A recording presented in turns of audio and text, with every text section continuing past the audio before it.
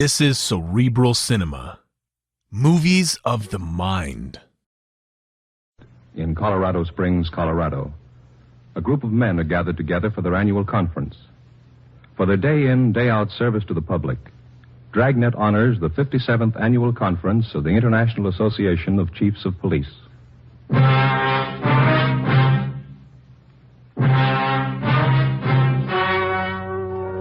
story you're about to hear is true.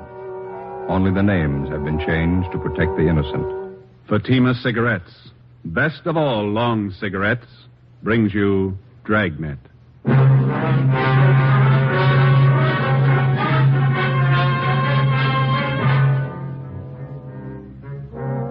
You're a detective sergeant. You're assigned to burglary detail. A man posing as a doctor is burglarizing homes in your city. You have his description. Your job, find him.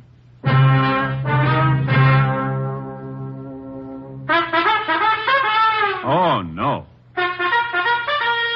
Ah, that's different. Yes, what a difference. In Fatima, the difference is quality. You see, Fatima is the quality king-size cigarette because it contains the finest Turkish and domestic tobaccos superbly blended.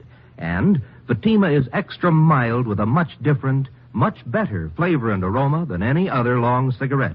Because of its quality, its extra mildness, its better flavor and aroma, Fatima has more than doubled its smokers coast to coast. Fatimas cost the same as other long cigarettes, but your first puff will tell you... Ah, that's different. Yes, in Fatima, the difference is quality. Ask your dealer for Fatima, the quality king-size cigarette. Best of all, long cigarettes. Start enjoying Fatima tomorrow.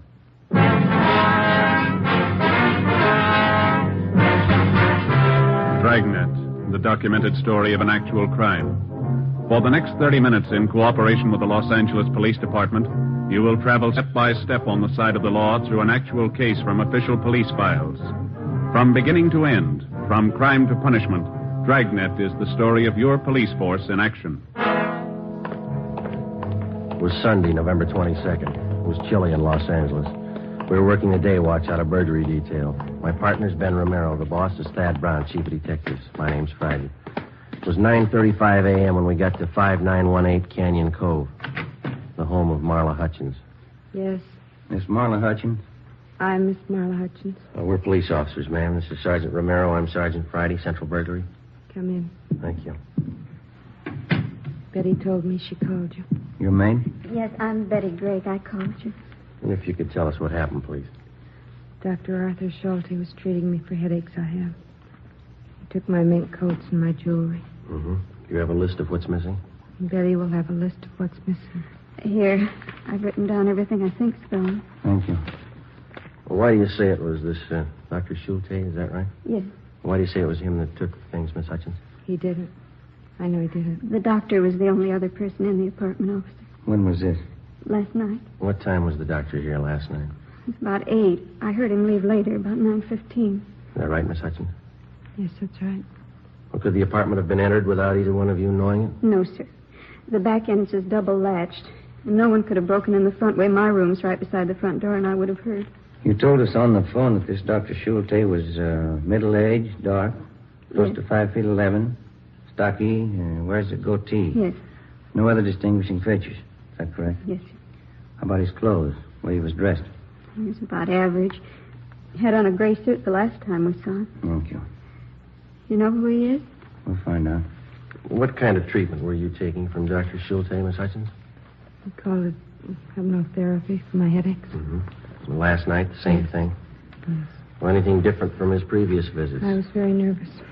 He made me take 3 sleeping capsules, and I went to sleep. And she was still sleeping this morning when I went in and found everything in the dressing table all over the floor. I see. Have you known this Dr. Schulte long, Miss Hutchins? About 4 months. Did you meet him at a party, maybe? No, I was a student of his. And where was this? A small college in Hollywood. He was the head of the school. He was a teacher, too. Do you have the name and address of the college? Betty can give it to you. It's in my desk. Are you still a student there? No, I don't take the course. I stopped. Mm-hmm. college was closed, that's when he came here to treat me for my headaches. How did he start giving you these treatments, Miss Hutchins? One day in his lecture, I fainted. Took me to his office and told me that pain was only a state of mind. State of mind. Yes, ma'am. My headache didn't bother me anymore. He said that relief would only be temporary if I didn't take regular treatment. Well, did you see him regularly? I saw him twice a week. Twice a week. Always here? At the college, then it closed. I don't know why. He telephoned and said he would continue here. Well, where did you get in touch with him when the college closed? Every day he always called here. Do you have any idea where he is now? No, I just know that he's a thief. Yes, ma'am. Why don't you lie down, Miss Hutchins? You look tired. All right. Thank you, Miss Hutchins. Yes, ma'am. Thank you very much. All right. Would you gentlemen like some coffee? Oh, Ben? I could sure use some. Well, it'd be very nice, miss. Thank you. Officer, Yes, ma'am. if this man's just a common thief, the treatments he's been giving Miss Hutchins couldn't have been very good, could they? She's still got the headaches, hasn't she? 11:50 a.m. We checked the apartment for physical evidence. There was nothing to indicate that the place had been broken into. We put in a call to latent fingerprints to send a man out to check the closet and dresser. We completed the crime report, and Betty Gregg, the maid, gave us the name and address of Dr. Schulte's college, the Los Angeles College of Psychotherapeutics and Psychiatry at a Franklin Street number in Hollywood. Ben and I got out a teletype to Sacramento asking information on the chartering of the school that Dr. Schulte was supposed to have headed. We checked on Betty Gregg, the maid, and found that she was a Los Angeles girl, parents still living in the city. She had a good reputation. 2:35 p.m., we went to the address where the college had been. It was a big brown clapboard house with several dormer windows facing the street. It was vacant. The front door was boarded up. A rental agency sign was stuck up on one of the pillars on the front porch. Joe. Front room there.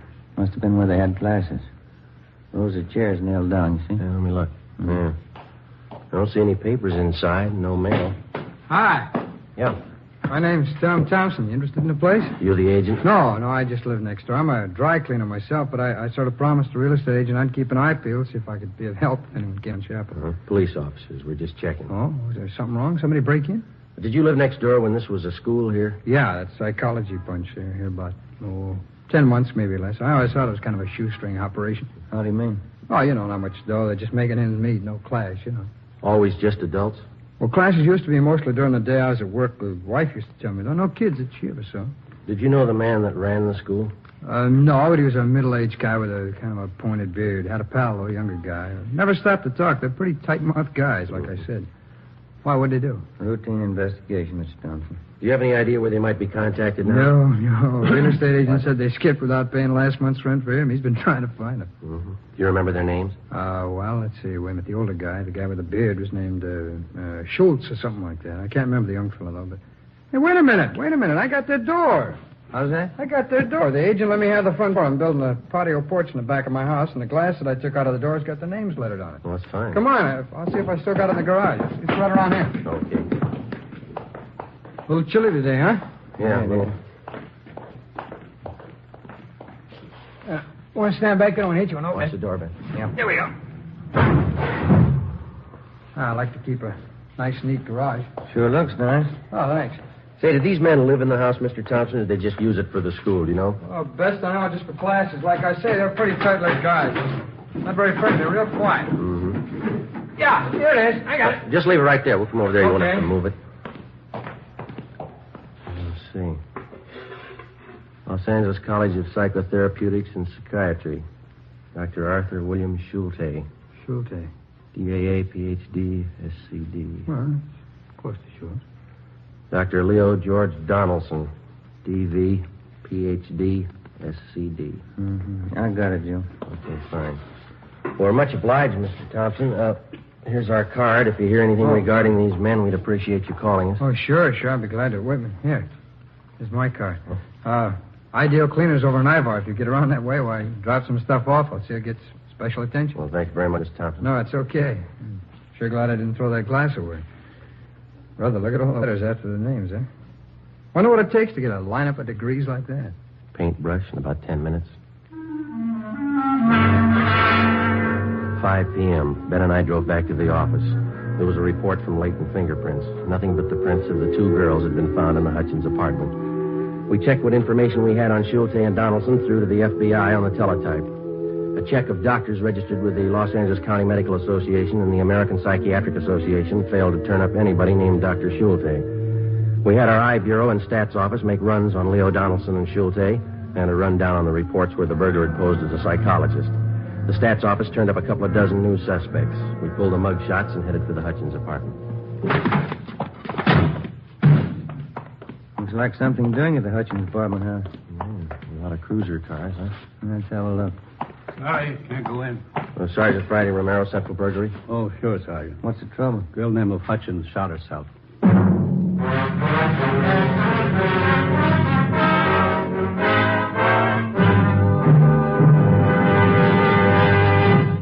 You are listening to Dragnet, authentic stories of your police force in action. Oh, no. Ah, that's different. Yes, what a difference. There's a difference you can hear, there's a difference you can see, but the difference in Fatima is quality. Yes, friends, when you compare long cigarettes, you'll find that in Fatima, the difference is quality. Quality of tobaccos. The finest Turkish and domestic varieties, extra mild and superbly blended to give you a much different, much better flavor and aroma than any other long cigarette. Quality of manufacture. Smooth, plump cigarettes rolled in the finest paper money can buy. Quality even to the appearance of the bright, clean yellow package. Carefully wrapped and sealed to bring you Fatima's rich, fresh, extra mild flavor. Fatima's cost the same as other long cigarettes, but your first puff will tell you... Ah, that's different. Yes, in Fatima, the difference is quality. Ask your dealer for Fatima, the quality king-size cigarette. Best of all, long cigarettes. Start enjoying Fatima tomorrow.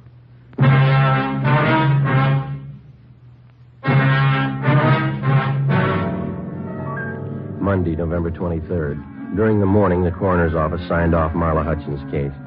The verdict was that she had taken her own life. The police psychiatrist told us that probably the hypnotic treatments by Schulte had hastened her death.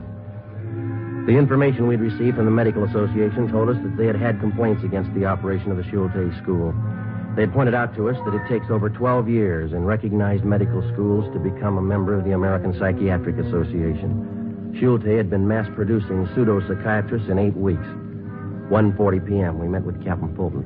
School was a phony. Degrees and diplomas sold anybody who had cash. Yeah. They're not operating anymore? We checked that out. They're gone. Well, here's the answer to your teletype to Sacramento. Thank you. Gives details on the application for the school to Schulte. He's listed as founder and dean. Donaldson is listed as staff. No addresses other than the Franklin Street number there. Mm-hmm. Anything else? A month ago, Leo Donaldson opened courses of instruction in Los Angeles under the title California Physicians College of Psychiatry, 781 South Street. Schulte associated with him? No. Have any idea where Schulte is? No, we don't, but we're looking. We've got the support of the medical people to push a bunco charge for the operation of the old school. Donaldson should be able to give you a lead on Schulte. Figures they might be in contact. Looks like they actually ran the school together, even though Schulte was legally responsible. And Ben and I have an idea on how maybe we can find out. How's that? We thought one of us could make a pitch to Donaldson, see if he'd sell a degree from the new school. Get evidence to support a bunco warrant and check at the same time to see if Donaldson has contact with Schulte. Well, I'll let bunco detail know we're trying. You think you can do it? I can try. You know anything else about Donaldson's courses? No, that doesn't bother me. How come? Neither does Donaldson.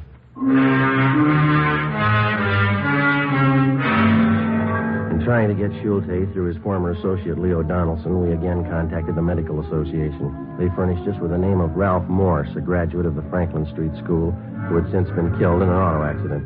Tuesday, 11:30 a.m. Ben and I got to 781 South Hill Street, a 7-story office building in the heart of the Los Angeles business district. The directory in the lobby listed the California Physicians College of Psychiatry for rooms 214 and 216. Ben waited outside in the car. I took the elevator up.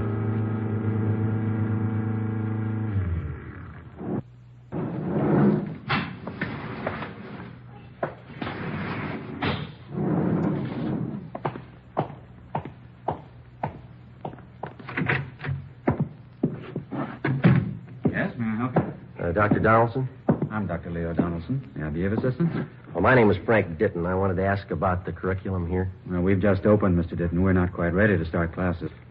You understand this is very advanced instruction. Most of our students will have had considerable background in psychiatry. Oh.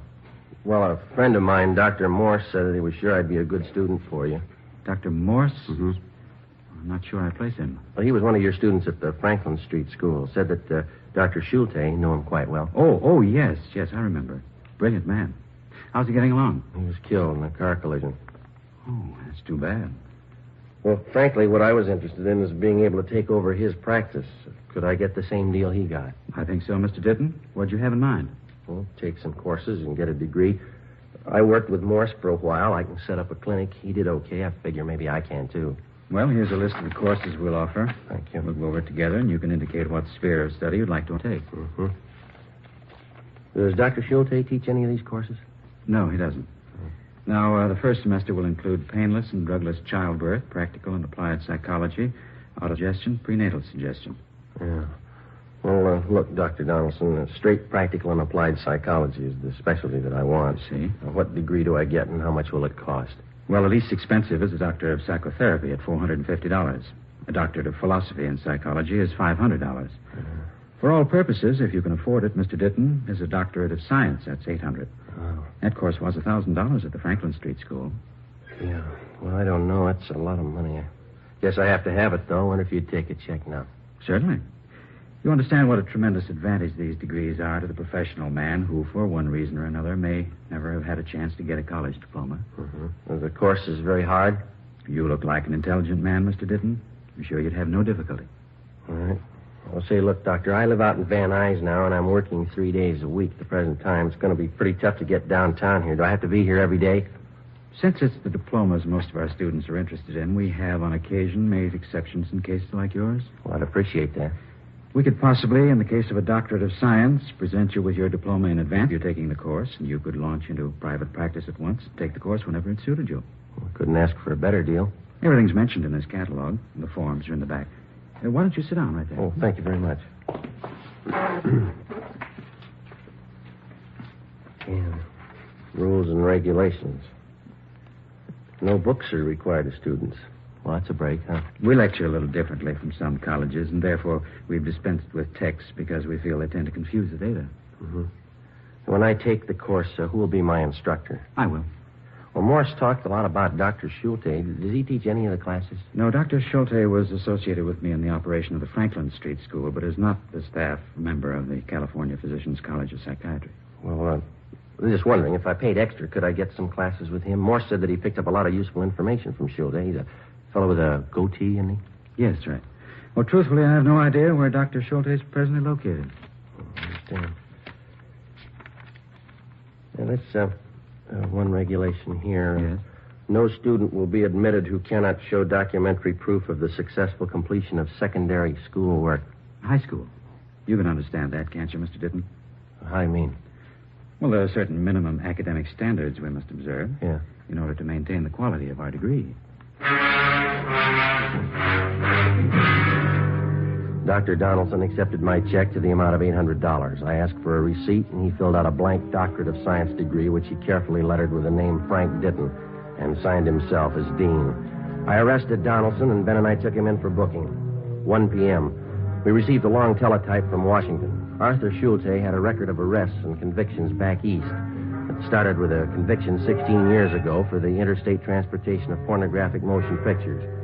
The record gave us no known addresses, but important in the information was the fact that Schulte had originally been trained and had worked at being a projectionist in movie theaters. In the M.O. was the notation that he'd been known to take up his old occupation when sought by authorities. 1:35 p.m., we contacted the local office of the Motion Picture Projectionists Union, where they told us they had placed Arthur Schulte in the booth of one of the Main Street newsreel houses on Sunday. That was the day before. 2:30 p.m. The Crescent Theater was buried between two bars and advertised an hour of newsreels and short subjects for 20 cents. Where's the manager? I'm him. Can we talk to you a minute, police officers? What? I say we're police officers. We'd like to talk to you. Nobody here to take over. Why don't you come in and I can open the booth door here and talk? Okay. Right around the back, I guess, here, Ben. Where is he? Hey, mister. Okay. What's the trouble, officer? You have a man by the name of Schulte working here? That's right. Projectionist isn't working right this minute, though. Comes on duty at 4. It's an hour. All right. I wonder if you'd take a look at this description, please. Sure. There you are. 5'11". Man working here's clean shaven, no goatee. Outside that sounds the same. Mm-hmm. Any idea where he lives? No, I don't. Well, we'll have to wait for him here. All right. Wait a minute. Just one? Where you want to wait? Inside? Well, I think we'd rather stay up in the projection booth if it's all right. Up the steel stairs there on the right. Tell Pete Eigen. He's the man up there now. I said it was okay. All right, don't say anything to him when he gets here, will you, sir? I won't, officer. Come on, Ben. It's this way. It's a long climb, huh? Yeah, it is. It's right up there. Oh, yeah.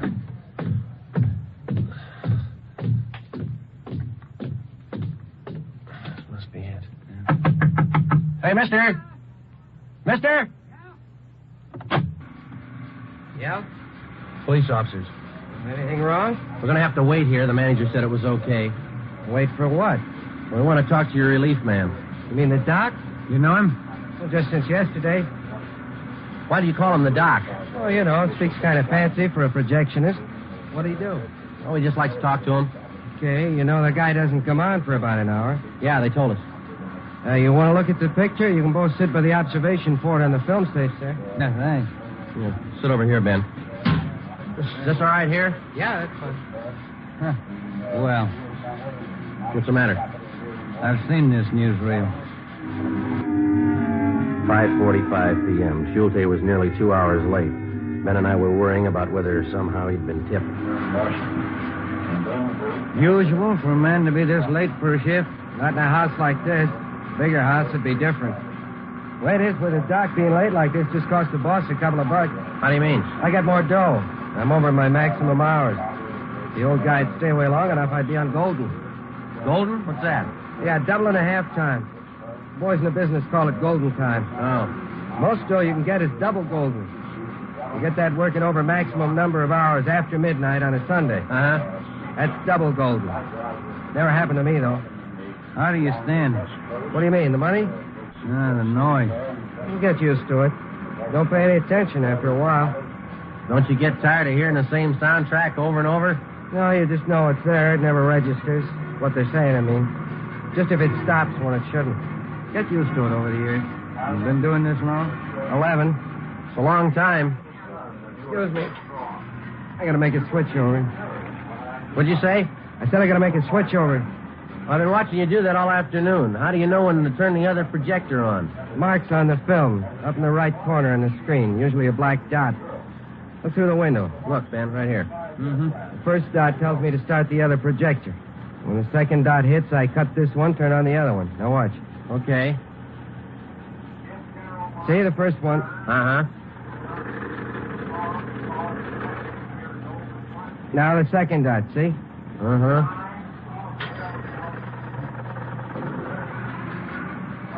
Smooth. You never know the difference. Simple stuff. People never seem to notice the switches. Just a minute.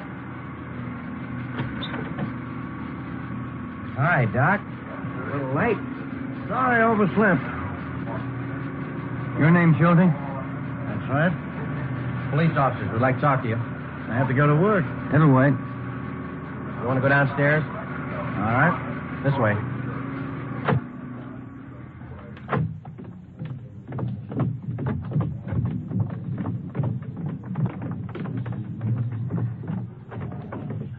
All right, so be fine right here. You say your name is Schulte, Arthur William Schulte? That's correct. Ever been known by any other name? Why? Do you operate a school called the Los Angeles College of Psychotherapeutics and Psychiatry during the past year? I'm not saying anything. Where are you living, mister? I'm not saying anything.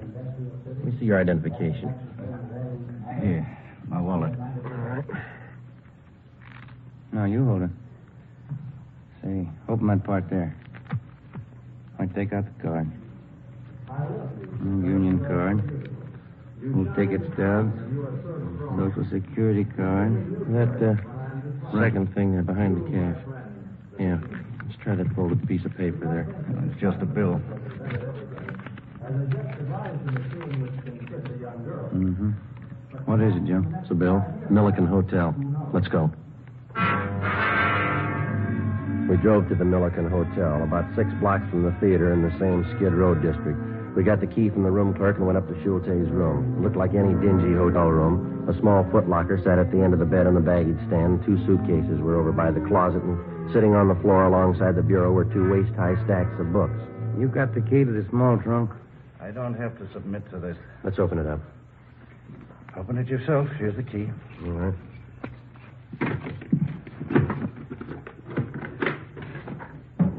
Two mink coats. I'll check the rest of the room, Joe. All right. This your property, Doctor? I'm not saying anything. Just clothes, regular stuff, and bureau. How about those suitcases over there? Got it.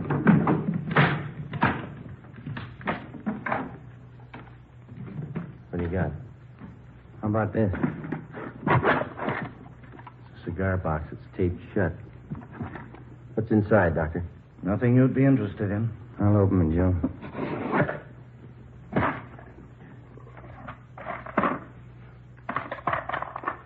Schulte? Bracelets, rings, matched earrings. Fit our stolen property reports. These were gifts. People say you took them. They're sick. I've done them a lot of good. They know. They thank me this way. Now, People I get these things from, they know I've helped them. will you help Marla Hutchins?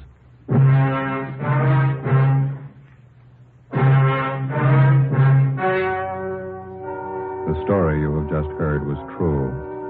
Only the names were changed to protect the innocent. Arthur Schulte, free on bail pending trial, died of natural causes on June 15th in Fresno, California. Leo Donaldson was tried and convicted of grand theft and served a term prescribed by law in the state penitentiary. And now, here is our star, Jack Nebb. Thank you. When the rookie policeman becomes a full-fledged member of the department, one of the first things he becomes aware of is the time-worn tradition of the peace officer. He has pride in the men he works with, pride in his job. The men who make Fatima take great pride in their job. They, too, uphold a tradition. The Fatima tradition of quality. You see, Fatima contains the finest Turkish and domestic tobaccos superbly blended. And pack after pack, they're extra mild. If you're a long cigarette smoker like I am, and have not yet enjoyed Fatima, buy a pack tomorrow. Compare Fatima with other long cigarettes. You'll find they cost the same, but in Fatima, the difference is quality. Smoke Fatima.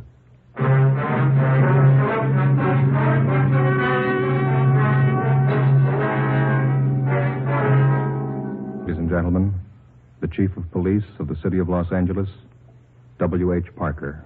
The Los Angeles Police Department awards this citation of merit to Dragnet for its authentic portrayal of cases from the files of this department, bringing great credit to the Los Angeles Police Department and its officers, and enhancing the prestige of law enforcement generally among its millions of listeners. Thank you, Chief Parker.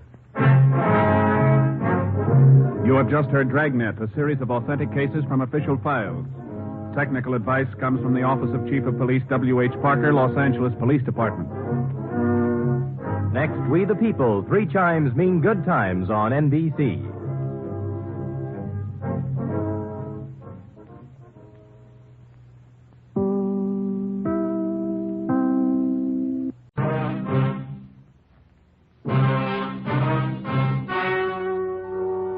The story you are about to hear is true. Only the names have been changed to protect the innocent. Fatima Cigarettes, best of all long cigarettes, brings you Dragnet.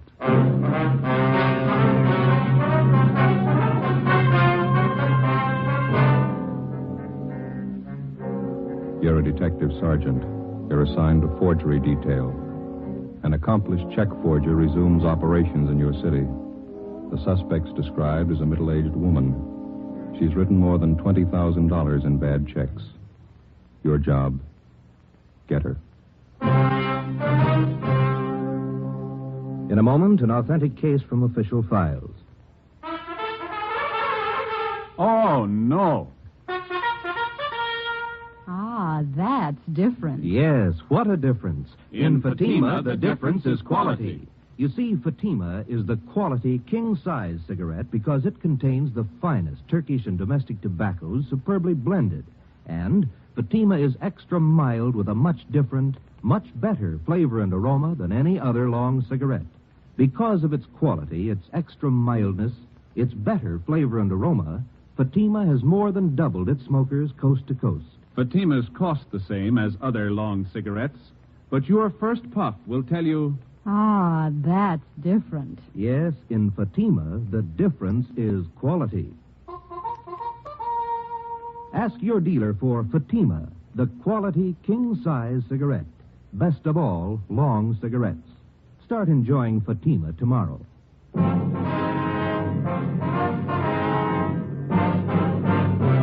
Dragnet, the documented drama of an actual crime. For the next 30 minutes, in cooperation with the Los Angeles Police Department, you will travel step by step on the side of the law through an actual case from official police files. From beginning to end, from crime to punishment, Dragnet is the story of your police force in action. It was Monday, April 17th. It was warm in Los Angeles. We were working a day watch out of forgery detail. My partner's Ben Romero. The boss is Captain Elliott. My name's Friday. I was on the way back into work, and it was 7:53 a.m. when I got to room 29. Forgery detail. Morning, Joe. Hi, how'd the weekend go? Oh, pretty slow. Stayed home, did some gardening. How about that new lawn you put in? How's it doing? If we want a lawn, we're going to have to move. What's the matter now? Same old thing. Gophers? Must be hundreds of them. So many holes at the top of the lawn looks like an old punch board. No, that's too bad. Can't you try some kind of poison on them?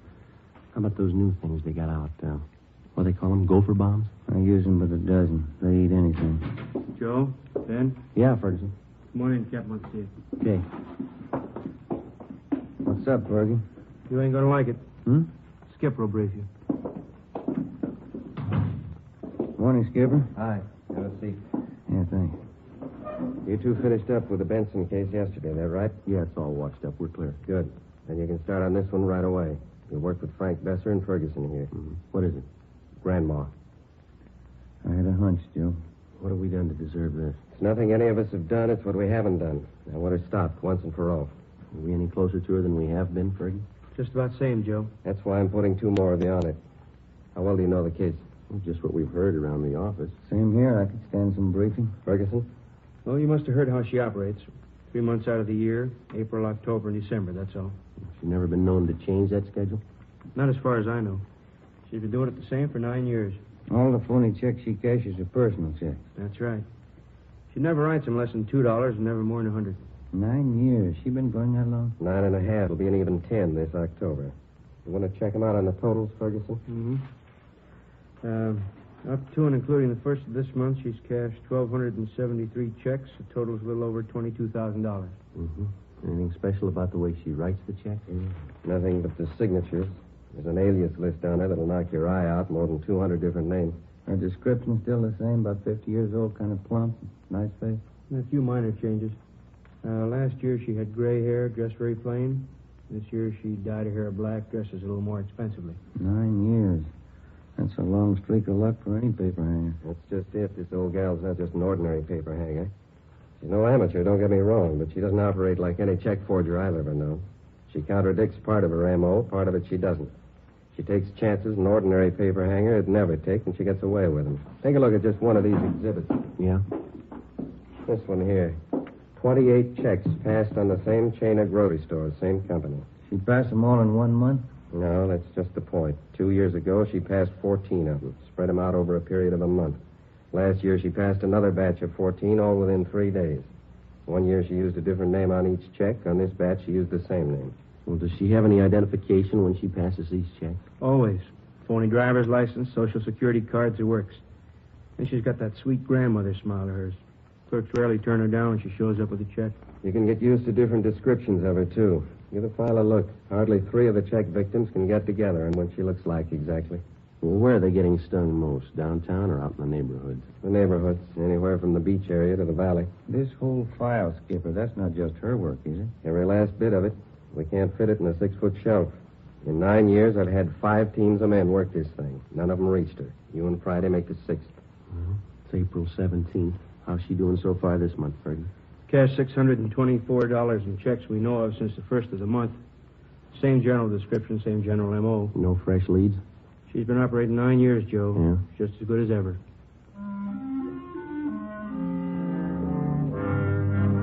To the working detective, there's no tougher job than tracking a lawbreaker who's half professional and half amateur. You can expect a criminal who's entirely professional to react generally the same in a given set of circumstances. And the same with the amateur. But take the two, the professional and the amateur, and intermingle their possible and probable reactions. You'll likely have a sound reason why and how an elderly woman could victimize merchants with $20,000 in bad checks over a period of 9 years without being caught. Grandma, as she'd come to be known, worked only 3 months out of each year, April, October, and December. Her apparent fine sense of timing and her knowledge of psychology was far and away superior to that of the ordinary paper hanger. If the file on Grandma was any indication, she apparently had been born to be a successful check forger. After Ben and I spent 3 days on the case with Sergeants Ferguson and Besser, we were almost convinced that there was only one way we could reach the suspect. She had to make a mistake. Fergie, how'd you do? Pretty sour. 4 checks in 2 days. What'd you fellas get? 2. Don Meyer checked the signatures. They're all hers. Mm-hmm. Here's our list if you're interested. Mm-hmm. Meat market out in Pico, $25. Grocery in West Hollywood, $48. 2 department stores downtown, $100 apiece. And how do they describe the woman? Same old yarn. She was a nice, charming little lady, about 55 or 60, small, dark hair, graying, dark eyes, nice smile. Clerk told me she reminded him of his mother. Yeah. Now, how'd you make out on those 2 of yours? All about the same. Even the story about her looking like somebody's mother. One thing's sure, her timing's just as good as it was 9 years ago. Downtown Merchants Association's screaming again. They're looking for action. So are we. You talked to Captain today? Yeah, he's looking for action, too. I don't know what we can do unless we get some kind of cooperation from the merchants. Every time the old gal pushes a bum check, it's 3 or 4 days before it gets to the bank, and we hear about it. The trail's pretty cold by then. Yeah, Joe and I were talking just before you came in for it. We can't expect too much to happen the way we're going. Any ideas? More men, more stakeouts. The captain says he'll buy that. That's about all we can do. Another 10 days and April will be over. Grandma'll be through pushing checks till October again. I don't know, Joe. Her formula's too perfect for me. There's got to be a flaw in it someplace. Yeah. You got out a bulletin of that revised description of her, Fergie? Yeah, that's all taken care of. Special notices were mailed out to merchants, too. Again? Yeah. Forgery, Romero? That's it. That's all. You're right away, thank you. Supermarket on Temple Street. Grandma. Hit him with 2 checks. Any lead? Clerk says you remind him of his mother.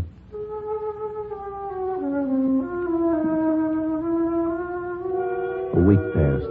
The number of stakeouts on business places throughout the city was doubled. The M.O. and description of the suspect was circulated among the merchants in the downtown and suburban shopping centers. Clerks were especially warned to be on the lookout for. The precautions went for nothing. Grandma's checks kept showing up at the rate of 2 and 3 a day. On April 27th, she passed a check for $50 at the Delicatessen on Hollywood Boulevard. We drove out to interview the owner, Mr. Hemerston. Do you have one of those circulars we sent out on this woman? Well, I'm ashamed to say it, Sergeant, but I have, hanging right back there in the storeroom. The thing of it is, I never connected the two, the woman and the notice. It's the way she looks at you, you know? Like you'd be a healed, even questioner. Mm-hmm. How was she dressed the last time she was in? Do you remember that? Well, she had kind of a plain black coat on. Would you excuse me a minute? I don't like to keep customers waiting. Oh, sure, go ahead. Yes. How are you, Mrs. Lyons? Needing cold meat for kids' lunches. What do you got nice and fresh? You see right there in the case. Head cheese is very fresh. Good for the kiddies. Pimento loaf's nice, too. Oh, kids don't like either one. Fussy. You better give me 35 cents for that small bologna, would you? Yes, ma'am.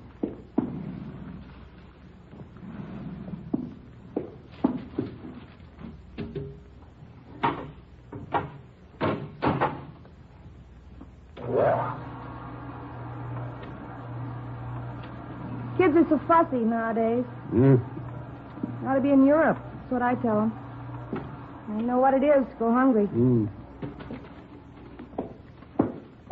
Oh, you better get a couple of those large kosher pickles, too. Husband's crazy for them. Yes, ma'am. And A loaf of the rye, too, would you know, seed? Yes, ma'am. How are the kiddies doing in school, Mrs. Lyons? Oh, he's fine, fine. Marilyn's in a school pageant next month. She's going to be the queen. Oh, that's nice. Well, I don't know how nice it is. More work, that's all. I have to make her costume. There you are, Mrs. Lyons. Put it on the bill? Yeah, would you do that? I'll see you the 15th of the month. Yes, ma'am. Goodbye. Uh-huh, goodbye. Sorry to keep you waiting, officer. Not at all. Let's see now. Where was I? Well, we asked you how the woman was dressed. Oh, yeah. Had a black coat on. I told you that. Yes, sir. Very plain-looking clothes, like any other housewife. Print dress, some kind of a scarf around the neck. That's about all I know. How about that description of her in the bulletin we sent you? That fit her pretty well? Yeah, I guess so. She didn't exactly seem plump to me, though. Kind of a nice figure for a woman of her age. Mm-hmm. Do you know if any of your customers were acquainted with her? I wouldn't know that. She acted as though she knew some of them, but now that this has happened, I can see she was just putting on. She was a great disappointment to me. Yes, she is to a lot of people. I used to josh with her all the time. I'm a widower, you know. Thought once or twice I might even date her up. That's all? Yeah, she seemed like a real good sport, joshing all the time, fine personality, just as homey as you please. Well, that fits in with the other descriptions. Are you ever going to catch somebody like that? 2 days later, on April 30th, right on schedule, the flow of bogus checks in Grandma's handwriting suddenly stopped. If she continued to work by the same timetable she'd been using for the last 9 years, she wouldn't start operations again until the 1st of October. During the next 5 months that followed, from May to the end of September, Besser, Ferguson, Ben, and I handled the usual run of check cases. At the same time, we used up every spare hour we had making preparations for the suspect's next appearance. Every businessman throughout the city who might be a possible victim was alerted. A revised description of the suspect, together with her M.O., was printed up and given wide distribution. Every possible precaution was taken. October came. Grandma started on the 10th year of her forgery career without a hitch. On October 1st, she cashed a check for $75 at a large downtown women's shop. As soon as we got the report, we went to the department where the check had been received. A fashion show was in progress. She's wearing a deep white velvet dinner suit, the newest shade for evening wear. You will notice the pencil slip skirt and the dolman 3/4 sleeves. Excuse me. Are you Mr. Montrose? Yes? What is it? Police officers, sir. Forgery detail. Oh, yes, that check. I wonder if you could hold on for just a moment. Yes, sir. Miss Janice Morgan next. She wears a gown of striking originality with rich but simple lines. A black dinner dress, the satin skirt with pannier points, a sculptured silk and latex sweater top with an oval neckline punctuated with ball fringe. Hey, Joe. What kind of outfit is that the model's wearing? I don't know. How much to it? All right, officers. Would you like to step this way, please? Okay. Yes, sir. This is my office here. Well, I don't know what I can do for you, gentlemen. The check was passed. Very unfortunate occurrence. You okayed the check for cashing, is that correct? Yes, the sales girl handled the transaction. She showed me the check. I knew the signature, so I okayed it. Mary Walker? Yes, that's how this check was signed. What kind of identification did the woman have? Her charge account plate. You know, the small metal card, charger plates we call them. Yes. I recognized that from the signature immediately.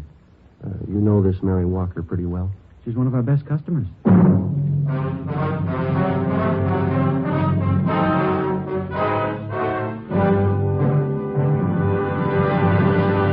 You are listening to Dragnet, authentic stories of your police force in action. Oh, no. Ah, that's different. Yes, what a difference. There's a difference you can hear, there's a difference you can see, but the difference in Fatima is quality. Yes, friends, when you compare long cigarettes, you'll find that in Fatima, the difference is quality. Quality of tobaccos. The finest Turkish and domestic varieties, extra mild and superbly blended to give you a much different, much better flavor and aroma than any other long cigarette. Quality of manufacture. Smooth, plump cigarettes rolled in the finest paper money can buy. quality even to the appearance of the bright, clean yellow package, carefully wrapped and sealed to bring you Fatima's rich, fresh, extra mild flavor. Fatima's cost the same as other long cigarettes, but your first puff will tell you... Ah, that's different. Yes, in Fatima, the difference is quality. Ask your dealer for Fatima, the quality king-size cigarette. Best of all, long cigarettes. Start enjoying Fatima tomorrow.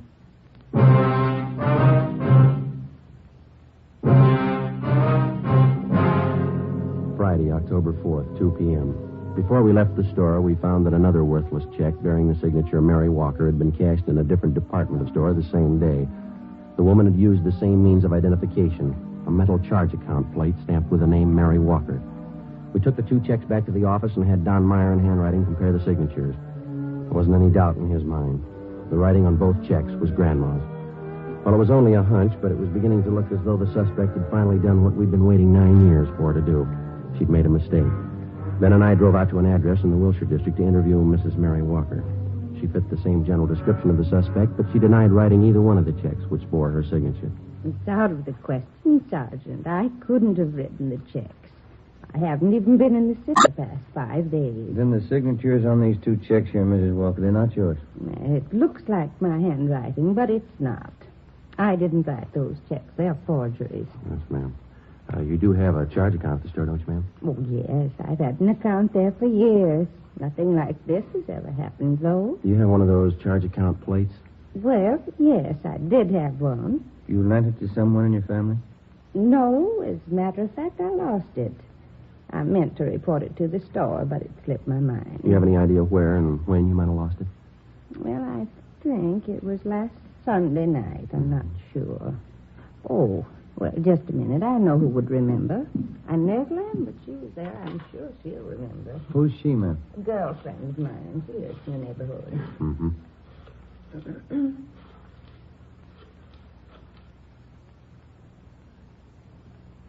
Hello, Inez. Mary Walker, Inez.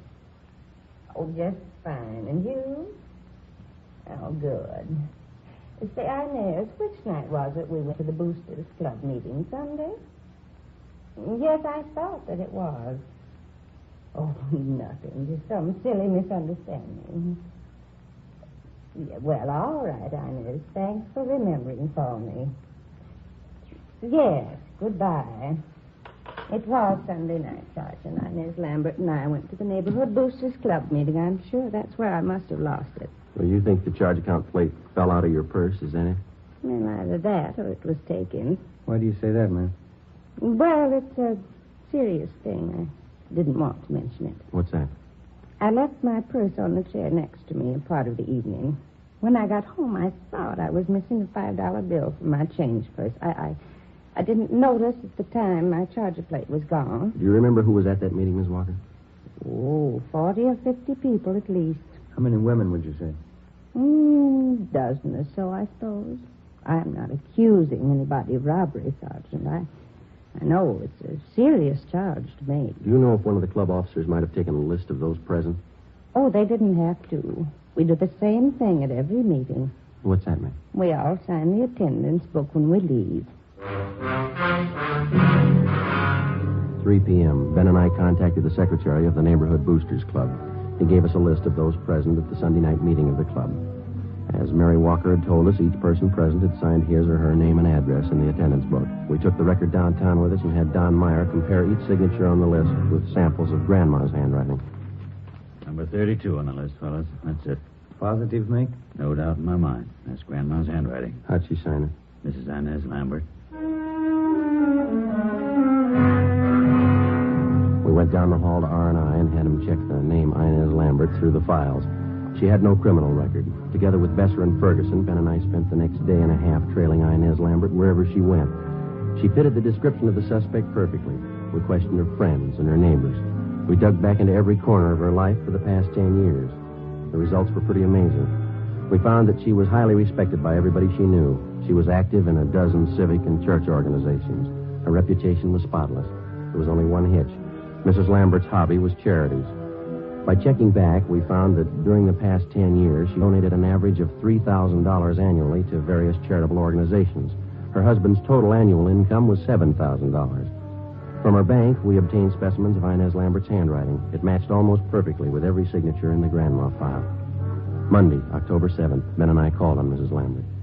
Oh, yes, officers. Won't you come in? Mary Walker was telling me about you. Come in, please. Thank you, ma'am. Thank you. Mary told me about the things missing from her purse at the meeting. Is that what you're inquiring about? Yes, ma'am. We've got a few other questions to ask you besides that. Well, you sort of caught me at a bad time. Just getting ready to put some baking in the oven for dinner tonight. Would you mind very much if we talked back in the kitchen? I've got to get this done. No, not at all, ma'am. It's back this way. Oh, there goes my cream sauce again, boiled over. Just take a chair there, officers. I'll be right with you. Thanks. This cream sauce is so temperamental, can't take your eye off it for a minute. There. Shouldn't boil over now. Either of you officers care for a cup of cocoa? Chilly out today. Well, no, thank you, ma'am. We only have a few questions for you. It won't take long. Yes? All right. Would you mind holding this bowl just a minute, Sergeant? Oh, yes. I have to get this in the oven for dinner. My husband's favorite dessert. It's called pinch pie. Kind of a meringue tart. Mm-hmm. Let's see. Take 2 eggs, I guess. There we are. Get these egg whites beaten up nice and light. That cup of sugar on the sink, Sergeant. Would you be so kind? Yeah, all right. There's your sugar, ma'am. Thank you. Now, what is it you wanted to know? Mrs. Walker had her charge account plate stolen that night at the Boosters Club meeting. Somebody's been using it to cash bad checks in her name. Is that so? Mary didn't tell me that. The same person who's using that charger plate has been cashing bad checks all over the city. He's been doing it for some time. Oh, my. Well, I don't think I can help you, Sergeant. I went to that meeting with Mary.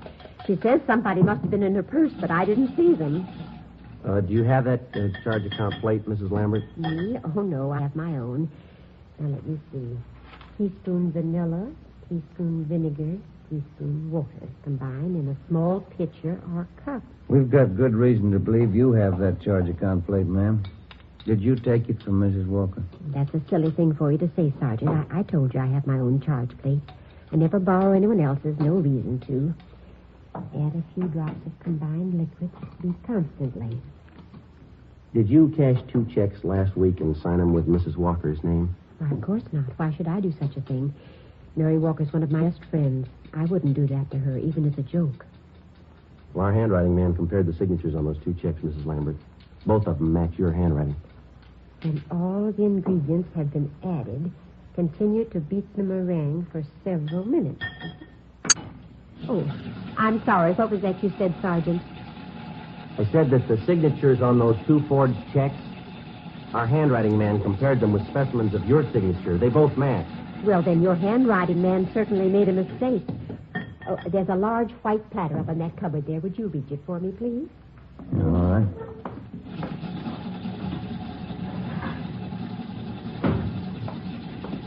There you are, ma'am. Oh, thank you.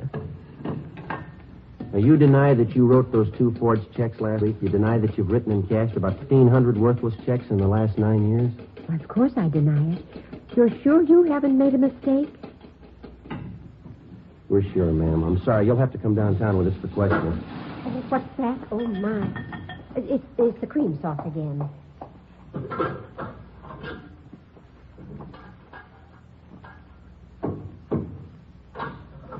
Sergeant, I can't leave the house now, right in the middle of getting dinner ready. My husband will be furious. If you want to talk, couldn't we do it later on? I'm sorry, ma'am. I'm afraid not. But you certainly can't accuse me of doing anything wrong. The folks at the church will vouch for me. We've got just as many people who say you've cheated them. People who cashed those checks for you. Quite a few of them, ma'am. 9 years' worth. But that's silly, 9 years cashing checks. I'm sure you must mean somebody else, Sergeant. I've got to get this platter greased. Let's see. Heap meringue upon lightly greased platter. Here.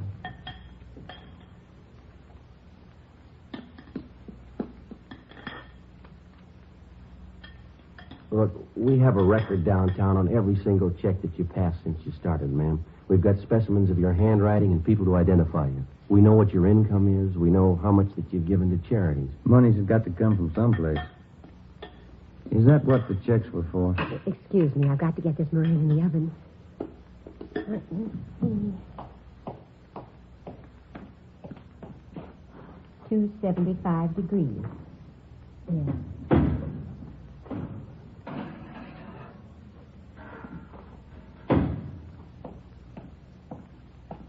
I hope I put in enough vanilla. You want to tell us about it? I never thought about anyone finding out. I guess I should have expected it, shouldn't I? Yes, ma'am.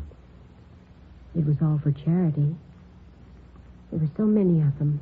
Orphanages, old people's home, Christmas Poor Fund, and then the overseas relief charities. They all need money. Somebody has to take care of them. Your husband knew nothing about this for 10 years? Nothing at all. They were my charities. I had to have money for them. I took money from people who had it and gave it to those who didn't. What do you think, Sergeant? Was I wrong? Do you think the good Lord will say I was wrong? I wouldn't know, ma'am. I only want to help the poor like he did. I came to help the poor. Well, there's a big difference, ma'am. Yes? He didn't use a checkbook.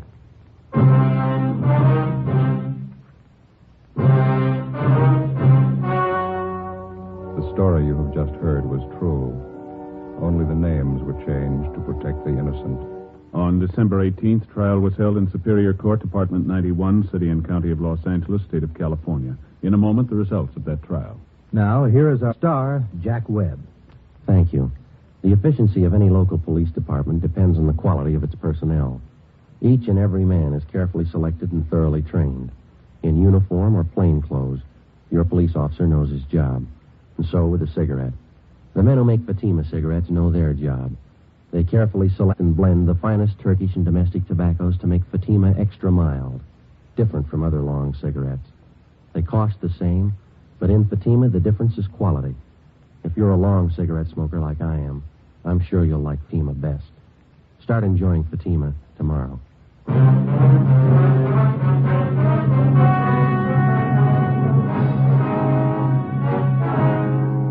Inez Lorraine Lambert entered a plea of guilty to 2 counts of forgery, and the remaining charges were set off calendar. She was sentenced by the court for the term prescribed by law.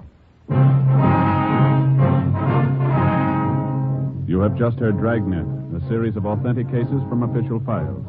Technical advice comes from the Office of Chief of Police W.H. Parker, Los Angeles Police Department. Fatima Cigarettes, the best of all long cigarettes, has brought you Dragnet, portions transcribed from Los Angeles. This is Robert Young. Hear We the People next on NBC.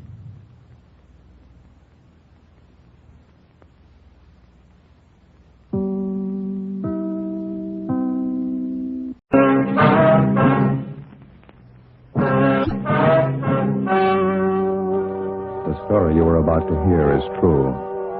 Only the names have been changed to protect the innocent. Fatima Cigarettes, best of all long cigarettes, brings you Dragnet.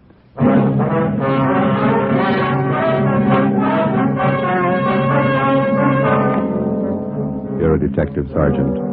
You're assigned to narcotics detail. A gang of veteran dope peddlers moves into your city. They offer $100,000 worth of heroin for sale. They make their contacts. They're ready to do business. Your job, stop them. You'll be amazed when you compare Fatima with other long cigarettes. Buy a pack of Fatimas. You'll find they now cost the same. Light a Fatima. Your first puff will tell you... Ah, that's different. Yes, what a difference. In Fatima, the difference is quality. You see, Fatima is the quality king-size cigarette because it contains the finest Turkish and domestic tobaccos superbly blended. And Fatima is extra mild with a much different, much better flavor and aroma than any other long cigarette. Because of its quality, its extra mildness, its better flavor and aroma, Fatima has more than doubled its smokers coast to coast. Try comparing Fatima yourself. Fatimas now cost the same as other long cigarettes, but your first puff will tell you... Ah, that's different. Yes, in Fatima, the difference is quality. Ask your dealer for Fatima, the quality king-size cigarette. Best of all long cigarettes. Start enjoying Fatima tomorrow.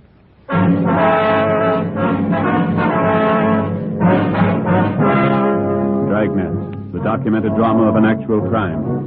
For the next 30 minutes, in cooperation with the Los Angeles Police Department, you will travel step by step on the side of the law through an actual case transcribed from official police files. From beginning to end, from crime to punishment, Dragnet is the story of your police force in action. It was Wednesday, June 24th. It was sultry in Los Angeles. We were working the day watch out of narcotics. My partner's Ben Romero. The boss is Thad Brown, chief of detectives. My name's Friday. It was 9:27 a.m. when I got to the Charing Cross Apartments on 12th Street. The side entrance.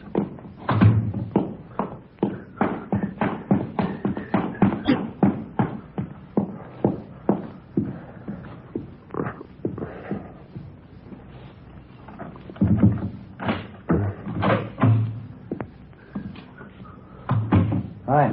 Hi. Anything doing? Nothing. How's the bug working? Better. One of the fellows in the crime lab came out and fixed it last night. Went next door and replaced the microphone.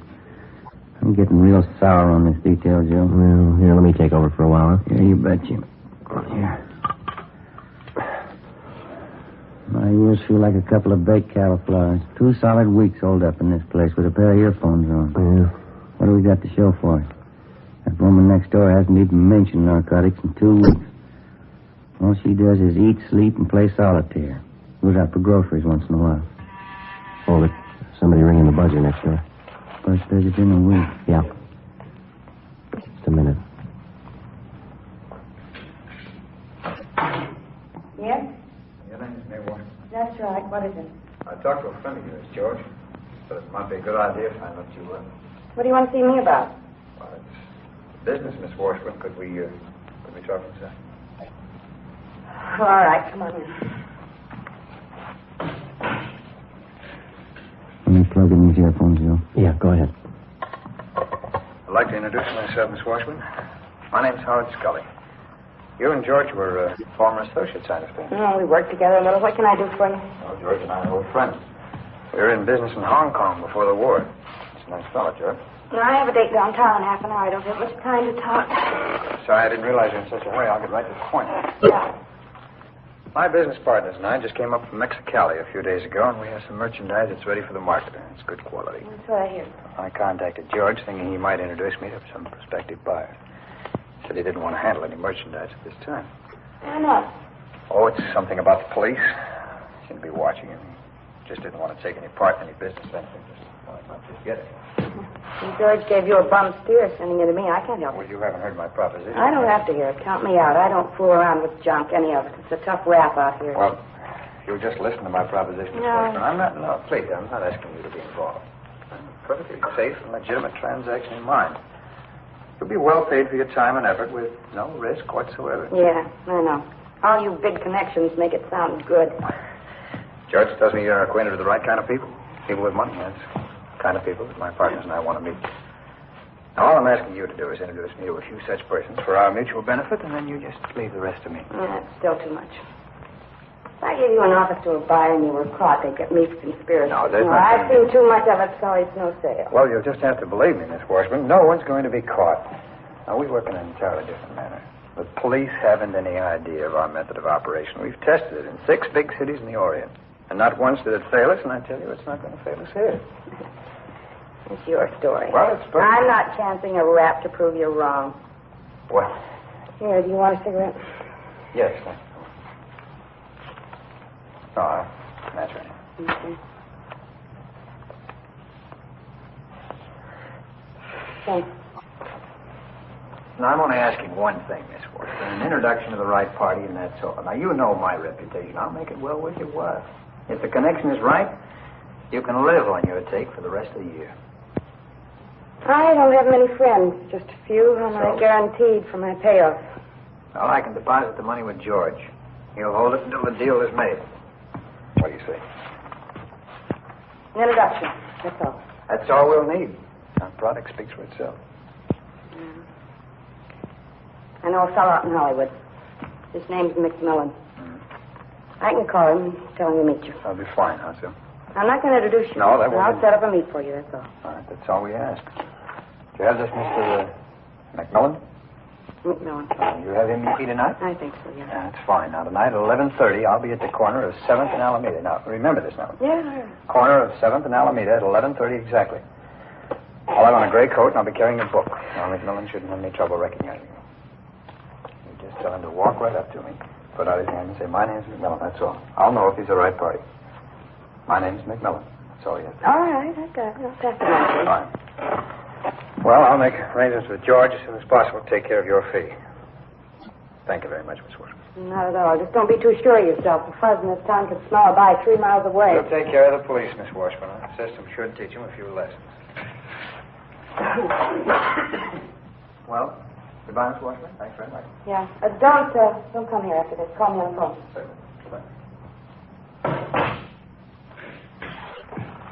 Joe, wait a minute. She's going for the phone. Come on.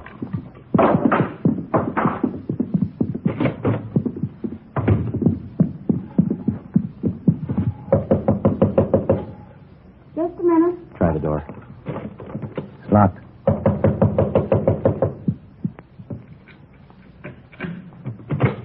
What do you want? Police officer.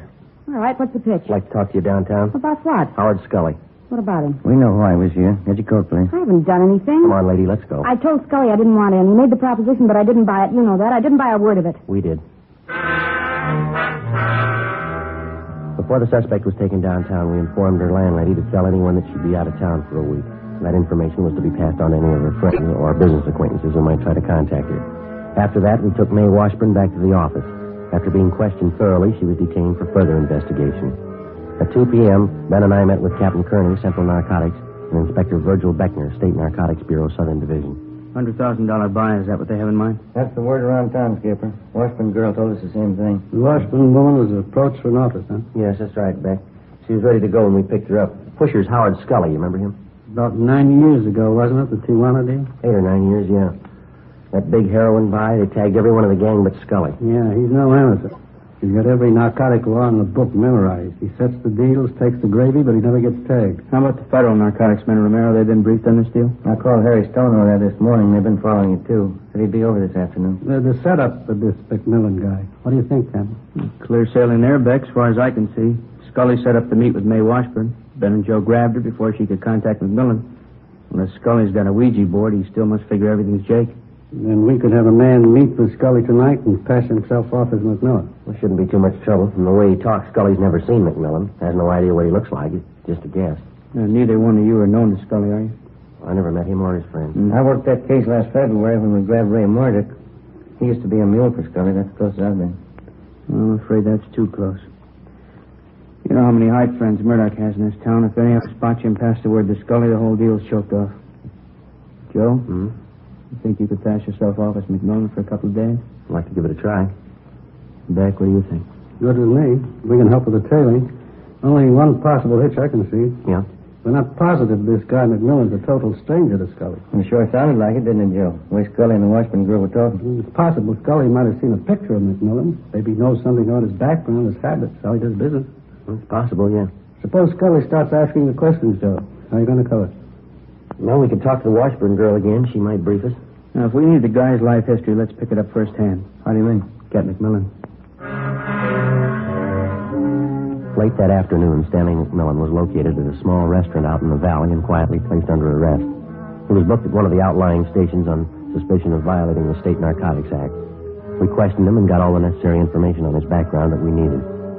He told us that he had never seen or had any dealings before with Howard Scully. 7:30 p.m. I went home, changed my clothes, put away my gun, ID card, and the rest of my identification. An hour later, I checked in at a small hotel near 5th and Main Streets. 11:15 p.m., I left the hotel and started for 7th and Alameda Streets where the scheduled meet with Howard Scully was to take place. As in most cases, there was one all-important rule that I had to work by. If the suspects were to be arrested and successfully prosecuted, we had to get them with narcotics in their possession or under their control. And one of the first things that the working detective learns is that dealers such as Scully rarely do the actual handling of narcotics except at the actual moment of sale. If the officer fails to make an arrest at that moment, the odds are stacked heavily against the conviction of the narcotics criminal. 11:30 p.m. I got to the corner of 7th and Alameda Streets. I walked up to a man standing by a lamppost. He was short, heavily built, dark hair, dark eyes, and a small scar on his chin. He had on a gray coat, and he carried a book under one arm. I put out my hand. Yes? My name's McMillan.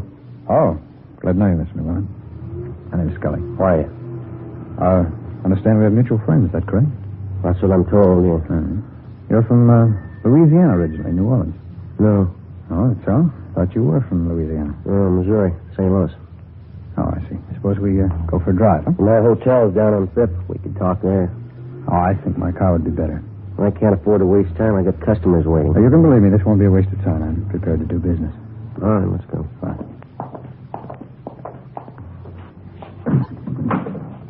No, go ahead, Mr. All right, thanks.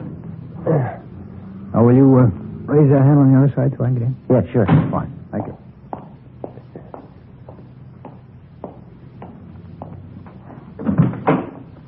You can't be too careful in L.A., I hear. Yeah, that's right. There's a lot of heat. Oh? I hope none of it's on you. Don't worry, I'm clean. No tumbles.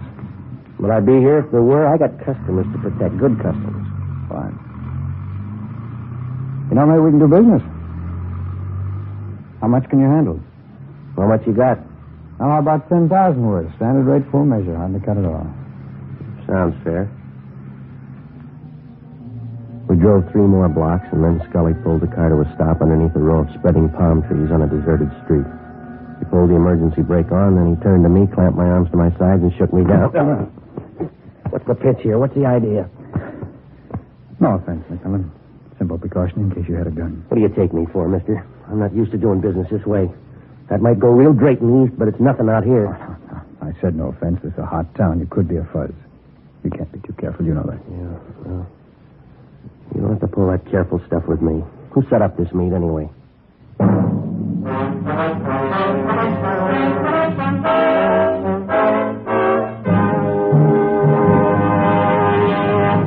You are listening to Dragnet, authentic stories of your police force in action. Oh, no. Ah, that's different. Yes, what a difference. There's a difference you can hear, there's a difference you can see, but the difference in Fatima is quality. Yes, friends, when you compare long cigarettes, you'll find that in Fatima, the difference is quality. Quality of tobaccos. The finest Turkish and domestic varieties, extra mild and superbly blended, to give you a much different, much better flavor and aroma than any other long cigarette. Quality of manufacture. Smooth, plump cigarettes rolled in the finest paper money can buy. Quality even to the appearance of the bright, clean yellow package. Carefully wrapped and sealed to bring you Fatima's rich, fresh, extra mild flavor. Fatima's cost the same as other long cigarettes, but your first puff will tell you... Ah, that's different. Yes, in Fatima, the difference is quality. Ask your dealer for Fatima, the quality king-size cigarette. Best of all, long cigarettes. Start enjoying Fatima tomorrow.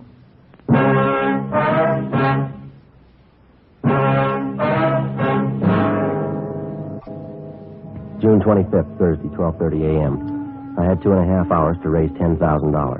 The narcotics dealers, Howard Scully and his partner, Jim Rhodes, had laid it out for me. Either I had the money by 3 a.m. or there was no deal. If it failed to come off, our plan to trap the narcotics gang would be worth nothing. Rhodes and Scully could possibly find another buyer without our knowledge, make a deal, and flood the market with their store of narcotics. I knew it'd be impossible to get the $10,000 together. We had only one alternative, fake our way as best we could. I went back to the hotel, put a call through to Captain Kearney at the office, and told him what had happened. He went to work on it. From the Narcotic Detail's emergency fund, set up for such purposes, we got together $600. From Chief of Detectives Thad Brown, Deputy Chief White, the State Narcotics Bureau, and anyone else available by phone, we succeeded in rounding up another $350. 2:30 a.m. The money was tied in 2 small bundles, with hundreds, 50s, and 20s on top. $1 bills were sandwiched in between. The 2 bundles were placed in a briefcase and delivered to me at the hotel on 5th Street. The gun was also in the briefcase. I took it out, put it in my pocket, closed the briefcase. 2:45 a.m. I left the hotel with the money and started for the big meet. 3 a.m. 7th and Alameda.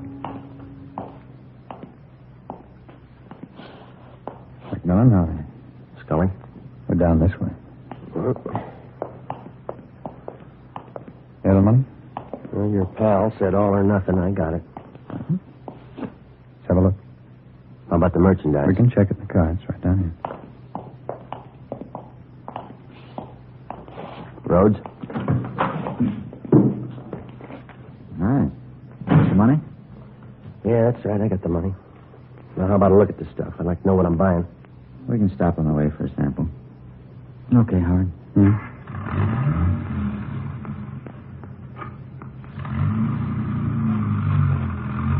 Care for some, McMullen? What do you got? Cashew nuts. Have some. Thank you. There's lots of heat in this town. Cops will take the flies. Yeah, that's right. Rough time. I gotta be careful. What's the reason, anyway? When did it start? Well, about 6 weeks ago, Bulls tagged some high school kids. Half dozen of them. Huh? What for? Well, they were regular heights. Just punks, 18-year-olds. A couple of them were 17. Oh, squirts. Yeah, and the heat's going to get worse. One of the punks cashed in yesterday. Read it in the paper. Overdose. Not going to help business.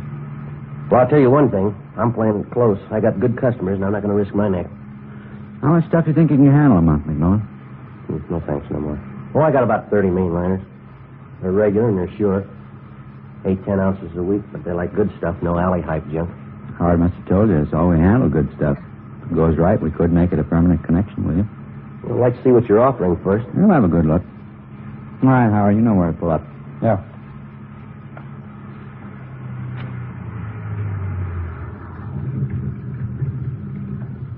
You stay in the car, McMillan. All right.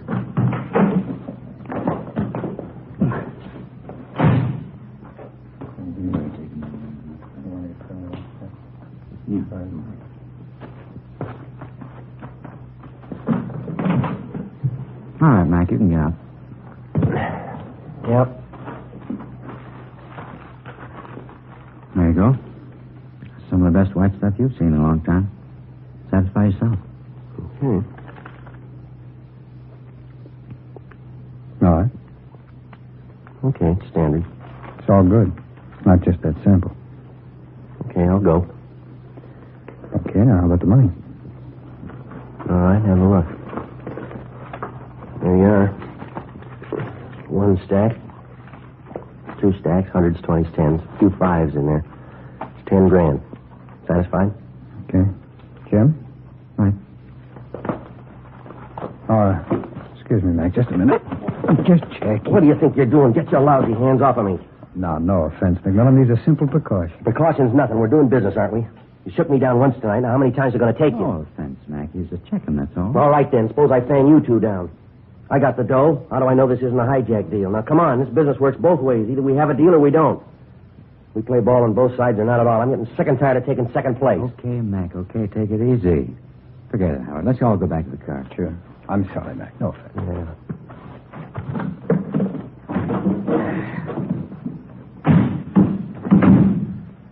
Okay, let's close the deal. Where can we go? Don't worry, it's a safe place. Okay, Howard.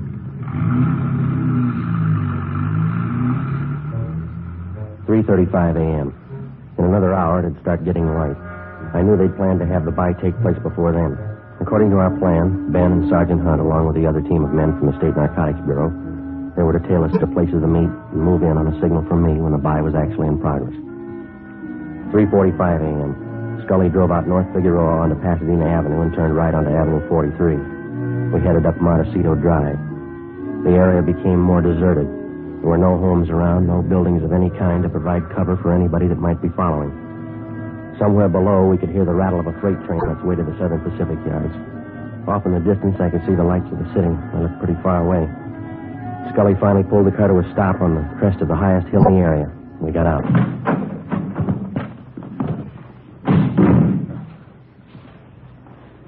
What do you think, Mac? Well, a nice view. Yeah. Spent a long time finding this spot. Foolproof. Yeah? Bring him over here, Jim. Let's show him. Come on. You see there? Clear view of everything down below. At least half a mile in every direction. No chance of getting trapped up here. Pretty smart. That's the way I like to deal. If there's any cops following us, we can see the lights before they get here. Plenty of time. Cover up any evidence. Cops ask questions, well, we tell them we're just looking at real estate up here. It's pretty good, huh? Well, I gotta hand it to you. You can't be too careful. What do you do for lookouts? Let me show you. Swede? Oh, Swede!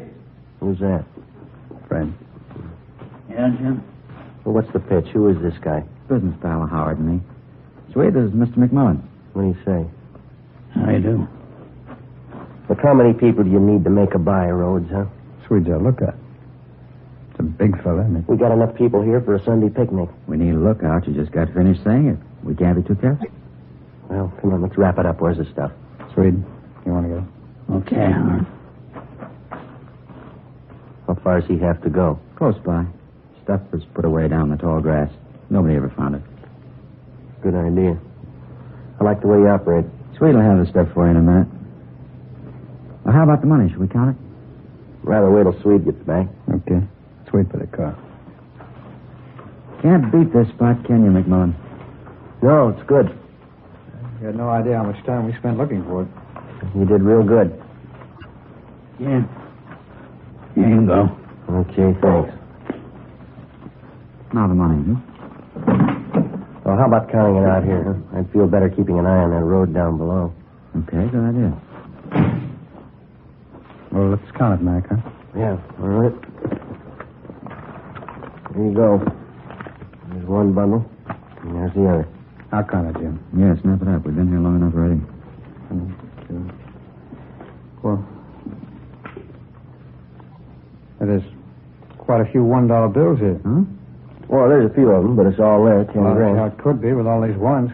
Here, let me see. Don't bother, Rhodes. Here, what are you trying to pull? All right, get away from the car, Scully. You too, Swede. Put the gun down, Mac. You won't get away Put with your it. hands behind your head. That means you too, Rhodes. Nobody's hijacked us, McMullen. You're not going to be the first one. It's no hijack, mister. This is a pinch. He's a fuzz. He's a lousy fuzz. I knew I should have found him again. Shut up, Howard. You know we can square this with you, Mac. $5 grand cold cash, no questions. You're talking to yourself, Rhodes. I'll make it 10. 10 grand cash. Now you can't afford to pass that up. Come on, how about it, Mac? You're human just like we are. You can use the dough. You keep your hands behind your head, mister. Use some sense, copper. Swede's as strong as a horse. I could put him on you, he'd break every bone in your body. You'll have to get past this gun first. You're not going to stop all three of us. How do you think you're going to get back to town? Don't worry, you won't have to walk. You'll never get us downtown. Swede will break you in half. He'll kill you. You just gave me an idea, Rhodes. Huh? You're pretty tough. Shouldn't bother you. I'll kill the Swede right now. You and Scully can carry his body in front of me. We'll start walking down that road and we hit the nearest place with a phone. I think that'll take care of it, won't it? He hasn't got the guts, Jim. Turn around, Swede. Oh, look, don't kill me, mister. I'll go with you. Don't shoot. Turn around. Stay where you are, Scully. Don't kill him, copper. Don't kill Swede. We'll do anything you say. Somebody coming. Look, Mac, we'll give you every dime we own. $50,000 bucks. Now tell him nothing's happened. Ben, over here. 50 grand, Mac. You can't lose. Right, Joe. Back. Back over this way. The three of them, Ben. Okay. All right, behind your back. Come on. Couldn't get here any sooner, Joe. Had to park at the bottom of the hill if they'd have seen us. Stand still, mister. Yeah. We circled around on foot, climbed up through the grass. I was beginning to think I lost you. All right, you two. Get him behind your back. Back. Hi, Joe. Here's the junk right here. These 2 packages. Good. That ought to sew it up. Look, talk it over with your partners, huh? $50,000. You do the right thing. It's all yours. How about it? 50 grand. You can't lose. What they talking about, Joe? Well, they got a big deal. They'll give us $50,000 if we let them go. How about it, Tex? You could use the dough, new car, new house. Just forget you ever saw us. Easy as that. 50,000 cash. What do you say, Tex, huh? Sorry, you got the wrong man. What? My name ain't Tex.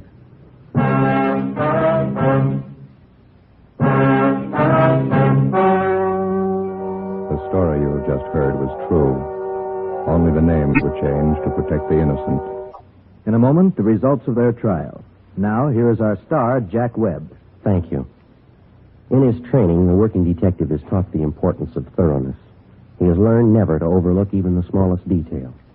What may seem unimportant to the novice may well be the one thing to help the working detective successfully culminate his case. So, with a cigarette, the people who make Fatima are well trained and thorough in the manufacture of their cigarettes. Fatimas contain the finest Turkish and domestic tobacco superbly blended. And pack after pack, Fatima is extra mild. If you're a long cigarette smoker like I am, smoke Fatima. They cost the same, but in Fatima, the difference is quality. Smoke Fatima.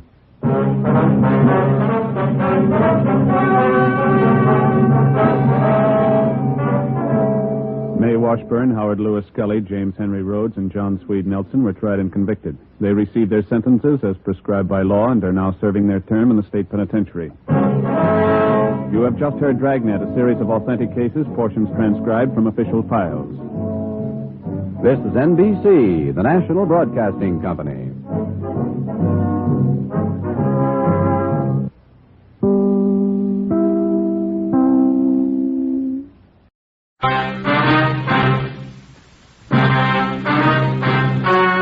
The story you are about to hear is true. Only the names have been changed to protect the innocent. Fatima Cigarettes, best of all long cigarettes, brings you Dragnet.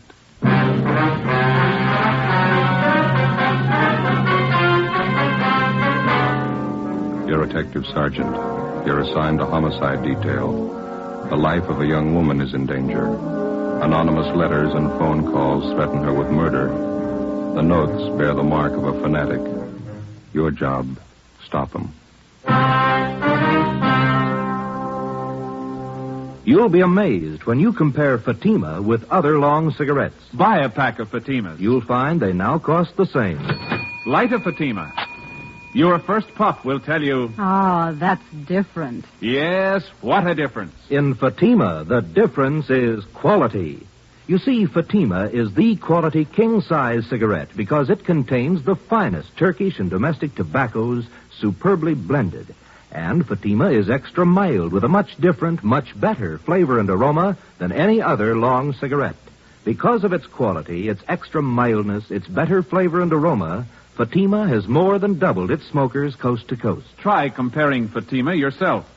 Fatimas now cost the same as other long cigarettes, but your first puff will tell you... Ah, that's different. Yes, in Fatima, the difference is quality.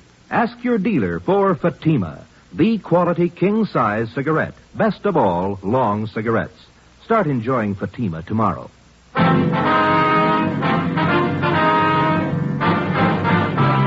Dragnet, the documented drama of an actual crime. For the next 30 minutes, in cooperation with the Los Angeles Police Department, you will travel step by step on the side of the law through an actual case transcribed from official police files. From beginning to end, from crime to punishment, Dragnet is the story of your police force in action.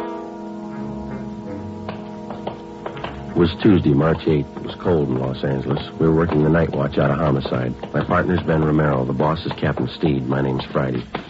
We were on the way out from the office, and it was 6:45 p.m. when we got to Greenwich Street. Number 318.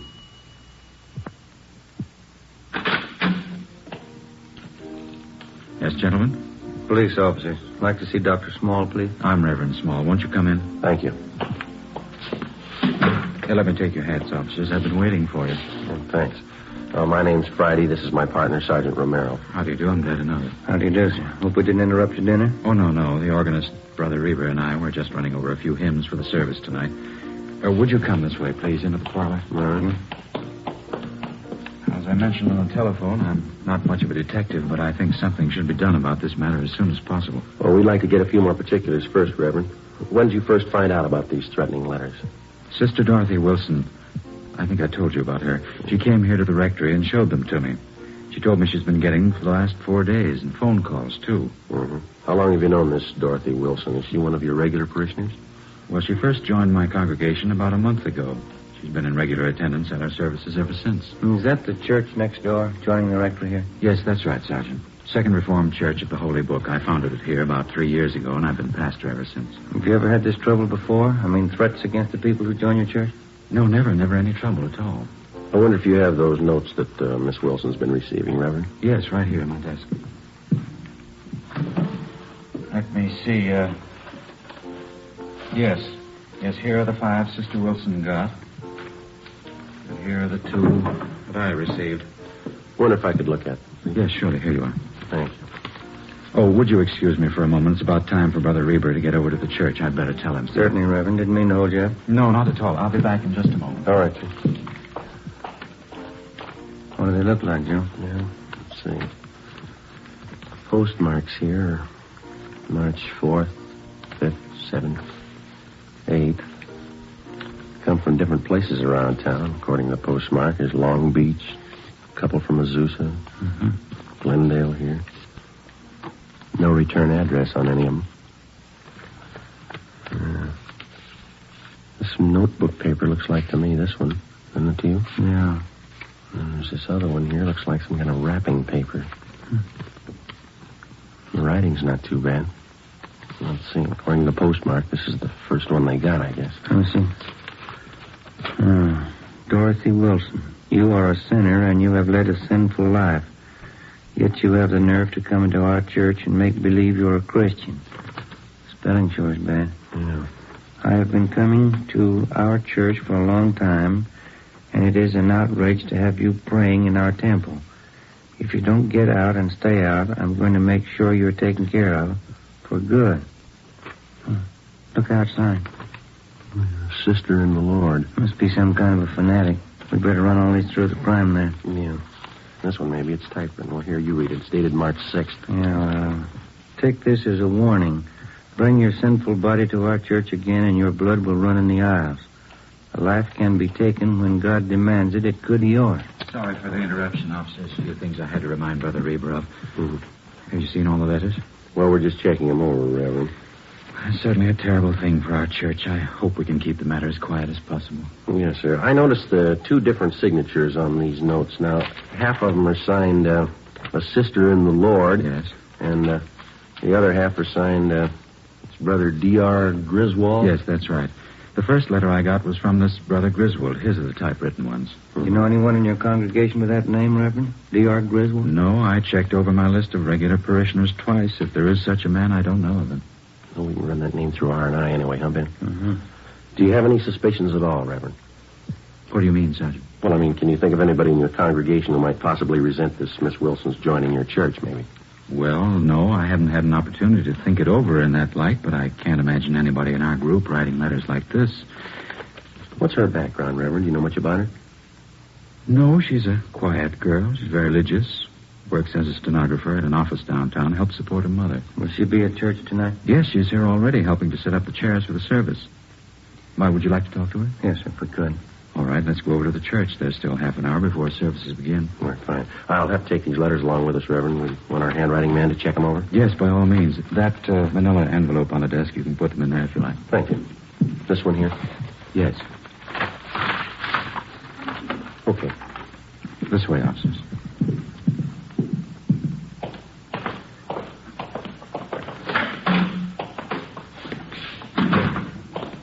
How many members do you have in your church, Reverend Small? 162 regulars. Another 100 or so on the fringe. They attend only occasionally. You mentioned that this Miss Wilson's had threatening phone calls, too. Yes, that's what she told me this afternoon. Man's voice or a woman? Well, Sister Wilson said both. The phone calls usually follow each letter. They identify themselves the same way, Brother Griswold and a sister in the Lord. Have you received any calls from them? No, I've been half expecting them, but I haven't had any yet. Here, shall we go in? Please. Here we are. Our seating arrangement's still temporary. We hope to have pews installed next year. Nice church. Yes. Thank you. Oh, there's Sister Wilson. She's helping set up the chairs. If you'd like to wait in the choir's dressing room, I'll bring her in there, Eagle. All right, thank you, Reverend. Let's go, Ben. This one, Joe? Yeah, this is it. Ought to open a few windows in here. It's musty. Yeah. What time do you say the services start? 7:30. It's 5 minutes past 7 now. Officers? Yes, sir. Officers, this is Sister Dorothy Wilson. Sister Wilson, Sergeant Friday. How do you do, ma'am? Hello. And Sergeant Ramirez. That's Romero. Oh, I'm sorry, Sergeant Romero, Sister Wilson. Hello. Glad to know you. I guess you want to speak with Sister Wilson alone, do you? Well, we'd like to have you stay if you would, Reverend. Wonder if there's someplace where we could sit down. Yes, certainly, right over here in the anteroom. Fine. Yeah, this will be fine.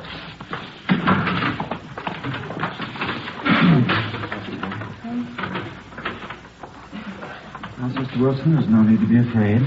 These officers are here to help you and to protect you. See that nothing happens. Yes, Brother Small. Hold fast in the faith of the Lord, and you shall not fear. Yes, I will. You want me to tell you all about it, Sergeant, how it started? If you please. Hey, is it all right to smoke in here? Yes, of course. Go ahead. You want to care for a second? No, thank you. No, thanks. Ben? Not right now. I'll send it back here if you want. We've already looked over the letters that you received. The Reverend here told us that you got the first one last Friday. Yes, that's right. I've gotten one each day since then. Phone calls, too. Did you recognize the voices making the calls? No, I didn't know them at all. The woman's voice was very rough. Sounded like she might be old. Mm-hmm. She said some terrible things about me and Brother Small. She called both of us terrible names. Awful. The same with the man who called? Oh, yes, sometimes he's even worse. None of the things they say are true, Sergeant. Not one word. Well, I'd like you to think carefully before you answer this, Miss Wilson. Is there anyone at all that you know in your neighborhood, here at church or at your work, who might be doing this? Maybe somebody that you knew a few years ago, some acquaintance? Ever since it's happened, I've been trying to think of someone. I don't think I've ever met anybody who'd do this kind of thing. Well, how about a former boyfriend or a girlfriend who might be jealous of you for some reason? No. I did have quite a few boyfriends, just casual dates, nothing serious. They were always taking me out, dancing and out to parties. We went everywhere, but I was never interested in any of them. No, were any of them upset when you stopped going out with them? A few of them were angry when I wouldn't marry them, but I don't think any of them would write those kind of letters. Do you think the whole thing might be some kind of a joke someone's playing? It's a pretty grim joke to go this far. You live by yourself, Miss Wilson? No, with my mother, but I don't want her to know anything about this. Well, I think it'd be wiser if you told her. No, she mustn't know. Mother's been ill lately, and if she found out, it might upset her an awful lot. She's not well at all. Help yourself to some of the water there, gentlemen. Miss Wilson? Yes, please, I would. All right. Thank you. Here you are. Anybody else? Reverend? Yes, please. Ben? No, thank you. Okay. Thank you. Yourself. How about some of the church members, Miss Wilson? Have any of them been at all unfriendly to you since you started coming here? No, I don't think so. A few are pretty hard to get to know. They're shy, I guess. But none of them have been uncharitable. Then you don't think the threats are coming from anyone in the church? Well, if they are, I don't know who the person is. The way they say all those rotten things about me. They call me a sinner and a bad woman. Well, I guess I'm a sinner, like all of us are, but I'm not a bad woman. I'm going to church because I want to be born again of the light. But I've never killed anyone, and I've never been a bad woman. You believe me, don't you, Reverend? Yes, of course I do. Now, don't get yourself all upset, Sister Wilson. You think that's why they want to murder me, because I'm a sinner? You think that's why? Please, Sister Wilson, try and get your mind off of it. If they want to kill me because I'm a sinner, then why don't they want to kill all the sinners? You're going to have a lot of homicides if they try.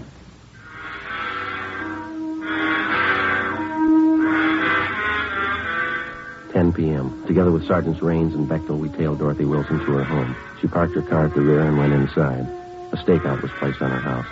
The next morning, we took the threatening letters which the Wilson girl had received and asked Don Meyer in handwriting to check them over. During the next 5 days, we checked thoroughly into the background of Dorothy Wilson.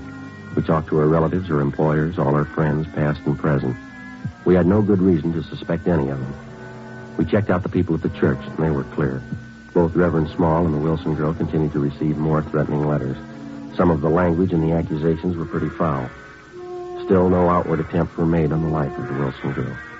A week after we started on the case, we tallied up our findings. They seemed to make sense. We talked it over with Raines in the squadron. Don Myers checking those letters and a sample of the Wilson girl's handwriting, isn't he? What's he got to say? The letters written in longhand are signed the sister and the Lord, and the typewritten letters are signed Brother D.R. Griswold. Yeah, I know that. Don says all the letters were written by the same person. How's he figure? Well, similarities in phrasing, same mistakes in spelling, typewritten and longhand both. Signatures on the Griswold letters match the handwriting in the other letters. No, they were only dealing with one suspect. And Don Meyer seems pretty sure of it, yeah. Well, how does the Wilson girl's handwriting check out? He's working on that. Where does that leave us? You've been on stakeouts at the Wilson girl's home a few nights. Haven't you noticed anything peculiar about the setup? How do you mean? Something that didn't fit, something that didn't quite jive? No, I don't think so. Well, just that business about a car. I thought that was a little out of line. Yeah, it struck us the same way. Girl always seems frightened enough about the situation when she's around us, but when she thinks she's alone, it looks to me like she takes it a little differently. Yeah. Every night when she drives home, she parks her car in that dark garage. Must be at least 50, 75 yards from her house. Yeah. I've never seen her look particularly nervous and taking that long walk to her front door. Well, sure, the normal reaction for a frightened woman would be to park the car right in front of the house and then hurry inside. How about all those friends of hers you guys checked out? Anything there? Well, we've been staked out at her house, the church, and her work. You know that. There's not a thing. Checked with some of her ex-boyfriends, too. Nothing there? Well, the Wilson girl told us that some of the boys had proposed to her. We couldn't find one who'd admit it. They all said she was a nice girl, but they didn't propose marriage. Those threatening phone calls are another thing. Both the pastor of the church and Dorothy Wilson got letters, but only the girl received the phone call. Yeah. Well, logically, if the Reverend got the letters the same time as the girl, he should have been getting phone calls, too. He hasn't received the one. Well, it could be accidental. Whoever wants to kill the girl might figure the Reverend would recognize his voice. Well, it's possible, but you remember that story that the Wilson girl gave us about her mother. Remember that? She didn't want her to know about the letters because her mother was sick. Well, we checked with her mother's doctor, and Mrs. Wilson hasn't been sick in 5 years. Yeah, how about that? What do you figure? I think the girl's a fake.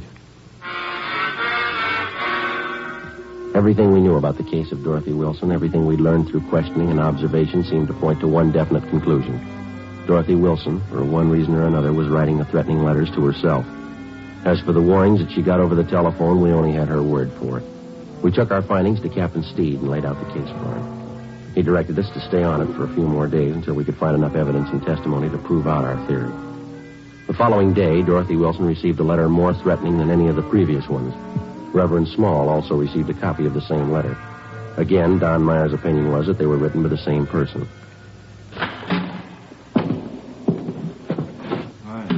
Range? What's it doing? I don't know. Boys got any new theories? What do you mean? On the Dorothy Wilson case. Do we need one? Well, I don't think your old one's going to hold up. Why? What's the matter? She's at Georgia Street. Yeah? Somebody tried to kill her.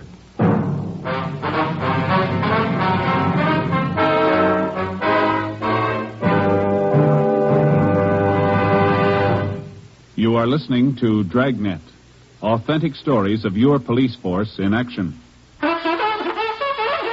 Oh, no. Ah, that's different. Yes, what a difference. There's a difference you can hear, there's a difference you can see, but the difference in Fatima is quality. Yes, friends, when you compare long cigarettes, you'll find that in Fatima, the difference is quality. Quality of tobaccos, the finest Turkish and domestic varieties, extra mild and superbly blended to give you a much different, much better flavor and aroma than any other long cigarette. Quality of manufacture. Smooth, plump cigarettes rolled in the finest paper money can buy. Quality even to the appearance of the bright, clean yellow package. Carefully wrapped and sealed to bring you Fatima's rich, fresh, extra mild flavor. Fatimas now cost the same as other long cigarettes, but your first puff will tell you... Ah, that's different. Yes, in Fatima, the difference is quality. Ask your dealer for Fatima, the quality king-size cigarette. Best of all, long cigarettes. Start enjoying Fatima tomorrow.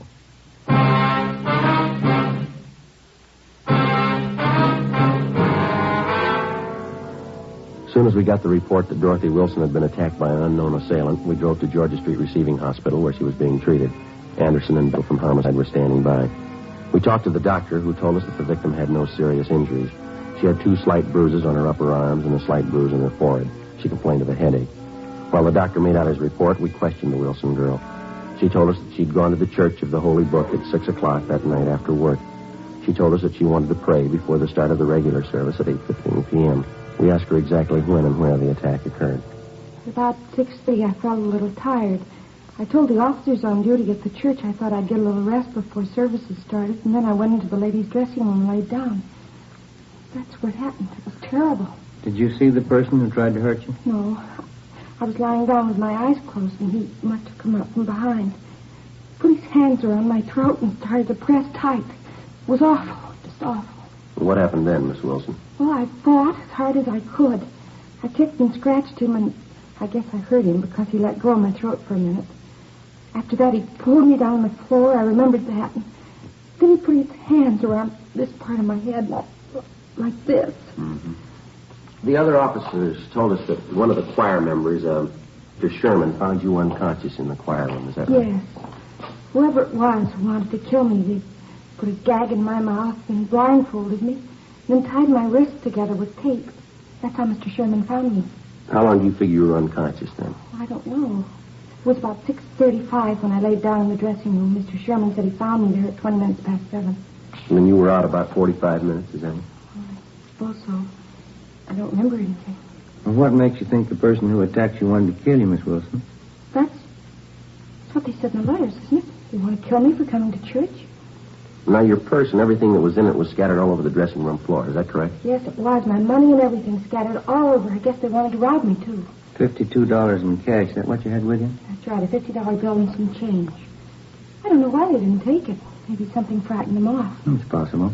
The officers found some other articles scattered around the dressing room. A roll of tape, a metal box that the tape came in, and a half a dozen razor blades. Did you notice any of these in the dressing room before you were attacked? No, none of them. I never saw them before.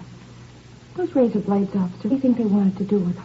There's no use thinking about that now. It's all over. I knew I'd be protected. I felt the spirit. I knew the holy light would protect me. Yes, ma'am. Will you find whoever did it, officer? Well, this is just a hunch, Miss Wilson. Yes. I think we already have.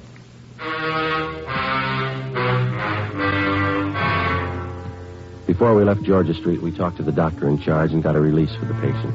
Dorothy Wilson agreed to drive back with us to the office to make out a crime report. On the way, she seemed to lose most of her nervousness. She was relaxed and she talked quite a bit. Religion's a great comfort to me, Sergeant. I think it's a great comfort to anybody, don't you? Yeah, I do. Maybe I'm different from most girls, but I get an awful lot out of my church. It's like Brother Small says, you have to be born again of the holy light if you really want to live. Don't you think so? That's right. I don't know what I'd do if it wasn't for my religion. No, I used to have a lot of boyfriends. Of course, I don't care for any of them anymore, but when I was younger, they were always taking me out all the time. That's so? Yes, I had a good time when I was younger, going out to dinner and dancing, parties. Fellows were taking me out all the time. Of course, that was when I was younger. You're not much over 25 now, are you, Miss I'll be Wilson? 27 in August. That's pretty old for an unmarried girl, but I'm not worried. You get interested in more important things when you get older, isn't that right? Oh, yes, that's right. I remember when I was in junior college, how boy crazy I was. I remember that junior prom I went to. Seems such a long time ago. Yeah. I had the most beautiful white dress, Sergeant, with sequins. And the skirt was all white and that gathered in here at the waist and it flared out real full. Mm-hmm. I went to the dance with one of the big football players. He looked so nice in his blue suit. His name was Stanley. Mm-hmm. I knew him for a long time. He's one of the fellows who asked me to marry him. I guess I was too particular. I just couldn't see any of them. Would you mind if I laid out a few facts for you, Miss Wilson? Oh, not at all, Sergeant. Go ahead, please.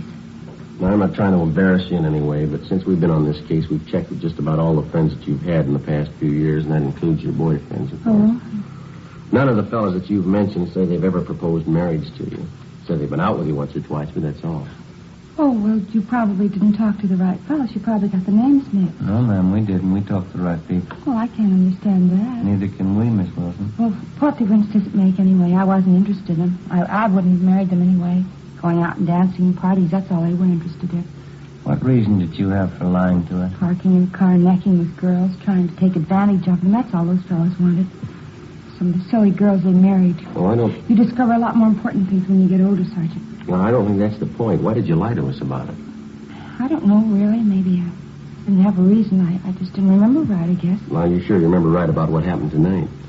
What do you mean? It just happened. Of course I'm sure about it. Someone tried to kill me. Might as well park on Spring Street, Ben. It's pretty clear this time of night. Yeah, okay. Sergeant, I wish you'd tell me what you're getting at.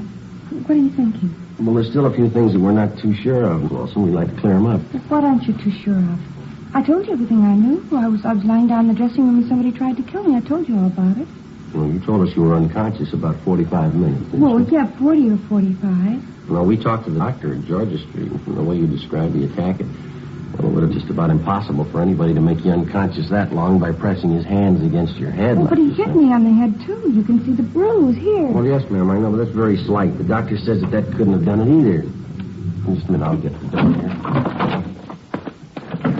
Can you out, Miss Wilson?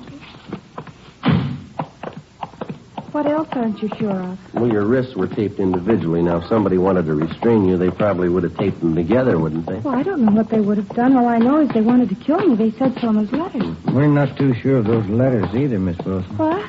What aren't you sure of? Where they're coming from and who's sending them. We do know they were all written with the same person. How do you know that? They're signed by two different people. A handwriting man checked them over. He says they're written with the same person. You might as well have it straight, Miss If Wilson. we're going to talk, can't we do it inside someplace? Please, I'm tired. Oh, I'm sorry. All right.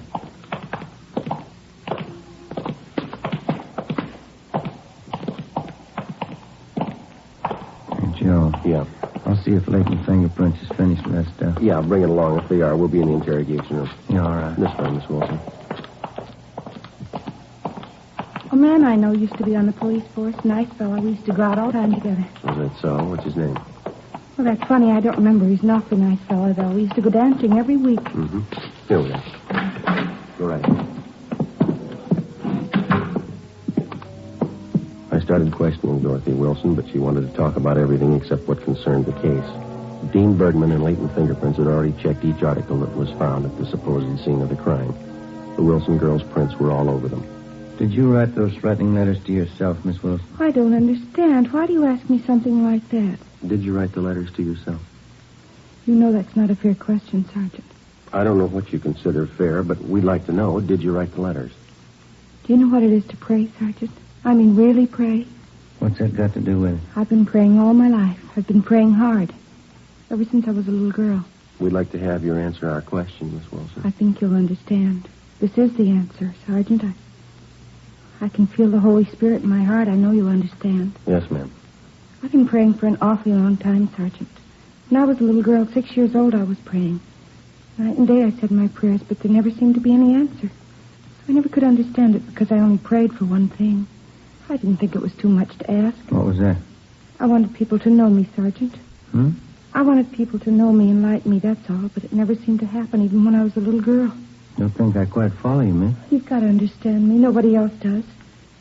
From the time I was a little girl, 6, nobody ever seemed to care if I was around or not.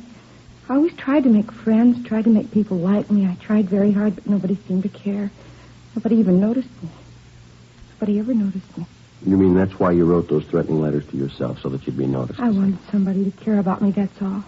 I wanted them to know who I was.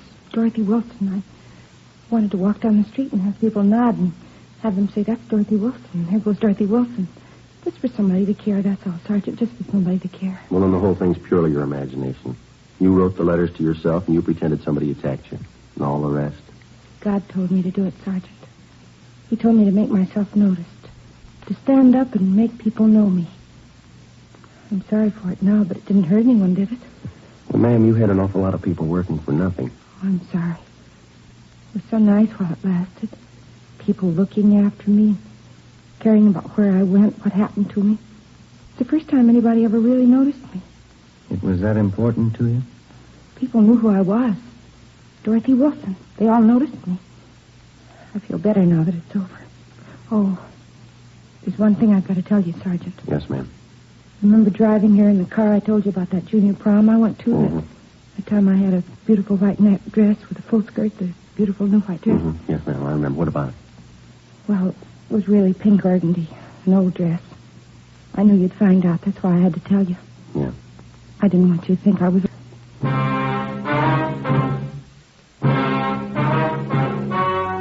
story you've just heard was true. Only the names were changed to protect the innocent. In a moment, the results of the trial. Now, here is our star, Jack Webb. Thank you. Dragnet's mail this week has included cards from some of you listeners saying that your dealer is out of Fatima's. Thank you. We've done something about that. Now, if any more of you find a dealer fresh out of Fatima's, send me his name and address, and we'll do something about that, too. Write me, Jack Webb, Post Office Box 951, Hollywood. And, Mr. Dealer, don't wait a day. Step up orders for Fatima. Get in on this ever-increasing demand for the quality long cigarette.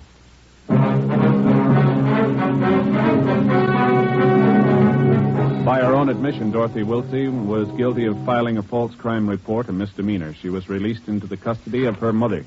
You have just heard Dragnet, a series of authentic cases transcribed from official files. technical advice comes from the Office of Chief of Police W.H. Parker.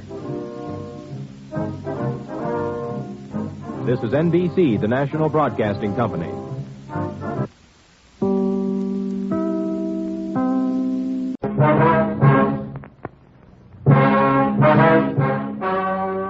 story you are about to hear is true. Only the names have been changed to protect the innocent.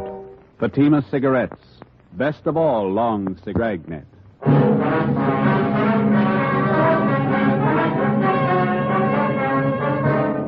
You're a detective sergeant.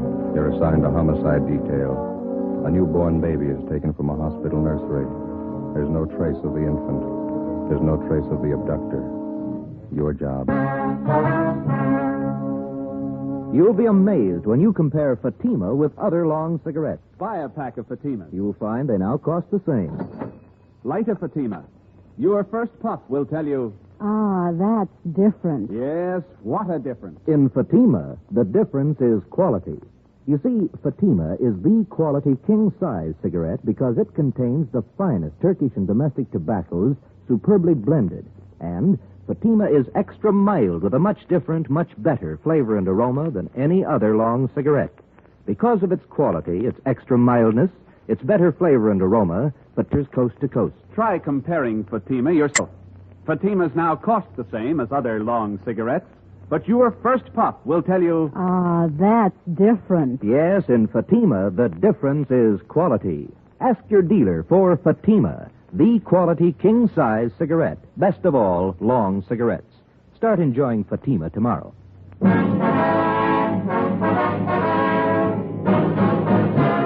Dragnet, the documented drama of an actual crime. For the next 30 minutes, in cooperation with the Los Angeles Police Department, you will travel step by step on the side of the law through an actual case transcribed from official police files. From beginning to end, from crime to punishment, Dragnet is the story. It was Thursday, January 28th. It was raining in Los Angeles. We were working the night watch out of homicide. My partner's Ben Romero. The boss is Captain Steed. My name's Friday. It was 11:35 p.m. when we got to Mercy Hospital on Norwich Avenue, the main entrance.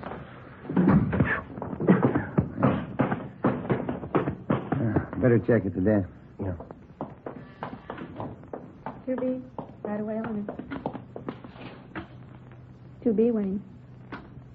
Yes, sir? Police officers, you received a call from the hospital here. Oh, yes, sir. Right this way, please. Yes, ma'am. Dr. Walsh is waiting for you. Is he the man in charge? Oh, no, Dr. Walsh is the head of the hospital. I see. Please, Dr. Walsh. Hi. Come in, please. Come in. Thank you, miss. Yes. Dr. Walsh? How do you do? It's my partner, Sergeant Romero. My name's Friday. Yes, I've been waiting for you. Will you have a seat, please? Thank you. Thanks, sir. Gentlemen, I just got here a few moments ago myself. No doubt you know as much about this as I do. We were notified that a 3-day-old baby's missing. Is that correct? Yes, one of the Striker twins. Spawned just Tuesday morning. Mm-hmm. Where'd the baby disappear from, Doctor? Nursery. Can't understand how it could happen. Never heard of such thing. Who was in charge of the nursery? Nurse O'Connor. She's back with the superintendent of nurses. Quite upset. Would you like to talk to her? Yes, sir, we would. All right. This way, please. Thank you.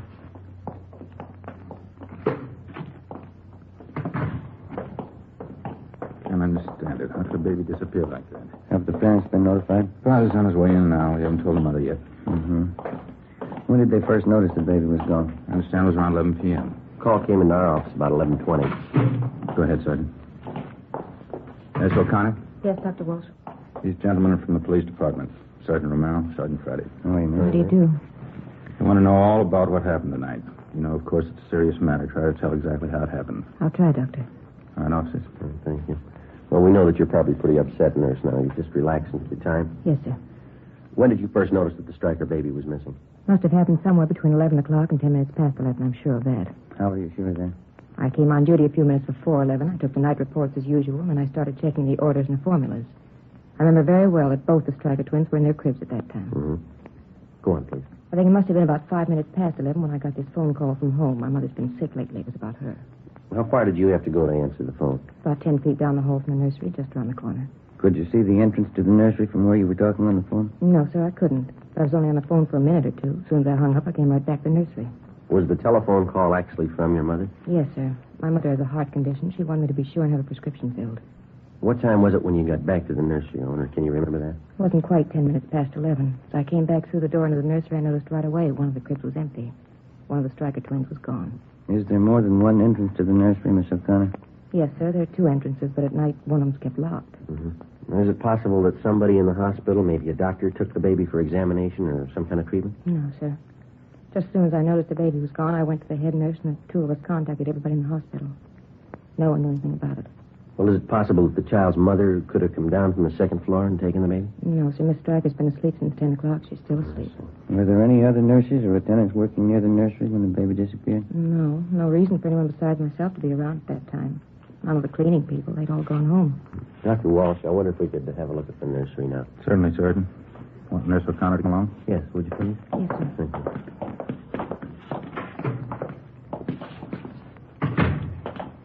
This way, gentlemen. Straight down the hall. What are the hospital visiting hours, Doctor? Usual. 2 until 4 in the afternoon, 7 to 9 in the evenings. Quite strict about that. Do you know if all the visitors had left the hospital by 9 o'clock tonight? Well, of course, I wasn't here, but the superintendent of nurses told me they'd all left by 9. She's compiling a list of every visitor we had this evening. Good. They'll all have to be checked. Nursery's right here, officers. Mm-hmm. This empty crib just inside the window here. It was. You can see it's right next to the door here. I noticed that there's no blanket in the crib. Is that missing, too? Yes, sir. Crib's just the way I found it when I came back from the telephone. I haven't touched it. Is there any marks of identification on the blanket or the clothing?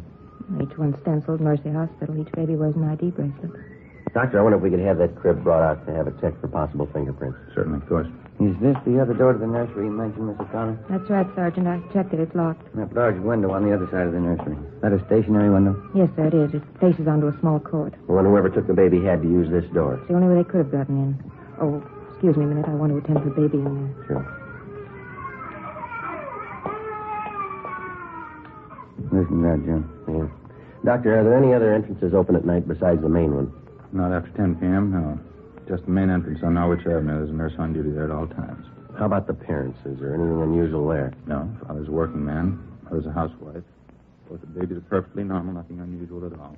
3-day-old baby. They usually take a lot of careful handling, don't they? Yes, definitely. First week's always critical. And this thing, taking a 3-day-old infant out in this weather, cold, rain. Afraid the odds are all against the child. You're sure the main entrance was the only one open after 10 o'clock? Yes, I can't understand it. How could anyone get that baby out of that hospital? How could they? We're not sure they did.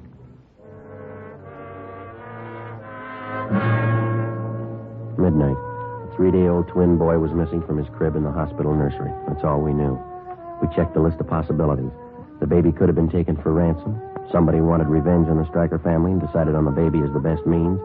Maybe some just wanted a child, someone mentally unsound, a maniac, a pervert. Maybe an accident had happened at the hospital. Somebody wanted to cover up. Possibly one of the parents or their families had a motive. Perhaps somebody just wanted the child dead. We called the office and got out an APB on the Stryker baby and a description of the blanket and the clothing. Details of officers were alerted at the bus depots, railroad terminals, the airports, all public transportation facilities. Steps were taken to notify doctors, hospitals, sanitariums, anybody in any place where a 3-day-old baby might be taken. The entire area around Mercy Hospital was canvassed. No information. The baby's crib was dusted for prints. No leads, no physical evidence. The investigation continued. When George Stryker, the father of the child, arrived, Ben and I met with him in the office of the hospital superintendent. Can we let people know about it? Newspapers and the radio? We've already covered that. Stories and pictures have gone out to the papers. We've notified the radio stations. They're getting out broadcasts on it. How am I going to tell my wife? Well, sir, there's only one thing that we can promise you. We'll do everything we can to find your baby. Well, isn't there something I can do? Isn't there some way I can help? There's just a remote possibility, Mr. Stryker, but you ought to know about it. What's that? In case anybody contacts you regarding your baby, in case they make any demands on you for money or anything else, we want you to notify us immediately. What could they expect to get from us? We own our home, that's about all. We just want to cover all the possibilities, Mr. Stryker. In case any demand at all is made, don't try to deal with the people. All right? Yes, sir, I understand. Sergeant? Yeah. One of the men from Homs I'd like to see outside. Sergeant will leave us full. Thank you, Doctor. We'll have to go now, Mr. Stryker. We'll keep you informed. All right, thank you. Joe? Yeah, I'll leave us. I think we got something back here. What's that? Encinas and I were the night watchman out back, the side of the hospital that faces on Stacy Avenue. Yeah. 2 doors back there, just off the street. One of them's open.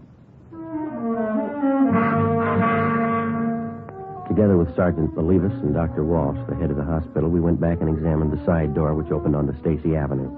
The latch was obviously faulty. It took only slight pressure on the door to open it. The latch, both doorknobs, and the door itself were dusted for prints. The entranceway and the immediate area were rechecked. No leads, no physical evidence. We traced an imaginary path from the open door to the nursery. We came to the conclusion that it could have been possible for an abductor to enter the hospital, make his way to the nursery, take the child from its crib in the absence of the night nurse, and leave by the same side door without being seen. Storekeepers and residents along Stacy Avenue were re-questioned. We got nowhere. When the abduction story broke in the newspaper and over the radio the next morning, the calls started to come in. People in practically all sections of the city thought that they'd seen the missing baby. Each call was carefully checked out. None of them paid off. 10 a.m. We checked back in at the office.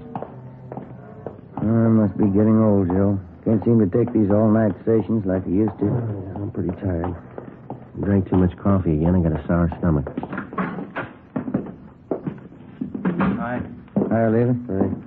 The stats office come up with that run for us yet? No, they're still working on it. How about that San Bernardino call? Yeah, they called back. They picked the woman up when she got off the bus, checked her and the baby out. Baby belongs to her. Mm-hmm. Anything else come in? All been checked out. Well, the press called again, wanted to know if there are any new leads. Yeah. Sergeant Friday in here? Yes, sir. Can I help you? They told me in the business office to come down and see. Surely. Come on in. Thanks. My name's Wallace. I'm the desk clerk down at the hotel on 11th Street, Bluebird Hotel. Yes, sir. I got some information I'd like to talk to you. All right, sir. This is my partner, Sergeant Romero, and this is Sergeant Oliva. How are you? Wallace. What's the information about? Well, I got hold of a paper this morning, read about that baby that's missing. Yes, sir. Imagine those people are pretty worried about the kid. Guess they'd like all the information they can get, huh? Looks like that hospital's in a jam, wouldn't you say? Well, what information do you have, Wallace? I guess those parents could sue the hospital if they wanted to, huh? Well, sir, all we're interested in is finding the baby. Can you help us there? Well, I don't know for sure. What are you trying to tell us? Have you seen the baby? Well, I may have. Do you happen to know if they're offering any reward for information? Well, I don't know where it'd come from. The father's a working man. Oh, don't get me wrong, Sergeant. I don't expect anything for any information I'd give, but, well, I don't make too much at the hotel. You know, if they wanted to show their gratitude in some way, just thought I'd mention it. No, thank you, Wallace. Don't worry about that. Now, what's the information? Well, you know, I didn't mean anything by that. Anybody'd be glad to help out in a case like this. What I came in to tell you was a woman and a young baby checked in the hotel last night when I was on duty. What time? I think it was about 12 o'clock. Woman didn't have any baggage or anything, one little blanket around the kid. When I saw that story in the paper this morning, I got suspicious. Is the woman still registered at the hotel? She was when I left. That was about an hour ago. What name did she register under, you remember? No, I don't, but it's in the register. You can check it if you want. Where is the hotel? 11th and Charleston, right in the corner. I'm sure it must be the kid you're looking for. Say, I hope you haven't got me wrong. How do you mean? About the reward, you know. I don't expect anything for this. We haven't got you wrong. 35 a.m. It was still raining. Together with the desk clerk, Wallace, we went to the Bluebird Hotel on 11th Street. We checked the cards at the desk and found that the woman had registered under the name of Mrs. Harold Parks. The clerk on duty told us as far as he knew she was still in the room with the baby. The room's down this way, Sarge. Okay. This is the 116. Mrs. Park. Mrs. Park. Do you have a passkey with you, Wallace? Here.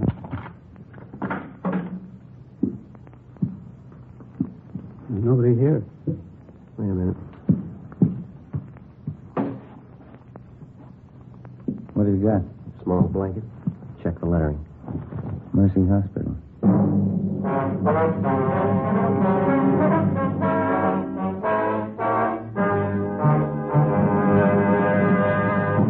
You are listening to Dragnet, authentic stories of your police force in action.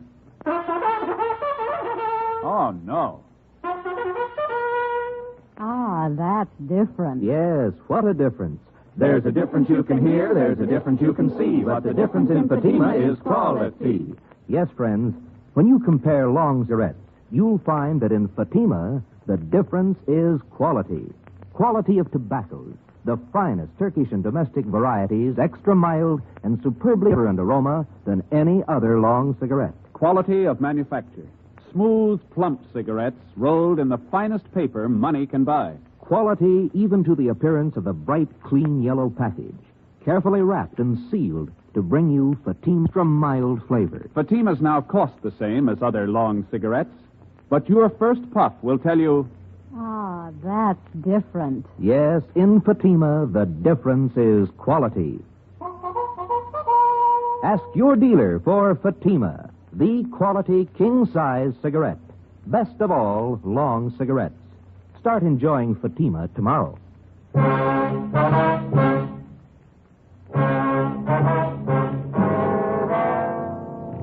Friday, January 29th, 11 a.m. We were unable to locate the woman who had registered at the hotel under the name of Mrs. Parks. There was no sign of the baby. The blanket we found in the room was identified by hospital personnel as the same type used in the nursery. The room was checked for fingerprints and physical evidence. We found nothing. People in adjoining rooms were questioned, but they could give us no information. We got a description of the woman. The card was checked for handwriting and fingerprints. Captain Steed ordered an immediate canvass of all hotels, apartments, and rooming houses in the central area. The hotel clerks were shown mug shots of possible suspects. They failed to identify any of them. 3 p.m. Friday. The search for the Stryker baby went on. Yeah, checked out all right. Okay, Gil, thanks. Anything? Gil and Zenas, check that Wilshire call. It's another phone. Might have something, fellas. Yeah? Ruiz and I were making the rounds of hotels out along Pico. Stopped at a drugstore for a cup of coffee. Mm-hmm. We talked to druggists while we were there. Had a pretty good story for us. You got a light? Yeah. Here you go. Thanks. This drugstore is 2 blocks from the hotel where the woman stayed. It's open all night. And the druggist told us the woman answering this Mrs. Parks description came in about 1:30 a.m. Bought a whole raft of stuff. Mm-hmm. How do you mean? What kind of stuff? Well, everything for a baby. Bottles, nipples, dextrose, oil powder, all that stuff. We're sure of the woman's description. He gave it to us before we'd even mentioned what this Mrs. Parks looked like. Right down to the color of her coat. Did she have the baby with her when she bought this stuff? The druggist said no. She even asked him if she could buy canned milk there. Where does it lead? How do you mean? Does he have any idea where the woman came from, where she went? No, but he said if she came back in again, he'd call us right away, too. Keep us posted if anything turns up. I got it. Homicide, Friday.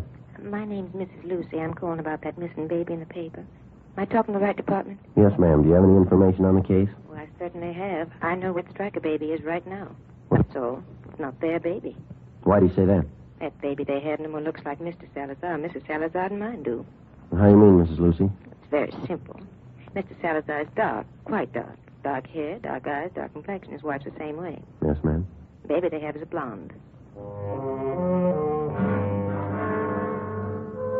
Before I hung up, I got the woman's name and address and told her that we'd check out her neighbors, Mr. and Mrs. Salazar. We weren't sure what it meant. It could be the real thing. It could be like 100 other calls that we'd had in the last 12 hours. Ben and I got in the car and drove out to the Salazar home on Wonderland Avenue. We noticed several cars parked in the driveway and in front of the house. We went up the front stairs and rang the doorbell.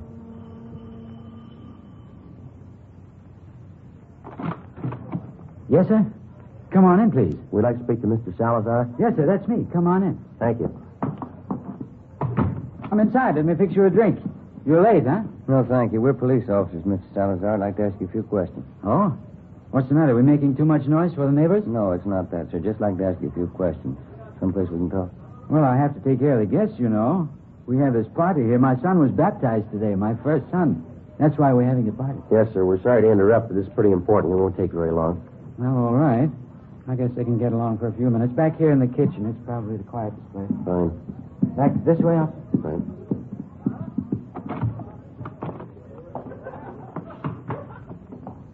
Over there. Pull up a couple of chairs. Thank you. Mr. Salazar, this is my partner, Sergeant Romero. My name's Friday. Homicide. Yes, sir. What's the matter? What do you want to ask me? We're investigating a case that involves a missing baby, sir. Well, the one in the paper this morning. I read about that. It's a terrible thing, isn't it? Yes, sir, it is. We've had a report that the missing baby was seen in this neighborhood. We don't know how true it is, but we have orders to check it out. Well, sure, anything I can do. I don't know how much I can help, but I can understand how that mama and papa feel. My brand new son, I know how I feel. How old is your son, Mr. Salazar?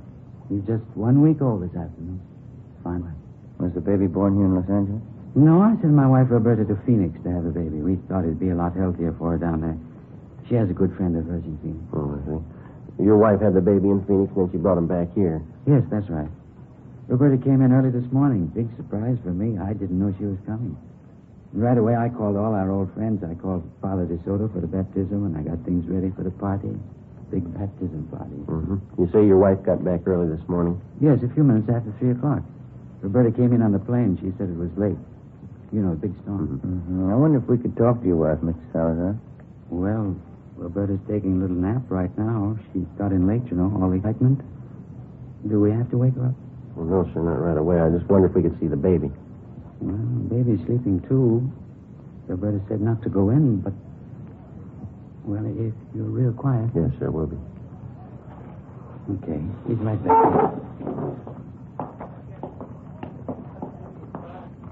Over here.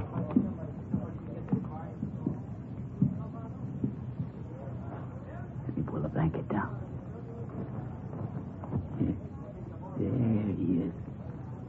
Big fella, huh? He's blonde. Huh? What do you think, Jim? I think he's got a twin. 5 p.m. Harlan Stahl from Leighton Fingerprints arrived at the Salazar home. The footprint of the missing child taken at the time of birth was compared with the print from the child the Salazars had. The prints were identical. The missing baby had been found. 5:20 p.m. Ben and I talked with Mrs. Salazar in the kitchen of her home. The christening party went on. I don't think I understand what this is all about, officer. What has my baby got to do with all this? You know as well as we do, Miss Salazar. That baby in there, it doesn't belong to you. It's not yours. What do you mean it's not mine? Of course it's my baby. My husband's and mine. I just brought him from Phoenix last night. That's where the baby was born. What are you trying to do to me? That baby isn't yours, Mrs. Salazar. Now, you know that. It was taken from the hospital. How about the truth? You don't know what you're saying. You don't know what you're talking about. It's my baby. He was baptized today. Juan Tomas Salazar. It's my baby. This is a pretty serious matter, ma'am. The baby's footprint has been checked out. The child belongs to a Mrs. Stryker. We want to know how you happen to have him. Because he's my baby. That's why I have him. You don't know what a mistake you're making. He's my baby. I brought him from Phoenix last night. You can ask my husband. He'll tell you. A woman checked in at the Bluebird Hotel on 11th Street about midnight last night, Mrs. Salazar. She had a young baby with her. You fit her description. I didn't go to a hotel last night. The plane landed here from Phoenix. I came right home. The hotel clerk remembers you. He can identify you. So can the druggist when you bought the supplies for him. I bought nothing. The plane landed. I came home. He's my baby. My baby. We found the baby's blanket in the hotel room you rented. We have your description from at least 3 people, even the color of the coat you wore last night. You can't take him away. He belongs to me. Me and Frank, you can't take him away, please. You can't.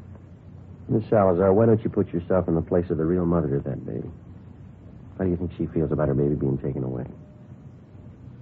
How about it, Miss Salazar? Have a drink, officers, please. For the party. Have a drink, I'll tell you. Tell us what, ma'am? I'm tired. Let me sit down. Yeah. For a few minutes. I tell you how it happened. I know you understand. Yes, ma'am. It'll be 11 years next month that Frank and I were married. I don't have to tell you we want a baby. Frank always wanted a baby. But no more than I did. It's what we live for. A baby of our own. Yes, ma'am. Boy or girl, we didn't care. But we didn't have one. For 11 years, we didn't have one. Then last April, that's when the doctor told me. He said I was going to have a baby. Yes, ma'am, I understand. Well, a month before the baby was born, we thought it would be better if I went to my friend's place in Phoenix, Arizona. For the winter, you know, it would be warmer there. And Frank thought it would be nicer for me and the baby. Your husband was still in Los Angeles? Yes, he tried to come to Phoenix, but he had to work, so I had my baby alone. It was a boy. My friend was with me. She'll tell you it was a boy. Yes, ma'am. I kept calling for him to bring my baby. For a long time I kept calling. Then I finally came. And the doctor, too. And he's the one that owned me. Yes, ma'am. He looked just like his father. I know that. But they told me he was dead. I don't remember much after that, Sergeant. I got out of the hospital and I took the plane and I came back here. Mm-hmm. It was dark and it was raining. But I walked around. I walked up and down the streets thinking, what could I tell Frank? Baby was dead, that's all I could tell him. Then I walked past the hospital. That was Mercy Hospital, Mom. Yes. And it was raining. And I could see all those babies inside, warm and in their cribs. And I wanted just one of them. Just one. For Frank and me. So I went in the side door and I found the nursery. And when the nurse was gone, I took him and left. My baby. I went to the hotel to keep him out of the rain. When it cleared a little, I took him home. I took him home to Frank. I took my baby home. That's why you want my baby, isn't it? Because I took him? Because my baby died and I took him? Everything will be all right, Miss Salazar. I think we can straighten it out. Roberta, you talked to the officers? Frank, what do you want me to say? It'll be all right, officers. Won't everything be all right? Yes, sir. I think we can work it out. What could I tell you, Frank? What was that you said to him? It's all right, honey. It's all right. I'll go out and tell the people now. What can I say? What can you tell them? The party's over. It's just a mistake. The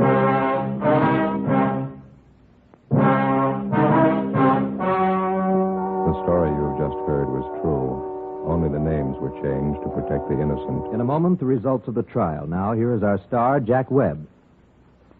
Thank you. Last week, I asked you to write me if your cigarette dealer was out of Fatima's. Well, you did, and we've done something about it. Now, if any more of you find a dealer fresh out of Fatima's, send me his name and address. We'll take care of that, too. Write me, Jack Webb, Post Office Box 951, Hollywood 28. And, Mr. Dealer, don't wait another day. Step up your Fatima order for Thanksgiving and the coming holidays. Get in on the increasing demand for Fatima, the quality long cigarette.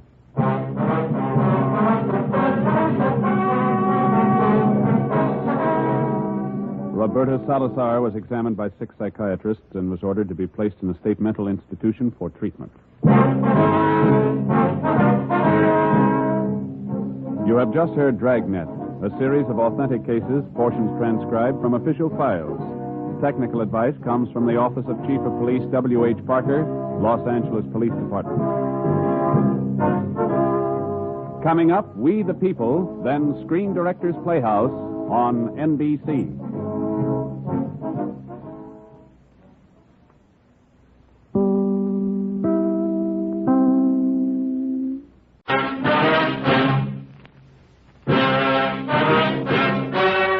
The story you were about to hear is true. Only the names have been changed to protect the innocent. Fatima Cigarettes, best of all long cigarettes, brings you Dragnet.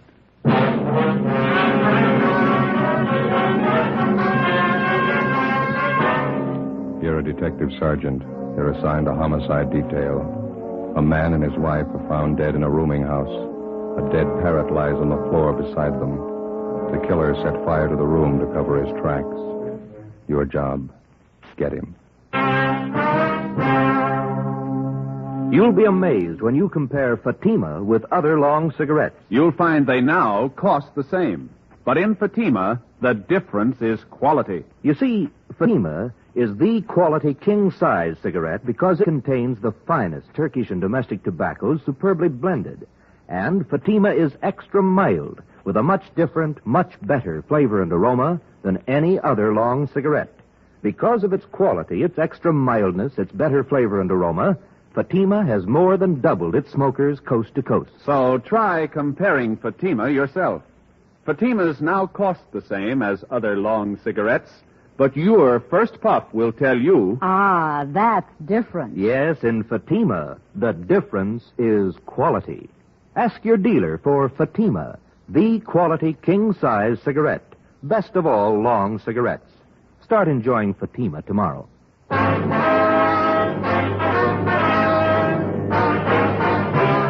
Dragnet, the documented drama of an actual crime. For the next 30 minutes, in cooperation with the Los Angeles Police Department, you will travel step by step on the side of the law through an actual case transcribed from official police files. From beginning to end, from crime to punishment, Dragnet is the story of your police force in action. It was Wednesday, April 2nd. It was windy in Los Angeles. We were working the early morning watch out of homicide. My partner's Ben Romero. The boss is Thad Brown, chief of detectives. My name's Friday. I was on the way back from communications, and it was 5:25 a.m. when I got to room 42. Homicide.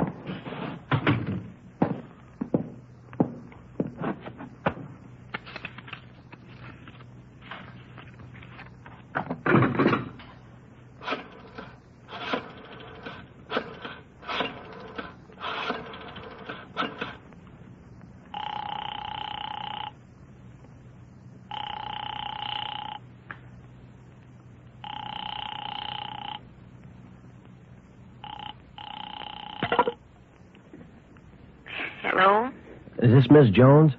Yes, who is it? This is Joe Friday. I'm sorry to bother you, Miss Jones. Is Lee there? Oh, yes, Joe. Just a minute, I'll wake him. Lee, honey. Lee, it's Joe Friday. He wants to talk to you. Yeah, Joe. What is it? I'm sorry to wake you. Can you come down right away? What's the trouble? Got a call from fire headquarters a couple of minutes ago. Yeah? They had a fire in a rooming house over on 7th Street. They found 2 dead bodies in one of the rooms. Yeah? They suffocated? Well, the battalion chief doesn't think so. They found both bodies on the bed. There was evidence of arson in the room. What kind of proof they got? The victims. That's why we called you. Yeah, what you got? Fire department thinks they were dead before the fire started. 5:30 a.m. Romero and I drove out to the rooming house on 7th Street. It was a 2-story building in the middle of the block between South Grand and Toledo Avenue. On one side of it was a small transient hotel, and the other a building which housed a bookbinding firm and studios for an acrobatic dancing school. When we got there, the salvage crew was still working. We were directed to the 2nd floor, where we met with a man in charge from the fire department, Battalion Chief Sullivan. It's right down the hall here. Watch your step there. Oh, yeah. You have the names of the victims, Chief? We think it's Guthrie, Mr. and Mrs. Charles Guthrie. Old couple, lived here for some time, I understand. Here we are. We figure that's where it started, right under the bed over there. Heat must have been terrific. Look at the walls, Joe. Yeah. This is where most of the damage was done, Chief? No, rooms on both sides got it, too. Not as bad as this, though. Guthrie's had 2 rooms. This and the one adjoining. Through the door there. Mm-hmm. When the fire starts, got any idea? About 4:45, I'd say. Landlady smelled the smoke about 10 to 5, put in the alarm. Fire was out 3 minutes after 5. Any other casualties besides the Guthries, I mean? No, just the 2. Okay.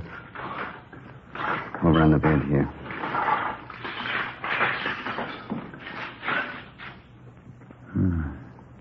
Yeah. Well, the worst I've seen. Yeah, it's pretty bad. And Ben, you can see from the position of the 2 bodies, doesn't look to me like they suffocated. No evidence that they tried to get out of the room. Both relaxed. Looks like somebody did them in, then tried to cover with arson, huh? Oh, Chief. Yeah? On the floor there. Oh, yeah, a parrot. Somebody wrung its neck, looks like to me, and then threw it there on the floor. There's the empty cage there in the corner, and door's open. Steve? Yeah, Wyatt? Schubert's still talking to the landlady? He hasn't come back. I'd like you to meet Friday and Robello. No. Sorry, Friday and Romero, homicide detail. This is Clyde Wyatt from the arson squad. Hi, Wyatt. How are you? You want to show him that setup, Clyde? How it was touched off? I'm glad to. You can take a look under the bed there. Tells most of the story. You see directly underneath there? Let me see. What is that, Wyatt? Pretty charred. Rags and papers. Had a good soaking in kerosene before they were touched off. Strung out all under the bed here. Yeah. Couldn't miss, huh? Thorough guy who set it up. Most of the carpeting in the room was doused with kerosene, too. This much you can count on. The man who touched it off knew something about timing devices. Want to show him that rig, Clyde? Oh, right here. Yeah? Ordinary electric heater. This automatic timer was connected to it, then plugged in. Heater was placed under the bed right next to the rags and papers. Timer was set probably for about 4:45 a.m. Mm-hmm. Timer let go on schedule. Heater warmed up. Rags and papers caught fire, then the mattress. You can see the rest for yourself. That timer pretty intricate, Wyatt? The man who put it together was no amateur, as the chief said. Must have known something about clockwork. Wyatt, see you a minute. Yeah, Mac. Excuse me, I'll be back in a minute. Too bad. Thanks very much. You find anything else that might tie in, Chief? Not in this room, no. Dead parrot there. Door of the cage open. Probably a pet. Might have been out of the cage at the time of the fire. Mm. Is it possible that the parrot could have suffocated, Chief? Not from what I can see, no. As I say, it looks to me like somebody wrung the bird's neck. A few green feathers on the floor there. Mm-hmm. That's the adjoining room in there. Okay.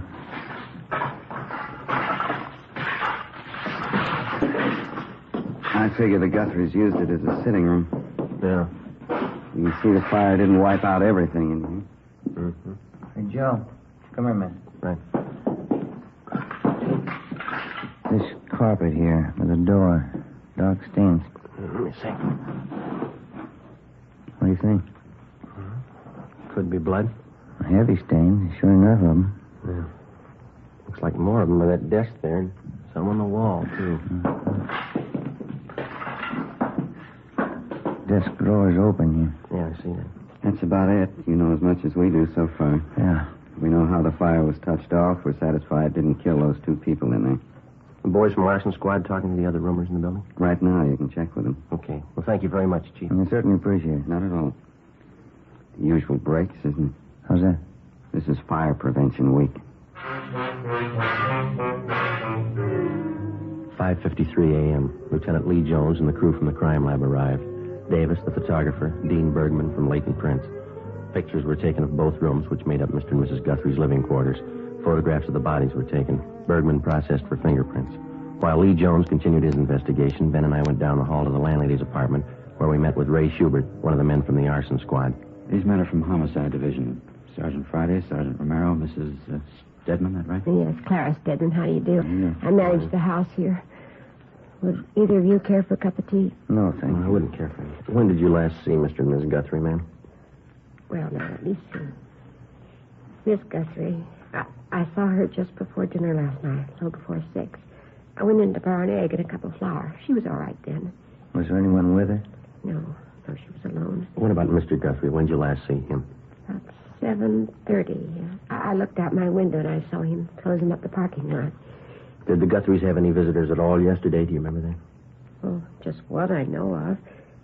Jack Marshman. He's working for Mr. Guthrie about a year now. When did Marshman visit the Guthries, do you know? Around 4 yesterday afternoon. Yes, I was there, too. Mrs. Guthrie and Jack and I had a cup of tea together. Then Jack left to go back to work, and then I left. And you didn't notice anyone else in or near the Guthries' rooms after that? No. I had my dinner and listened to a radio play, and then I went off to bed. Well, I know you're upset, Mrs. Stedman, but can you think of anybody who might have wanted to do away with the Guthries? Anybody who had a reason to do them harm? Oh, as far as I know, Sergeant, they didn't have an enemy in the world. I guess I was wrong. It's a terrible, terrible thing. Yes, ma'am. We'll leave our card here with you. All right. If you want to contact us, don't hesitate to call anytime. All right, thank you. Thank you, Miss Stedman. Goodbye, ma'am. Goodbye.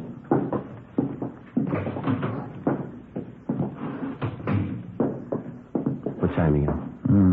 6:15. It's pretty early. They ought to be able to post the bodies for us this morning. Say, Friday? Oh, yes, Chief. Jones, your crime lab man's looking for you. Thank you. Ben, you called the coroner, didn't you? Yeah, he's on his way over.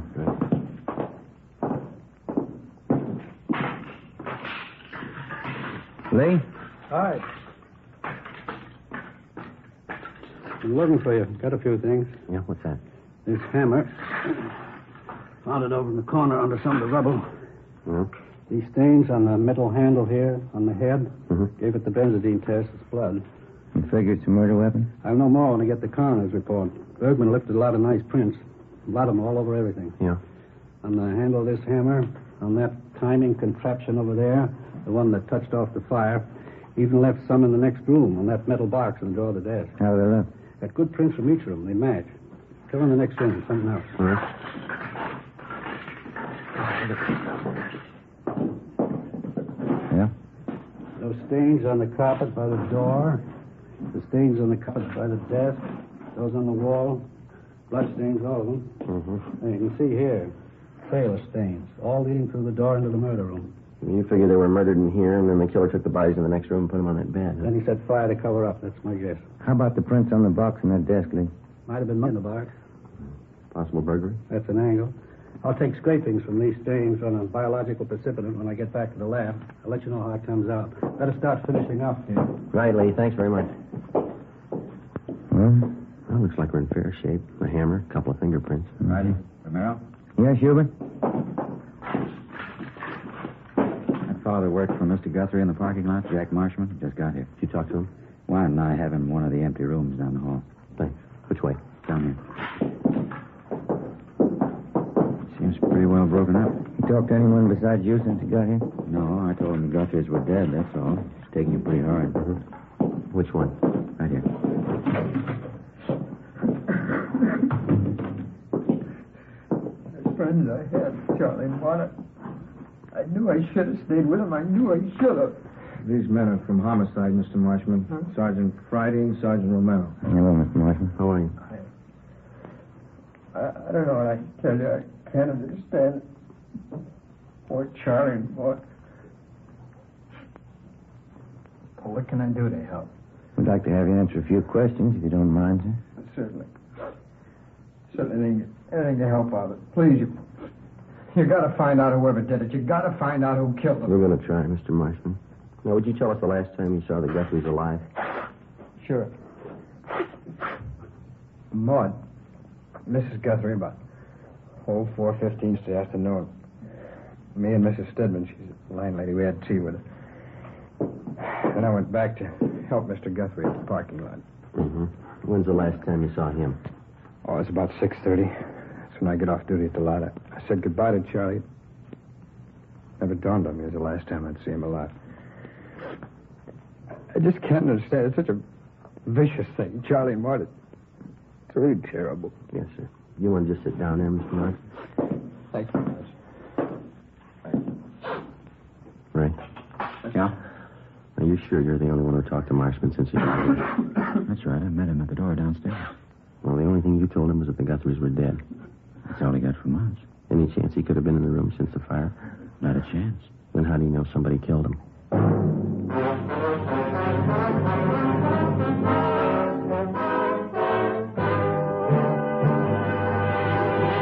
You are listening to Dragnet, authentic stories of your police force in action. You'll be amazed when you compare Fatima with other long cigarettes. Buy a pack. You'll find Fatimas now cost the same. Light a Fatima. Ah, that's different. What a difference. Yes, friends, in Fatima, the difference is quality. Quality of tobaccos, the finest turkey and domestic varieties, extra mild and herbally blended, to give you a much different, much better flavor and aroma than any other long cigarette. Quality of manufacture. Smooth, plump cigarettes rolled in the finest paper money can buy. Quality, even to the appearance of the bright, clean yellow package, carefully wrapped and sealed to bring you Fatima's rich, fresh, extra mild flavor. Try comparing Fatima yourself. Fatimas now cost the same as other long cigarettes, but your first puff will tell you... Ah, that's different. Yes, in Fatima, the difference is quality. Ask your dealer for Fatima, the quality king-size cigarette. Best of all long cigarettes. Start enjoying Fatima tomorrow.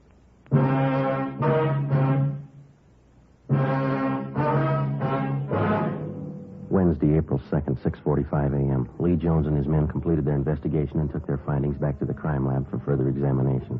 The deputy coroner arrived and removed the bodies of Mr. and Mrs. Guthrie to the county morgue. Together with Clyde Wyant and Ray Schubert of the arson squad, Ben and I continued questioning the Guthrie's friend and employee, Jack Marshman. His answers got more confused, and he kept contradicting himself. In some ways, he seemed childlike. In others, a good deal more complex. We strung along. In order to keep up the pretense that he was not a suspect, we asked him to come along with us while we checked his living quarters, a 2-room basement apartment near Olympic and South Flower. We explained it as a routine check. Marshman was calm and self-assured. Well, here it is, officer. You can see for yourself. Yeah, Nice, comfortable place. I like it. I've been here for about 3 years. Well, this room's where I do my living. Pull-down bed. It's a little gas plate over there. It's handy. Compact. I see. What do you use this next room for here, Jack? Oh, it's my shop. I like to put around. You care to see it? Yeah, okay. It's very nice. What's your hobby? Watchmaking, yeah. Used to be a watchmaker. I haven't worked at it lately, though. Job's pretty hard to find. Yeah. These parts here on the bench. You making something, Jack? Oh, just fooling around. Old alarm clock there. I'm fixing it up for a friend. All these wires and things. They all go into the works, huh? More or less, yeah. Just something I was fooling around with. It keeps me busy, you know. I like a hobby. They say it's good for you. That's what they say, yeah. Where does this door go, Marshman? Oh, it's my closet. Just some clothes and stuff in there. Just junk. Don't mind if I look, do you? Well, it's only a closet. It's just clothes and junk. There's nothing to see. Say, Jack, do you usually keep this stuff around? Huh? Oh. It's kerosene, and it's pretty dangerous to store like this. There's no cap on it. Yeah, I'm glad you reminded me. I got to get a cap for that. I use it to wash up. My hands get dirty working around the bench. This shirt, these trousers. Are yours, Jack? I wish you wouldn't drag that stuff out. It gets my stuff all mixed up. But, yeah, they're mine. That's what I figured. The stains here is quite a few of them. Yeah, some kind of paint I was using. I'm pretty sloppy with paint. That's not paint, is it, Jack? It's a little like blood to me. What difference does it make? It's working clothes. Thanks for your reason within a day. Oh, why don't you lay off? Who cares what kind of stain it is? You come in here snooping around, looking all around. I invited you in here. I didn't give you the place. This is my apartment, and this is my shop. Now, you can get out. You hear me? Both of you can get out. What's the matter, Jack? I said you can get out. All right. You want to tell us before we go? I'll tell you what. Why you killed the Guthries? What do you mean? Why did you kill Mr. and Miss Guthrie? No reason. I just did. 9 a.m. We put the stained clothing and the materials from the workbench in the car. Together with the suspect, we headed back for the office. On the way, Marshman was quiet. He asked for some breakfast. We stopped and bought him some ham and eggs. We tried to get him to talk. He refused. After breakfast, we dropped the stained clothing and the other things at the crime lab, and then we drove to the city hall. We parked the car in front of the Spring Street entrance and started up the stairs. Hey, wait a minute. What's wrong? I've been thinking. Yeah? It's all a mistake. What is? I didn't know what I was talking about. I didn't kill him. 9:47 a.m. Ben and I took the suspect into the interrogation room. We checked him through R&I. He had a record of 2 petty thefts the year before. We went back to the interrogation room and got on the phone. We called latent fingerprints. We made them, Joe. The prints on the hammer, the timing device, and the metal box on the desk. They all belong to Marshman. 10:03 a.m. I called the county morgue. Bodies identified as Mr. and Mrs. Charles Guthrie. Cause of death, Mrs. Guthrie. Multiple depressed fractures of the skull, subarachnoid hemorrhage, blunt instrument. Cause of death, Mr. Guthrie, about the same. Compressions of the brain in the occipital area around the brainstem. 10:25 a.m. I put in a call to Lee Jones at the crime lab. The materials from the workbench are the same that went into that automatic timer, Joe. Piece together the cut ends of some of the wires. They match. How about the stains on his clothes? Human blood. 10:45 a.m. We laid it out for the suspect, step by step. Let me rest a while. I'll feel better. Let me think. We stayed with him. We waited. 11:20 a.m. The suspect opened his eyes. Sergeant? Yeah? I want to talk about it. 11:25 a.m. Schubert and Wyatt from the arson squad joined us. We called in one of the stenographers to take Marshman's statement, Eleanor Eastlight. She automatically took down the time, the place, and those present. Jack, this is Miss Eastlight. She's going to record your statement so there'll be no misunderstanding as to what you say at this time. How do you do, man? No. Joe, you want to handle the question? All right. Jack, we've got a few preliminaries here for you. Okay. John Everett Marshman, is that your true name? Yeah. Where do you live? 122 and a half Morgan Place, apartment B. What's your age? 37. Occupation? Watchmaker, when I'm working. Well, now, Jack, you've indicated to us in a previous conversation that you're willing to make a statement setting forth the true facts surrounding the deaths of Mr. and Miss Charles Guthrie. That's right, I'll tell you. Were you in their home Tuesday, April 1st? That's yesterday.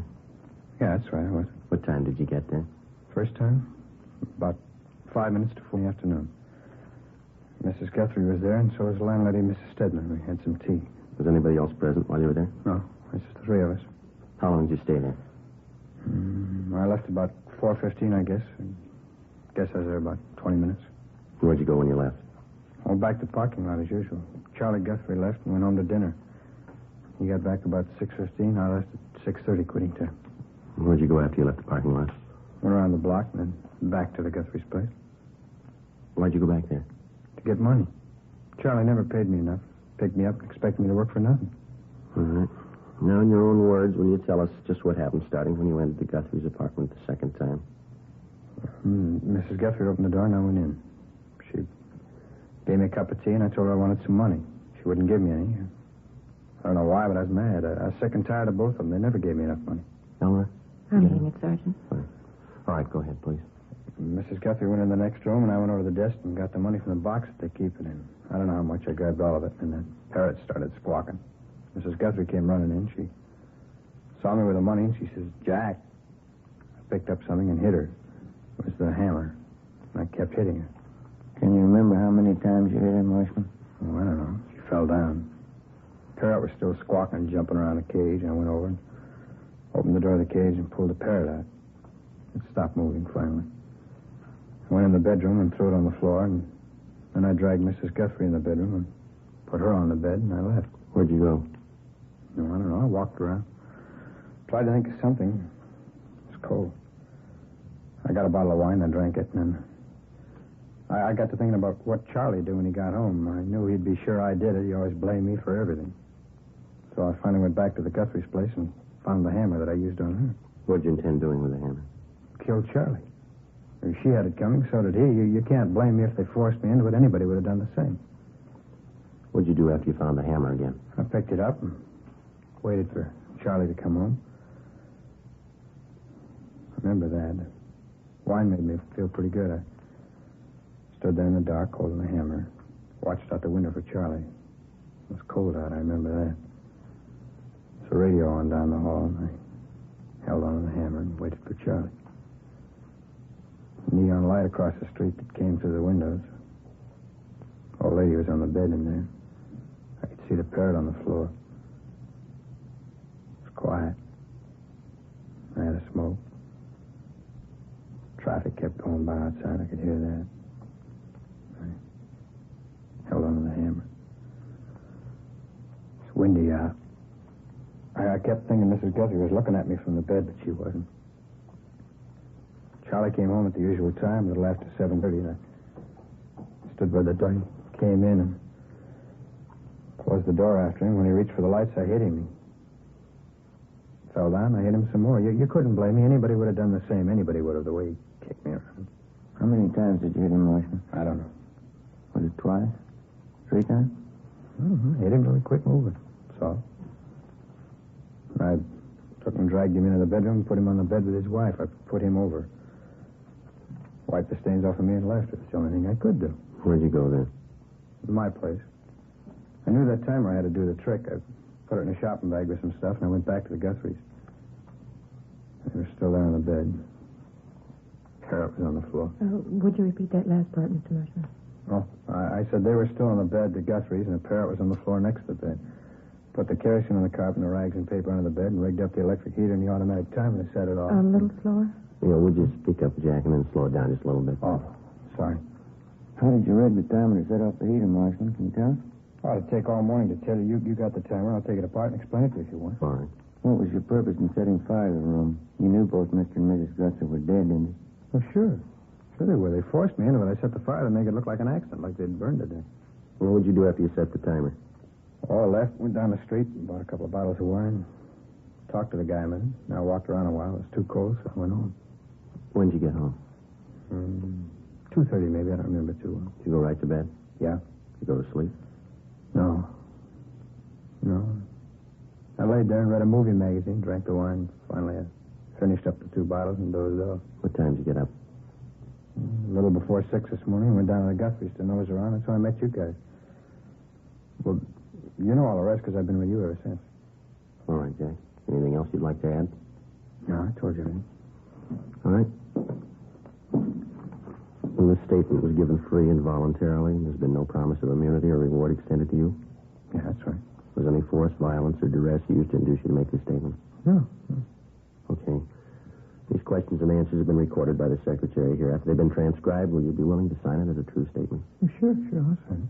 All right, Eleanor. Can you get that out as soon as possible? All right, Sergeant. Thank you. You're welcome. Well, that's it, huh? All of it? That's it. Oh, that's good. It's good. I'm tired. It's been a long night. A long one. Get used to it. Huh? They're going to get longer. The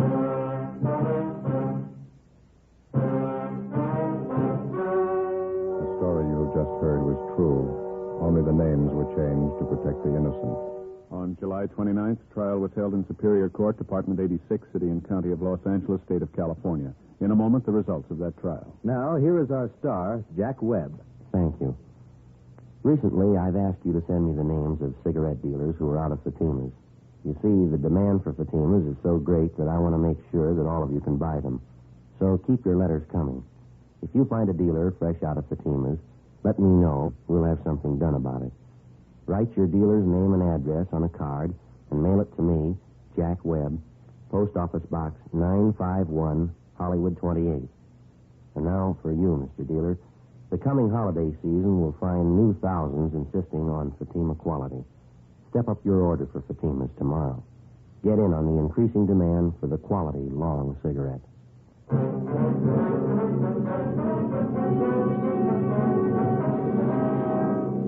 John Everett Marshman was tried and convicted of murder in the first degree, 2 counts, and arson, 1 count. He is now serving a life term in the state penitentiary without possibility of parole.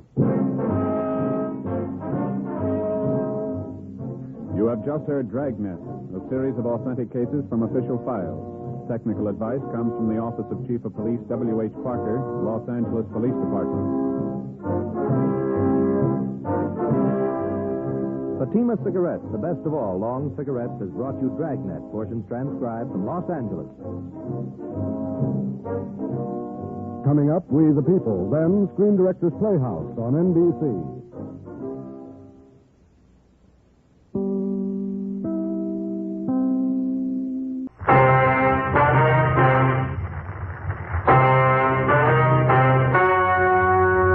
The story you are about to hear is true. Only the names have been changed to protect the innocent.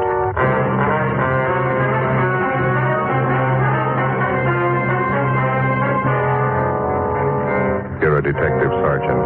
You're assigned to Juvenile Bureau. A pair of fake talent scouts are at work in your city. Their victims, young girls seeking careers in Hollywood. The criminals are vicious and relentless. Your job, get them. It was Tuesday, May 7th. It was mild in Los Angeles. We were working the day watch out of Juvenile Bureau. My partner's Ben Romero. The boss is Inspector Bowling, Commander, Juvenile Division. My name's Friday. It was 10:13 a.m. when I got to 1335 Georgia Street, 2nd floor. The squad room. Hi. Hi, Ben. Did you pick up that latest run the stats office made for? No, I don't think they got it ready yet. Notice there in the book it's been ready since yesterday. You were over there. You could have picked it up. What's the matter with you this morning? Don't you feel good? No, just this stinking cold seems to be settling in my chest. Miserable. Yes, sir? Can I help you? Oh, yes. I'd like some information, please. This is the Juvenile Bureau, isn't it? Yeah, that's right, sir. What can we do for you? Oh, mind if I sit down? I'm climbing those stairs. Takes your breath away. Yeah, sure. Here you are. Thank you. My name is Wayne Kenway. The officers are out here on a convention. My home is in Minnesota. Mm-hmm. Went out last night with some of the boys at the convention. We stopped at a bar down on your Alvarado Street. Alvarado. Alvarado. Anyway, we were drinking there, and the bartender got to talking to us. Finally offered us some pictures for sale. I got one of them right here. Let's see. Oh, yeah. Yeah, there you are. I paid him $2 for it. Just look at that. Phil. You have the address of the bar where you bought that? Yes, sir, I have. That's not the reason I'm here, though. I'm not a one-man moral squad. I'm not the type makes a habit of buying obscene photographs of young girls, either. Yes, sir, we understand. I bought this picture from that bartender because I know the young girl in it. She's the daughter of one of my neighbors back home in Minnesota. Known her ever since she was a baby. This girl came out here about 8 months ago to live with a girlfriend. She was crazy for Hollywood. Thought she might break into the movies or something. She stopped writing her folks about 2 months ago. Hasn't been heard from since. Well, it sounds like a case for a missing persons bureau, Mr. Kenworthy. Well, the girl's folks have already contacted them. Nothing's been turned up. Nothing at all. Then last night, just by an accident, the bartender shows me this photograph. It's that girl, all right. No mistake. Well, we'll do everything we can to help straighten it out, sir. Well, that young girl I know. Known her since she was a baby. Good family, good training. She never would have posed for a photograph like this. Rotten filth. She's just not the type, that's all. Yes, sir, we understand. What was this young girl's name, Mr. Kenworthy? Lois Brewster, that's her real name. Well, she wrote her folks she was using another name while she was out here. Thought it might help her movie chances. Drake, I think that's what it was. Linda Drake? Yeah, that's right. About 5'4", 115 pounds, dark hair, dark eyes? That's right. Yeah. You know where she is? Oh, yeah, we do. We had her case called to our attention. Where is she? Is she all right? No, sir. She's dead.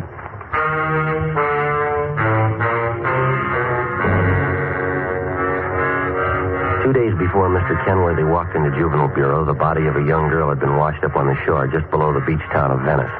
Apparently, she'd taken her own life. The girl was a brunette, attractive, not more than 17 years old. There was no identification on the body except for a rent receipt found in one of the pockets of a cotton jacket that the girl had been wearing. The rent receipt was made out to Linda Drake. It was signed R.L. King, 876 Peoria Avenue. The address was checked out, and R.L. King was found to be the girl's landlady. After identifying the body, she told investigating officers that Lois Brewster, alias Linda Drake, had lived at her rooming house with a girlfriend for about 6 months. The girlfriend's name was Joyce Fowler. The landlady went on to explain that the two girls had moved out about a week before without leaving a forwarding address. The Fowler girl had said that she would call back for any mail that might be delivered to the Peoria Avenue address. There had been no other leads to the dead girl's background or identity until her former neighbor from Minnesota, Mr. Wayne Kenworthy, showed up. Later that day, Ben and I met with Inspector Bullwing and briefed him. Dirty, rotten business. I'll buy that. How far have you gotten with it? Check the dead girl's quince with the missing persons bulletin. It's Lois Brewster. We notified the girl's parents in Minnesota. They're coming out to claim the body. It's pretty tragic. She's an only daughter. 17 years old. Same old story we figure, Skipper. Some phony talent scout grabbed her and showed her the bright lights. Got her to pose for those pictures one way or another. They can make a teenage girl go one of 100 directions after that. This one ended up on a beach. That's all I care about now.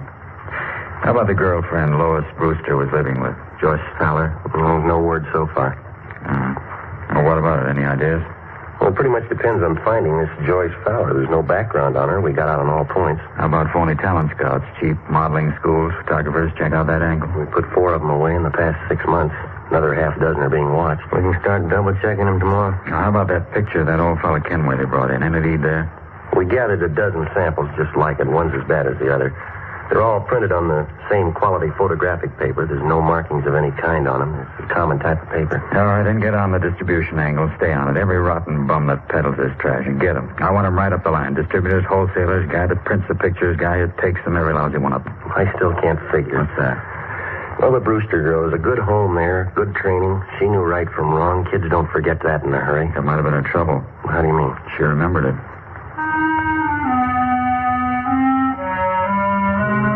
Wednesday, May 8th. 6 teams of men from Juvenile Division working in conjunction with the Detective Bureau started the drive against the obscene literature and photography traffic.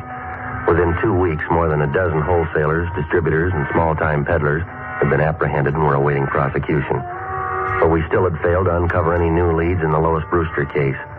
The roommate, Joyce Fowler, the all-important witness in the case, was still missing. No trace of her. The dead girl's parents arrived in the city, claimed the body, and took it back to Minnesota for burial. The drive continued. Another week passed.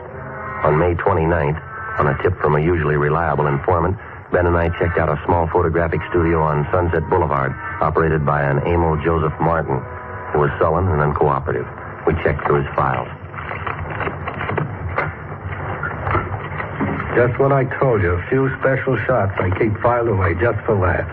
Mm-hmm. Once in a while, a friend drops in. I print one of them up for him. Yeah. Hold that one up to the light. Some of them are nice-looking dolls, huh? I print one up for my friends once in a while. What kind of friends do you have? Huh? How about this negative here, Martin? Do you mind printing this one up for us now? Sure, officer. My compliments. How many copies you want? One's enough. If you say so. Let's see.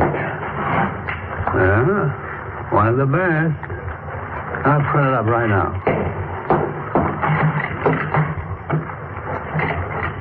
This way.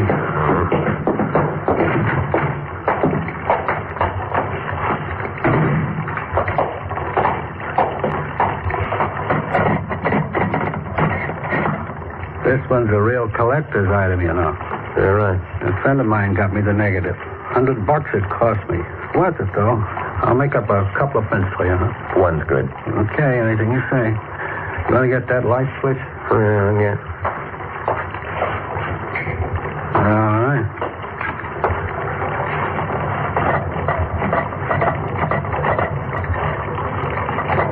Yeah. Beautiful negative.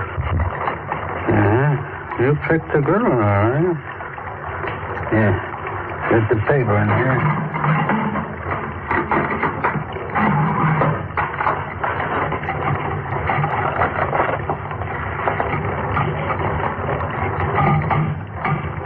That does it. Okay, one print. That's all you want? That's all.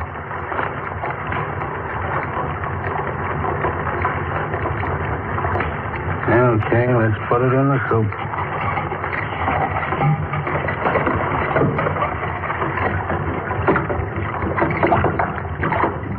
Yeah, I bet you get a kick out of this one. Real beautiful girl. How'd you happen to get a hold of this negative? You take the picture? No, a friend of mine got it for me. It cost me a C-note. There we go. Put it in the stubber.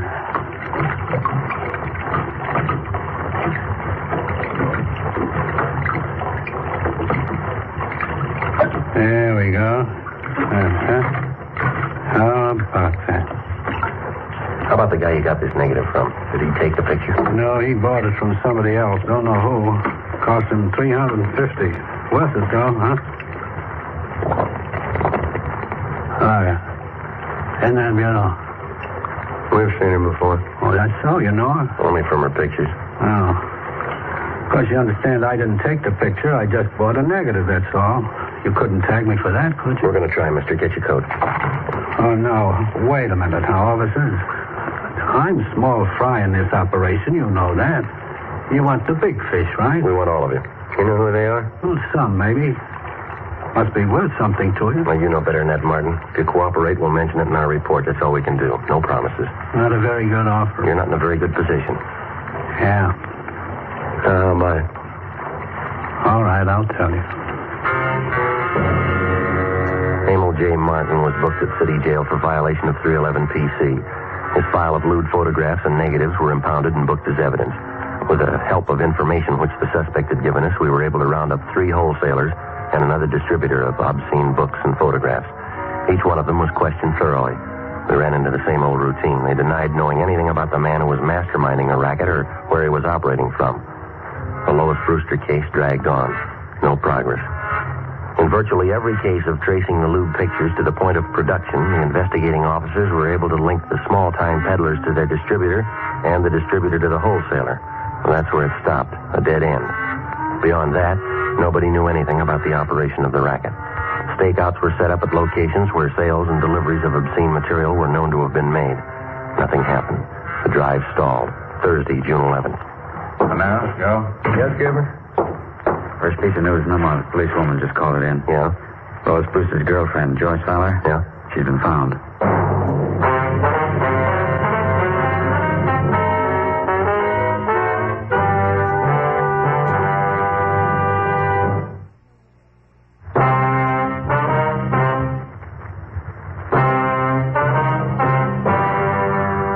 Like most organized crime, the traffic in obscene literature and photographs is a racket jealously guarded because of its heavy profit.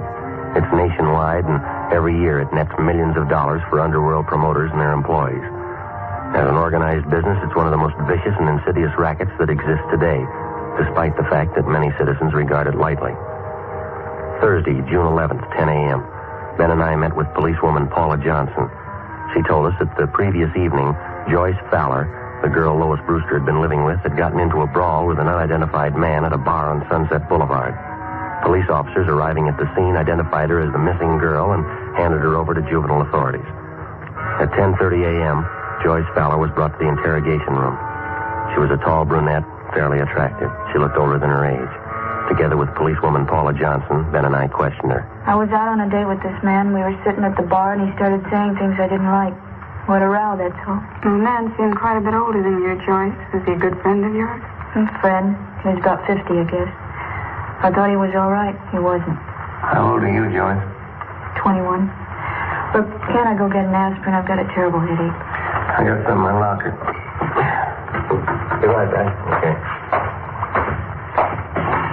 I still don't know why I'm here. What do you want to know? Well, you were a good friend of Lois Brewster's. You lived with her, is that right?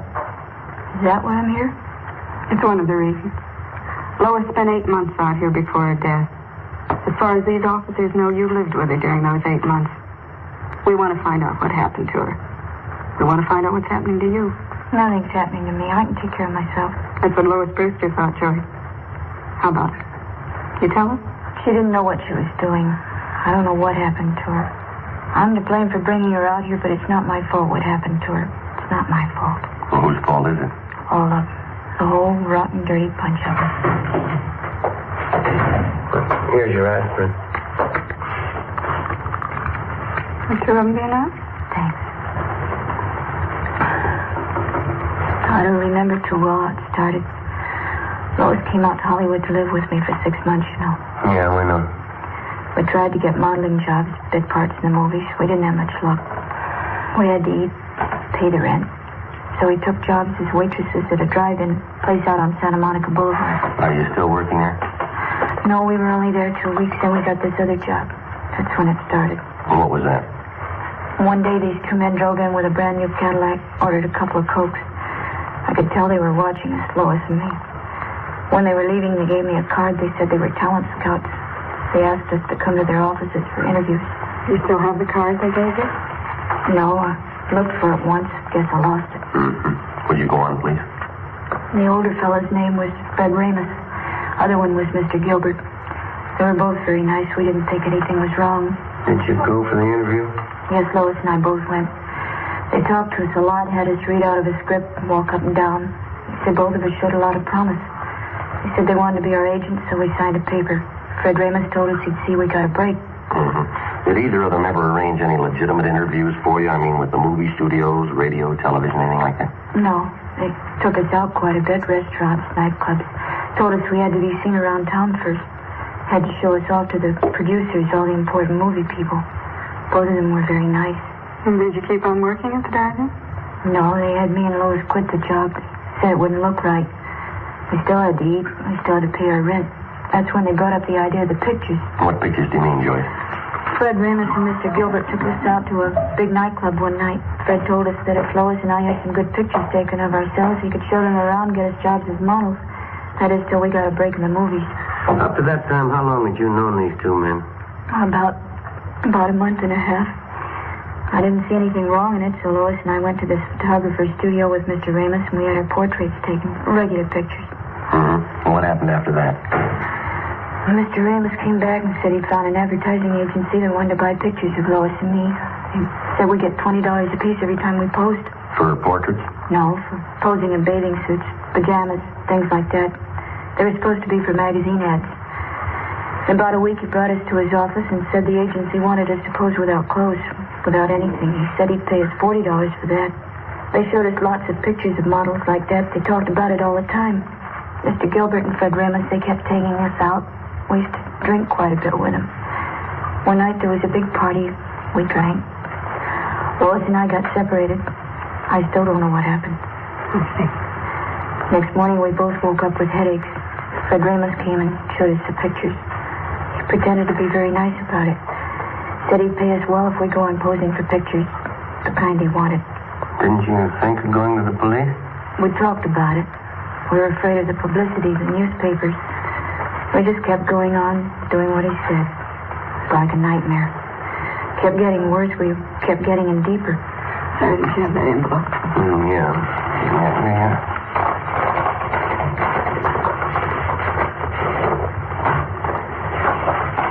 You recognize these pictures, Joyce? Yes.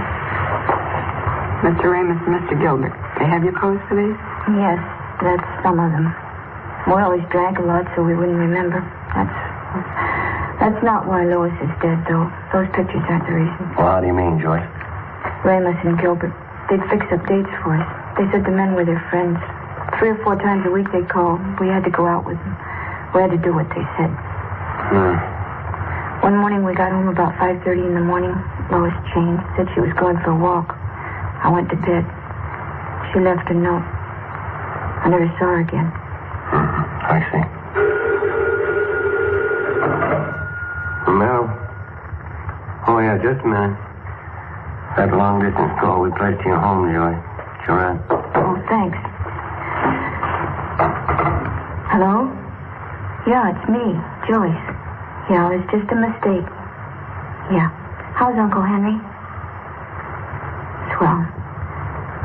No, it's all right. Don't you worry. Yeah, all right. I'll write you tomorrow. Yeah, bye. Thanks for placing the call, Sergeant. You're welcome. Glad to do it. Anything else you want to know? Yeah, there's just one more thing. Do you still have that note that Lois Brewster wrote before she died? No, I lost it. I remember what it said, though. Yeah. Said I'm sorry. It was signed Lois. That's all.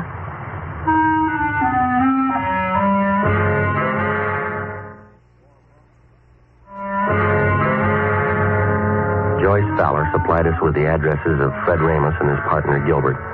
She gave us all the names and addresses of all their friends and employees that she knew of. She also pointed out their offices and base of operations.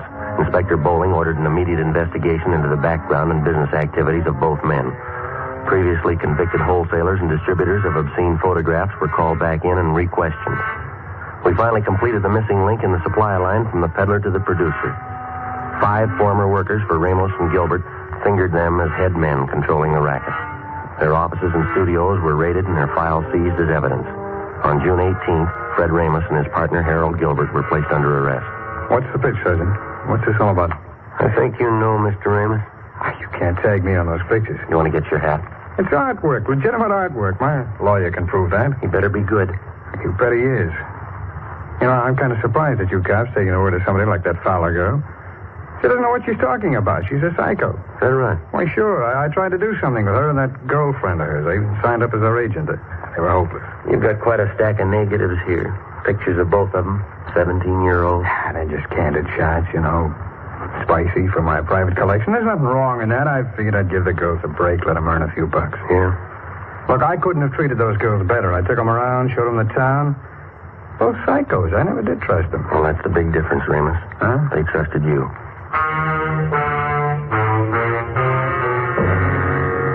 Fred Ramus and Harold Gilbert were brought downtown to Inspector Bowling's office. Joyce Fowler was seated next to the desk. Gilbert was brought in. She identified him.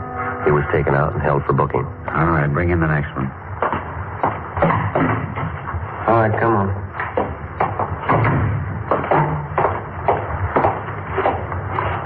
Yeah? Can you identify this man, Miss Fowler? Yes.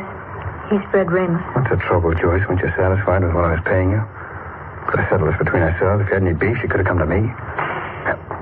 You're lucky, Fred. I'd kill you now if I could. Oh, Joyce, come on now. Sit down. All right, Sloan, take him out. Joyce, sit down. Come on, sit down. Be back in a minute, Joe. All right.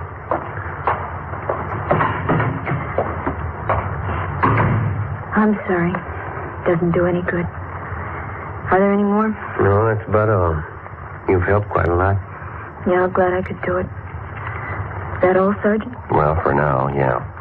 You'll have to testify at the trial. After that, the juvenile court's going to keep in pretty close touch with you. I see. Aren't you going back home, Joyce, to Minnesota? No, it'd be the same old thing. My aunt'd be glad to see me for the first week. Then she'd start all over again, hollering at me, picking. Wouldn't be any use. What are you going to do out here, Joyce? You know? I know a nice fella in Santa Monica. He's going to get me a job at a brand new drive-in. Cute uniforms. Well, I don't think juvenile court's going to let you take a job like that, Joyce. I hope so. A lot of talent scouts go there. Radio, movie producers. They might notice me. Yeah? Never can tell. Might lead to something.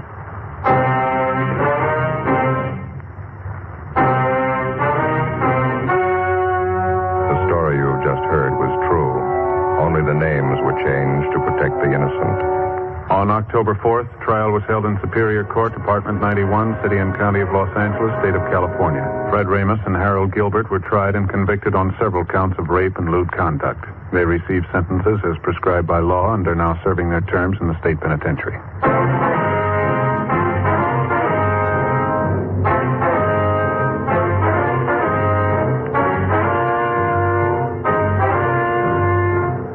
You have just heard Dragnet, a series of authentic cases from official files. Technical advice for Dragnet comes from the Office of Chief of Police W.H. Parker, Los Angeles Police Department.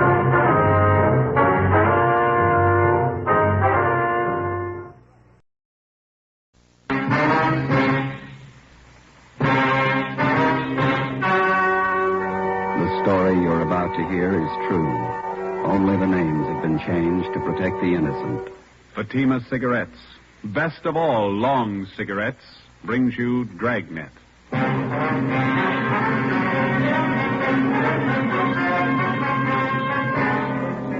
You're a detective sergeant. You're assigned to robbery detail. In 4 months, 15 food markets in your city have been held up and robbed. The bandit is well dressed, well armed. Your job, stop him. You'll be amazed when you compare Fatima with other long cigarettes. You'll find they now cost the same. But in Fatima, the difference is quality. You see, Fatima is the quality king-size cigarette because it contains the finest Turkish and domestic tobaccos superbly blended. And Fatima is extra mild with a much different, much better flavor and aroma than any other long cigarette. Because of its quality, its extra mildness, its better flavor and aroma, Fatima has more than doubled its smokers coast to coast. So try comparing Fatima yourself. Fatimas now cost the same as other long cigarettes, but your first puff will tell you. Ah, that's different. Yes, in Fatima, the difference is quality. Ask your dealer for Fatima, the quality king-size cigarette. Best of all long cigarettes. Start enjoying Fatima tomorrow.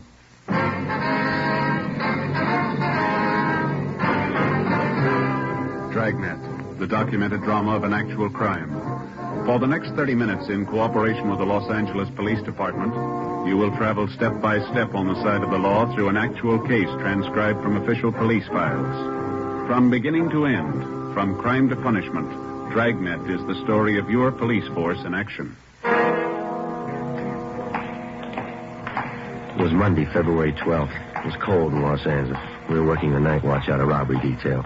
My partner's Ben Romero. The boss is Thad Brown, chief of detectives. My name's Friday. It was 9:48 p.m. when we got to room 25A, interrogation room. Have a chair, Mr. Pollard. Yeah, thanks. Now, what is it that you want to tell us, sir? Well, do you have a cigarette, please? Yeah. Here you are.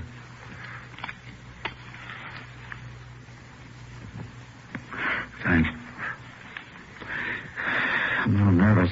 It's never happened to me before. What's that? Well, after I thought it over, I knew it wouldn't be any use to keep it up. I knew you'd find me. I don't think I quite follow you. I want to confess. That's why I came here. Yeah? I knew what I was doing wrong. I just couldn't help myself. What have you done? I'm not trying to defend myself. I needed money, that's all. There wasn't anything else I could do.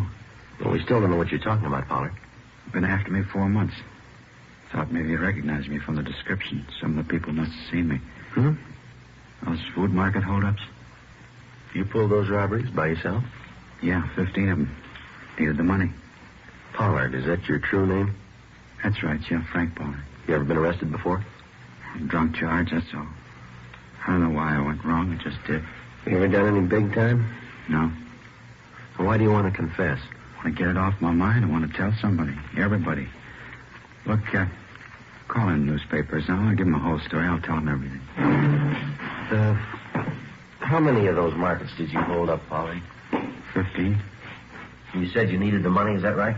Why? Personal reasons. Now, look, you got a light again. The smoke's out there. Yeah. Here you are. Yeah, thanks. You use pretty much the same routine on all of the holdups, is that right? Yeah, I only pull one job a week. Figured that was the safest way. Dressed pretty well, like a salesman. Always had a briefcase with me. Is that where you carried the gun? Yeah. Always worked, too. I'd show up at closing time, get the manager in the back room, then pull a heist. What kind of a gun did you use? Service pistol. I had it from when I was in the Army. How do you usually work it? Well, when I got the manager alone in the back office, I'd just pull the gun and I'd say, give me the money, all of it. They knew I wasn't fooling. They'd give me the dough. You don't seem to fit the hold-up man's description too closely. Did you wear a mask on those jobs then? Sometimes I did, sometimes I didn't. How about the man who worked with you? Where's he? Wasn't anybody else, just me. Worked him alone. That's where you cops were wrong. You thought there were two of us, didn't you? We thought so, yeah. Pulled every job by myself. That's where I crossed you up. I knew what I was doing. I didn't need any help. Well, how about that market out on West 7th that you held up last night? Did you pull that one alone, too? Yeah, sure. I always work alone. Guess I had you guys going, huh? Your story doesn't come very close. The man we're after doesn't use a service pistol. He never wears a mask, either. What are you guys getting at? I told you I pull those robberies. I ought to know how it happened. I use a service pistol. Did you use it in that robbery last night, the one out on West 7th? Sure, I always use the same gun. Last night was no different. You're wasting time, mister. What do you mean? Look, I just want to confess. No, sir, there wasn't any robbery last night. On further questioning, the suspect, Frank Pollard, broke down and admitted his confession was a lie. He explained that he wanted the publicity to impress a girlfriend. We had him fingerprinted and delivered him to the Georgia Street Hospital detail. He was filed on and then removed to the psychopathic ward at the county hospital for further examination and treatment. Our 4-month-old search for the market bandit went on. In the 2 weeks that followed, we tracked down more leads. They led nowhere. The real market bandit was still at large. On the night of February 25th, he hit again, this time at a supermarket out on Santa Monica Boulevard. We interviewed the manager, a Mr. Harry Talbot, in his small office at the rear of the store. I guess I should have known better. I got the bulletin you sent out on the guy, his description, everything. I just wasn't thinking, I guess. He came in the market just before closing time, is that right? Yeah, a couple of minutes after 8. Looked well-dressed, had a briefcase under his arm. I fell for it like the rest of them. I thought he was a salesman. Well, how about the man's description, sir? About 5'11", 170 pounds, I guess. Gray suit. It's the same description you had printed up in the paper. Uh-huh. Was anyone else around when the man came in the door? One of my clerks, Everett Smiley. He saw him leave and get in a car right after the robbery. Is this clerk still around? We'd like to talk to him. Oh, he went down the street a minute. He'll be right back. Mm-hmm. Yeah, maybe that's him. Yeah? Mr. Talbot, you remember me, Mrs. Bolton? Oh, yes, ma'am. I'd like to ask you a favor, Mr. Talbot, as an old customer. I'm tied up right now, ma'am. Could I see you a little later on? I won't even come in, Mr. Talbot. You see, we're having our annual benefit whist party down at the community church. They were going to have it next Thursday, but I made them put it off another week so we could get some decent prizes. Oh, yes, ma'am. Of course, a lot of our people are good customers of the store here, so I knew you'd be willing to give something to the prize list. Oh, yeah. Shall I put you down for one of the door prizes? Maybe 2 or 3 market baskets full of canned corn, peas, things like that? Yeah, okay, Mrs. Bolton. I'll have Everett fix them up tomorrow. Of course. Well, thank you very much, Mr. Talbot. I'll have my boy Robert pick them up tomorrow. You'll have the baskets fixed up real nice, won't you? Yes, ma'am. I'll take care of it. Well, thank you again. Goodbye. Goodbye, ma'am. Goodbye, gentlemen. Goodbye. Mr. Talbot, I wonder if you could tell us what happened after you got back here in your office with the hold-up man. Well, it happened pretty fast. He reached into the briefcase he was carrying like he was going to get his order book, and he came up with this gun. He told me to open that safe there. But I stalled. I said I didn't know how. I see. And that's when he started telling me what he'd do to my family, my wife, if I didn't open the safe. He knew all about us, my address, my wife's name, my kids. He said he'd get them if I didn't do what I was told. Same M.O. Never fails him. What'd you do then, Talbot? Well, money's not worth that much to me. I opened the safe and gave him everything. A little over $400. I still don't know how he got that information about my family. Do you have any suspicions at all? No, nobody I can think of. How about the gun he had? Can you describe it? Well, just like you have it listed in that bulletin on him. 38 revolver, blue steel, long barrel. Mr. Talbot. Come on in, Ev. Officers, this is my clerk, Everett Smiley. I'm sorry I forgot your name. Friday and Romero, robbery detail. Hi. No. Hello there. Hey, Mr. Talbot says that you saw the hold-up man leaving the market. Is that right? Yeah, that's right. He walked right out of the store and down the street just like nothing happened.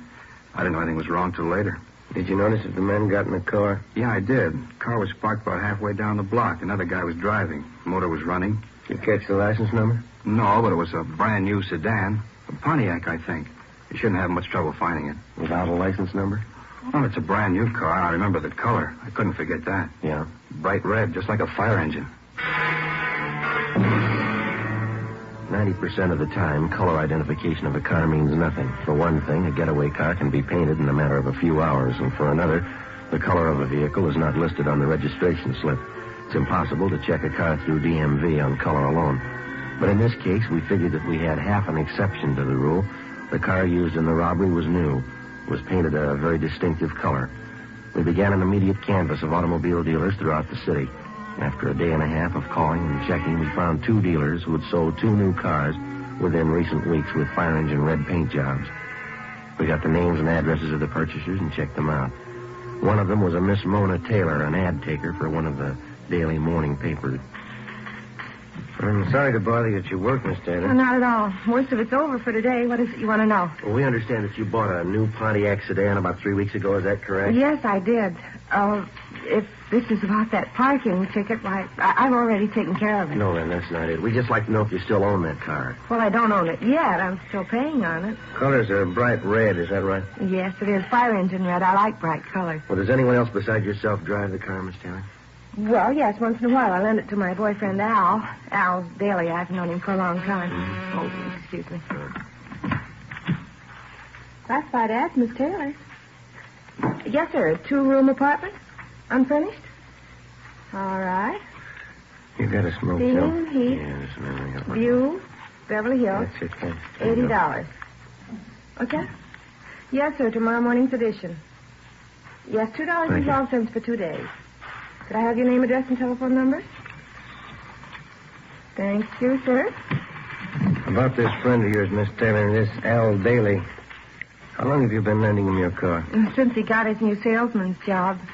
He has to make night calls on customers out in the valley, so I let him have the car, usually about once a week. When's the last time that he borrowed the car, miss? 2 nights ago.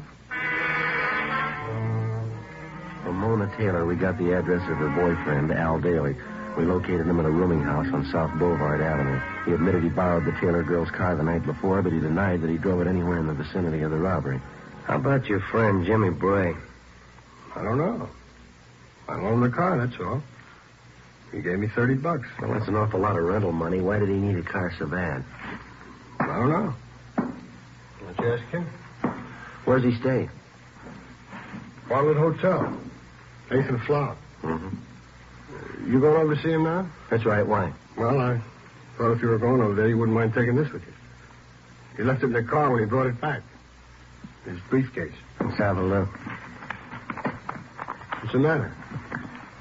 What's all the fuss about a briefcase? Yeah? Mm-hmm. What is it? Let's see. All right, you got an answer for that, Daly? Sure a funny place to keep a gun. We took Al Daly downtown where he was held for questioning. We had a stakeout placed on his rooming house. We had both Daly and Bray checked through R&I. No criminal record. The briefcase and the .38 revolver were booked as evidence with the property clerk. There was no record or prints on the gun.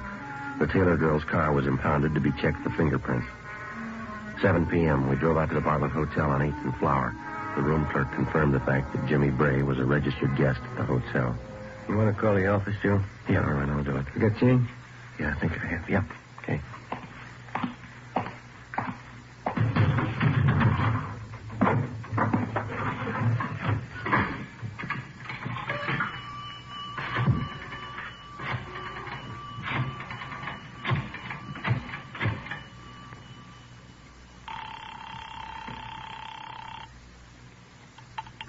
City Hall. 2511. 2511. Robbery Powers. Joe Friday, John. We're out at Bray's Hotel. We're going to stake it out. He's not in yet. Yeah, that's what I figured. What do you mean? The market out on 12th Street was held up a minute ago. Yeah? Bandit carried briefcase.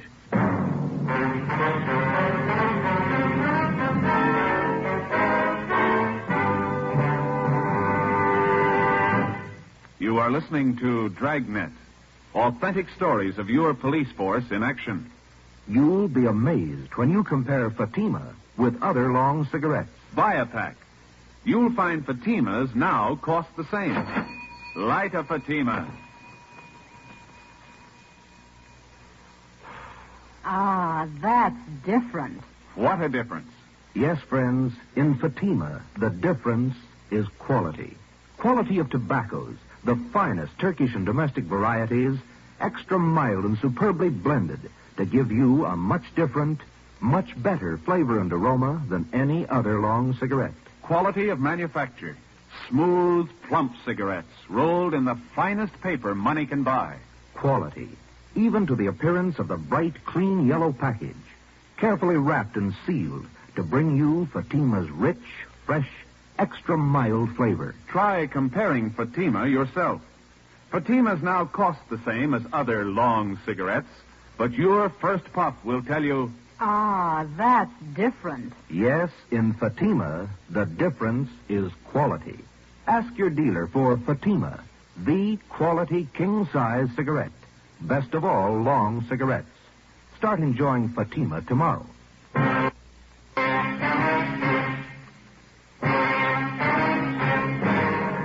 11:30 p.m. After checking Bray's room and finding nothing, Ben and I remained on stakeout at the Bartlett Hotel. The suspect failed to show up.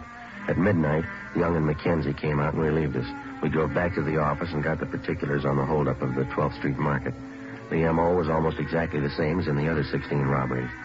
The victim's description of the holdup man matched perfectly with Bray's. By noon the next day, the suspect still had not returned to his hotel.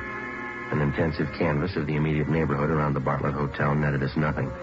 Nobody remembered Bray. We checked the bars and restaurants that he was known to patronize. No one had any idea where he might be. Details at the airport, railroad stations, and bus terminals were alerted. We got out a supplementary description on our original APB. The sheriff's office was kept advised. 2 days passed. Still no sign. We questioned and re-questioned Al Daly. Either he couldn't or he wouldn't add anything to what he'd already told us about Bray. A series of stakeouts were placed at food markets in areas where Bray had staged robberies previously. A composite picture of the suspect was made up and given wide distribution throughout the city. It all went for nothing. The following Tuesday, March 4th, Bray robbed a neighborhood market in Highland Park of $150. I had to give him the money, Sergeant. He threatened my wife and kids. Said he'd see something happen to them if I didn't open the safe. Did you say he wore gloves, sir? That's right. I thought it didn't jibe at first. A salesman wearing gloves like that. Didn't think about it till it was too late. Did you notice if he was on foot or did he get away in a car? He had a car, all right, parked down the street there.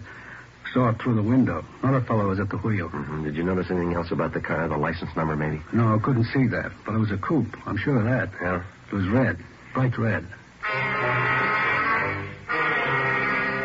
There was one angle we couldn't figure. If Bray was bent on a steady career of robbery, why did he use an escape car painted the most conspicuous color possible? We checked out Mona Taylor's car again. There was no connection.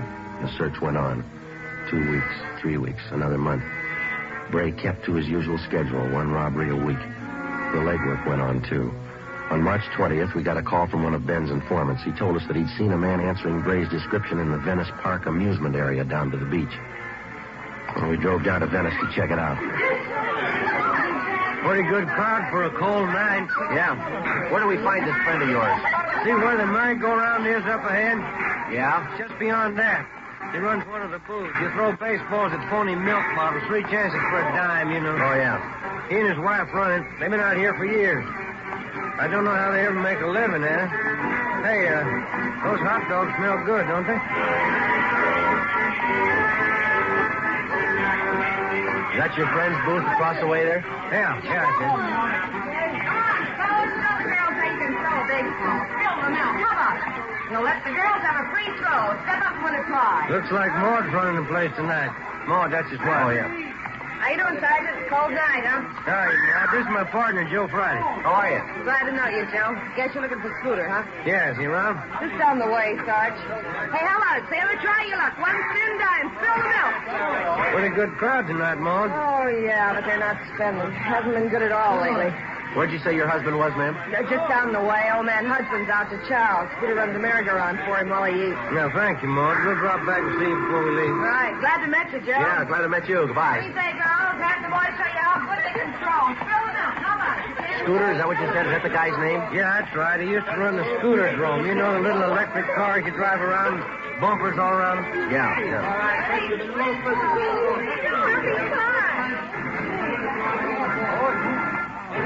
There he is. Scooter? Hey, Scooter! Hi, Sarge. I've been waiting for you. Hop on. Yeah, go ahead, Joe. Okay.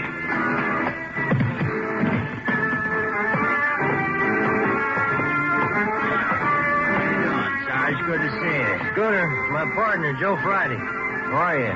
Yeah, glad to know you, Joe. I guess we can talk here as well as any place, huh? Sure. What's the story, Scooter? It's like I told you on the phone. Murphy down the Penny Arcade, he noticed the guy first. He pointed him out to me. He sure hits close to Bray's description. Well, when did you first see him? Oh, 2 nights ago, I wasn't so sure it was Bray the first time, and then I saw him last night. That cinched it. I didn't hear that. I said I saw him last night, and that cinched it. Oh. Well, when did this Murphy, was that his name? When did he first see him? About a week ago. He's got an eagle eye for strangers who hang around. Murphy thinks the guy's staying out here someplace. Any idea where? Just a minute. No jumping around like that, son. Now you'll fall off and bang your head. Kids. Where'd you spot this man, Scooter? Same place Murphy did it. He's hanging around the shooting gallery down the way. The guy who runs the place is new. We don't know him well enough to ask him about it. You mean this man who looks like Bray just hangs around the counter there? Well, no, not exactly. You see, there's a little office to one side of the shooting gallery, and the times I seen the guy, he was either coming in or going out of there. Mm-hmm. When's the last time you saw him, Scooter? Huh? I say, when's the last time you saw him? Oh, earlier tonight, about 6:30. I think Murphy's right. The guy's holding up in there. Hold on there, Curly. Now, don't try to get off the merry-go-round loose. Stop. That's the girl. Thank you a lot, Scooter. We'll check back with you before we leave. Yeah, okay, Sarge. I hope it helps you out. I gotta met you, Joe. Right, see you later. There's the shooting gallery down there by the bullseye, son. Yeah, if the guy is Bray, it's funny that he hasn't been spotted before. This area is pretty well patrolled here. Yeah. Try your skill, fellas. 10 shots, only quarter. We're police officers. Like to ask you a few questions. Oh, what about? What's your name? Gridley. Max Gridley. You know anybody by the name of James Bray? Bray? Uh-huh. No, I don't. Why? How about this, Mr. Gridley? Know anybody who fits that description? No, it doesn't mean anything to me. What's the matter, anyway? Well, a man answering that description has been seen entering and leaving this office right next door over here. It's part of your concession, isn't it? Yeah, that's right. But I'm the only one who uses it. Somebody must have got the wrong slant. Then you wouldn't mind if we looked it over. Routine investigation. Well, I don't know. Yeah, all right. Come around and open the door for you. All right, come on.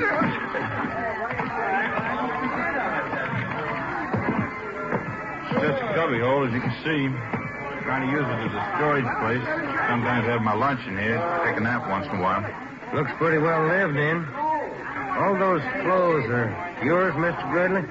Yeah, that's right. Why? Hey, Mac, how about a loan on this thing? Oh, it's customers. Excuse me a minute. Be right back. Yeah, go ahead. Hey, Joe. Yeah. Over here, have a look. This towel. Look at the name stenciled on it. Bartlett Hotel. 9:30 p.m. We advised the shooting gallery operator not to attempt any phone calls. Then I called the office, and Ricketts and Powers came out to help us with a stakeout on the shooting gallery and the adjoining office. Ben and I covered from the Penny Arcade directly opposite the shooting gallery. Ricketts and Powers were staked out 2 doors away at a stand that advertised handwriting analyzed, 25 cents. We waited. Ben munched on a bag of popcorn. 10:30 p.m., no sign of the suspect.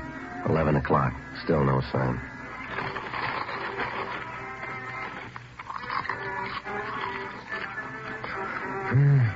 Getting pretty cold. Everybody going home? Yeah. You got any more of that popcorn there? Oh, yeah, here you are. 2 pieces left. Very good. Must have been. Not much in there now. Oh, I'm sorry. I can get another bag. Machine's right over there. No, turn it off. How about some peanuts? No, thanks. Oh, sure, there's some in there, Joe. Want some? No. Sure would like to see Bray show up. Hate to spend the night staked out here. Hey, wait a minute. Look. Huh? The shooting gallery. The guy in the blue suit? He's talking to the manager. He's going around the side door. Yeah, come on. He's going inside. All right, hold it right there, mister. Joe, watch it. Ricketts, Johnny, cover the back. Hi, Joe. I'll get the door. Come on, let's hit it. Yeah. Went out the back. Come on. Yep. Hold it. Johnny's got him. Yeah.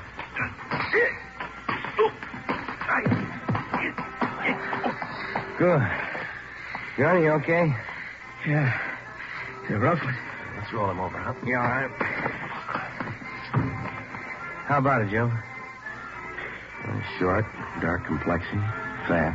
What do you think? I don't know, but it's not Bray. Ricketts and Powers remained on stakeout at the shooting gallery while Ben and I took the suspect downtown along with the proprietor of the shooting gallery, Max Gridley. We had the man treated for cuts and bruises at Georgia Street Receiving Hospital, and we took him to the office. He identified himself as Blake Chatfield, an unemployed salesman. After 2 hours of questioning, he broke down and admitted that he was Bray's accomplice. In each of the 18 robberies, he drove the getaway car. He said for the past month, he and Bray had been living in the office adjoining the shooting gallery. He was booked at the New City Jail on suspicion of 211 PC. Max Gridley was held for further questioning. 1:35 a.m. We checked back in at the office. Guess I had too many hot dogs out there. Yeah, what's the matter? Oh, indigestion. Maybe it was the popcorn.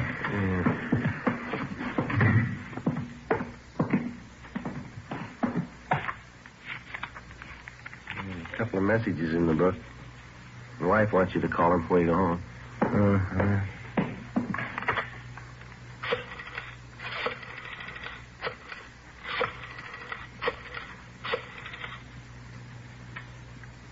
Hello, Amy?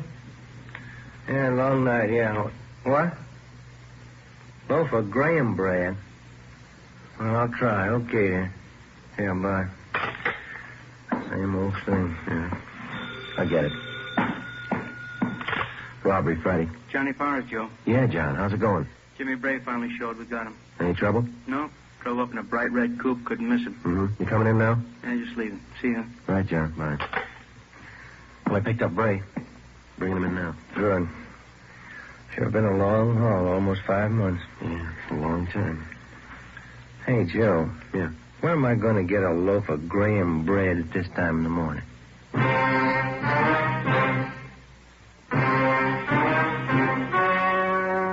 The story you have just heard was true. Only the names were changed to protect the innocent.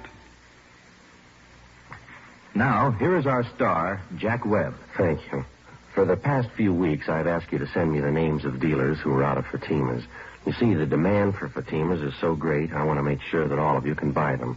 So keep on writing. If you find a dealer fresh out of Fatimas, let me know. We'll have something done about it. Write your dealer's name and address on a card and mail it to me, Jack Webb, Post Office Box 951, Hollywood 28. That's Jack Webb, Post Office Box 951, Hollywood 28. Now, a word for you, Mr. Dealer. The coming holiday season will find new thousands insisting on Fatima quality. So step up your orders for Fatima tomorrow. Get in on the increasing demand for the quality long cigarette.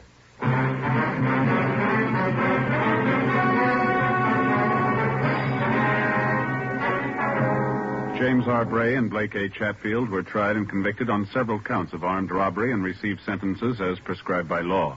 Max Gridley was filed on for failure to register as an ex-convict. Bray and Chatfield are now serving their terms in the state penitentiary. Technical advice for Dragnet comes from the Office of Chief of Police W.H. Parker, Los Angeles Police Department.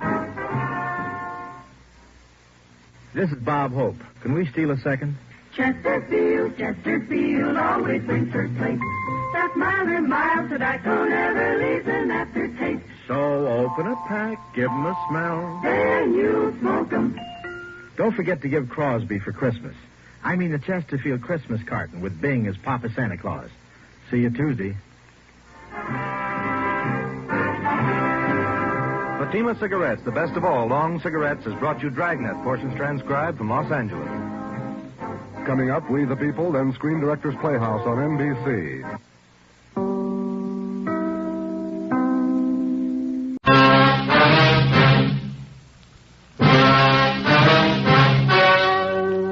The story you are about to hear is true.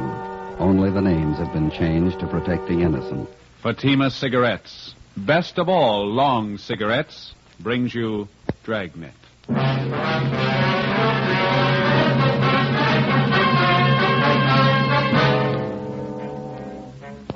You're a detective sergeant.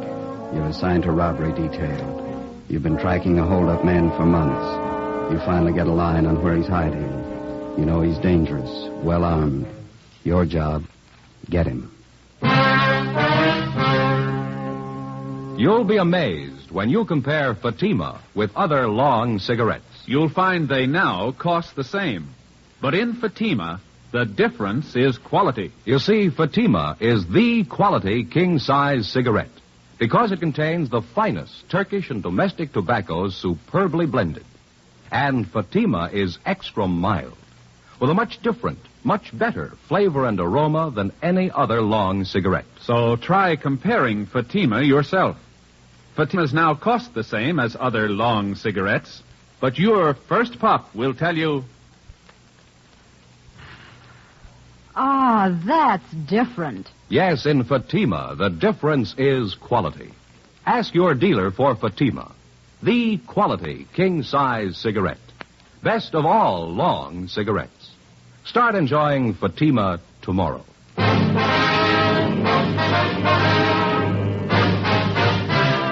Dragnet, the documented drama of an actual crime.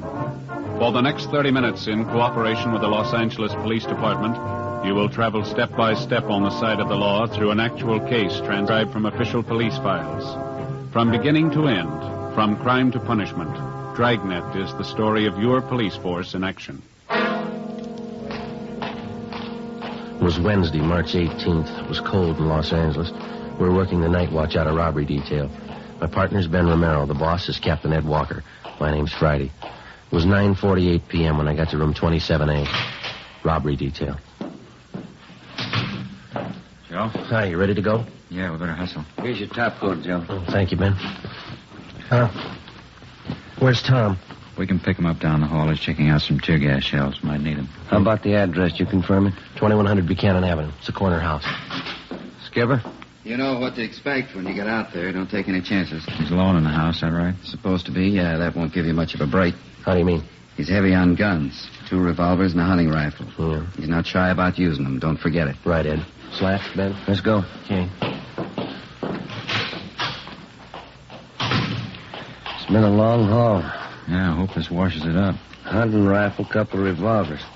What do you think, Joe? Well, 18 robberies in 3 months. You know the guy as well as I do. Yeah. What's your guess?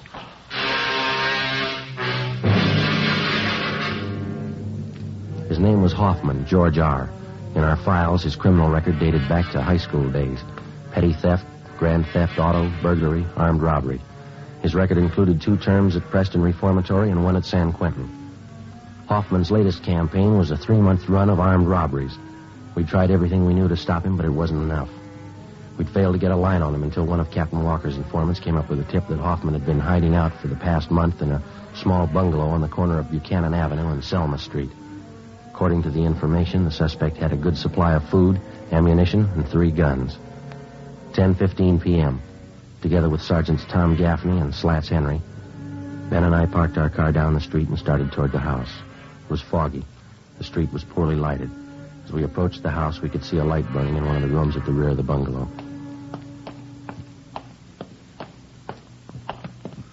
The light in the back room, Joe, just went out. Yeah. Slats, you and Tom want to cover the back? Right. Let's go, Tom. Be careful, huh? Yeah. All right, Ben. Easy, huh? The curtains in that corner room. I thought I saw him move. Come on, get out! Come on, Ben, the front door. Yeah, come on. Come on, hit it. Yeah. Come on, hit it again. Yeah, all right. Come on. They got it blocked or something. Something piled against it. Come on, once more. There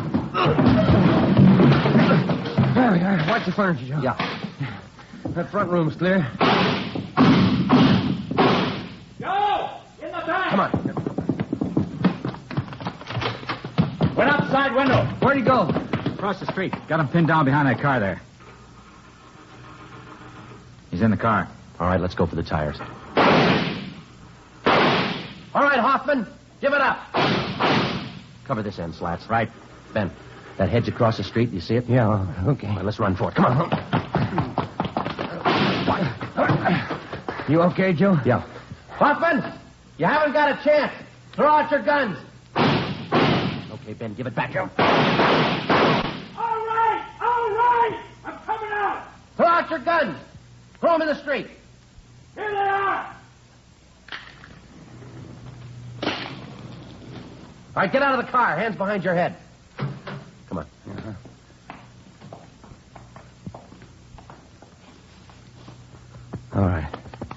All right, hands behind your back now. Slats. Yeah? You want to get our car? Right, Joe. Who told you? Who gave you the tip? Does it matter? I made it easy enough for you. Lousy car wouldn't start. I'd be 3 miles away if it would have started. Better call the tow truck, huh, Joe? Let me give it a look, huh?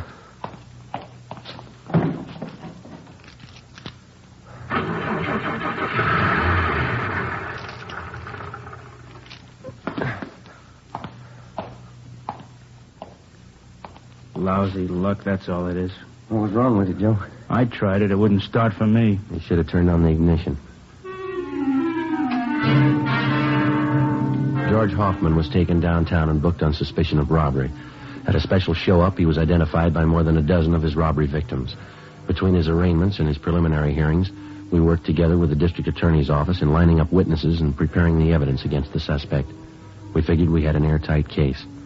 Hoffman's trial in Superior Court was set for May 14th.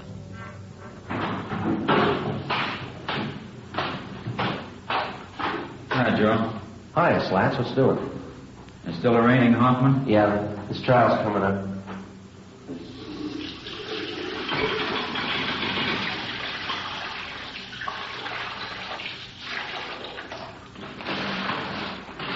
Hey, what happened to your eye?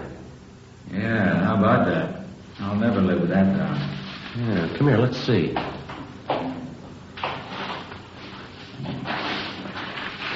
First real black eye I ever had. Had them bruised plenty. They hurt, you know. Yeah, how'd that happen? Well, every week Gaffney and I go up to the neighborhood boys club after work to help coach the kids at sports, you know. Mm-hmm. Well, last week we had boxing lessons. Yeah. I was coaching this one youngster. He turned out to be a lot quicker than I thought. You're really connected. Mm-hmm. I guess everybody in the building has heard the story, huh? Yeah, just about. Gaffney took care of that. Captain called me in this morning, asked me if I wanted to file assault charges against the kid.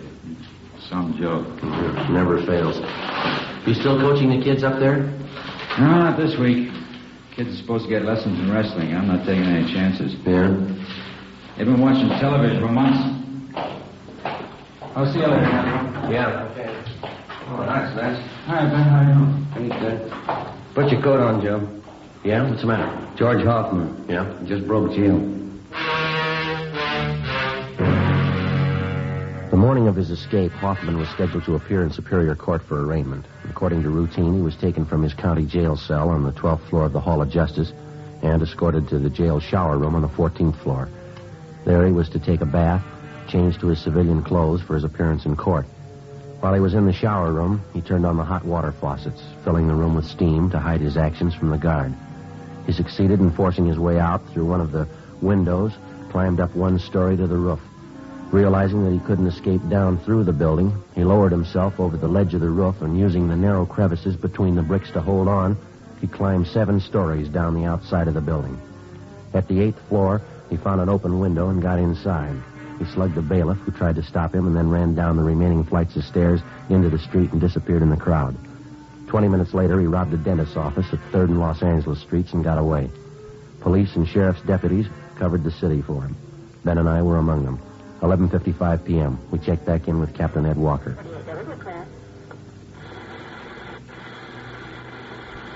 KGPL Los Angeles. You want to cut that speaker, Ben? Yeah. 11A, 6th Spring, 118. Nothing. Not a trace of him. He must have a good friend someplace in town. Everything's covered. His friends, relatives, his hideout, everyone he knows, every place he's ever been. We plugged every loophole we can think of. The depots, terminals, the airports, still no trace of him. Well, I don't know. It sure is a strange one. No stranger than climbing down the side of a building. Did you check that story out, Ed? It's the truth. Apparently, Hoffman planned the thing out pretty carefully. How do you mean? The sheriff's men talked to some of the prisoners in the jail. They said Hoffman was practicing for it since the day we put him in there. Uh-huh. He'd work out 5 to 6 hours every night, building up his hands and fingers. How'd he do that? Use the upper bunk in his cell, hang from the edge of it with the tips of his fingers. He'd do it for hours, pulling his body up and down.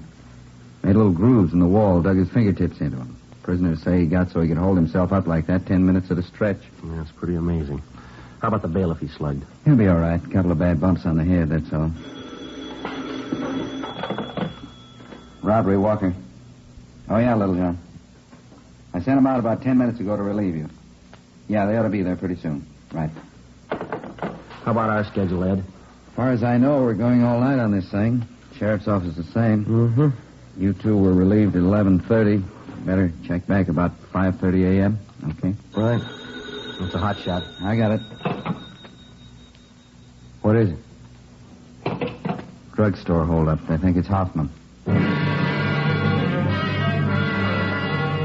The scene of the holdup was the Rex Lake Pharmacy on the corner of Pico Boulevard and Pine Lake Street. The victim, a Mr. Clarence Geringer, told us that the holdup man had entered through a rear door, slugged him, and escaped on foot with his overcoat and about $150 in cash. We showed him a number of mug shots. He identified George Hoffman as the bandit. A special detail of men were ordered on a thorough search of the general area around the drugstore. No sign of the suspect. The citywide dragnet continued all that night and into the next day. No developments. The search went on. A week passed. 2 weeks. At 10 p.m. on the day Hoffman was scheduled to be tried in Superior Court, he beat up and robbed a 40-year-old liquor salesman in the Highland Park area. Again, he made good his escape. Routine investigation failed to turn up a single lead. June 8th. The suspect was still at large. The legwork continued. 817, is that the address you got? Yeah, he said it was near the corner. Oh, yeah, there it is. The Townsend Hobby Shop. Yeah, let's go in. Mm-hmm. Joe, look at the electric trains. Look at that one. Beautiful layout, huh? Mm-hmm. I guess that's all they handle in here, electric trains, huh? Must be money in it. Look at those signals there and switches. They're all automatic. Wonder if my boy's old enough for a train yet. There must be the manager over there. Come on. Say, excuse me, sir? Just a moment, please. Be right with you. Got to check this transformer. All right.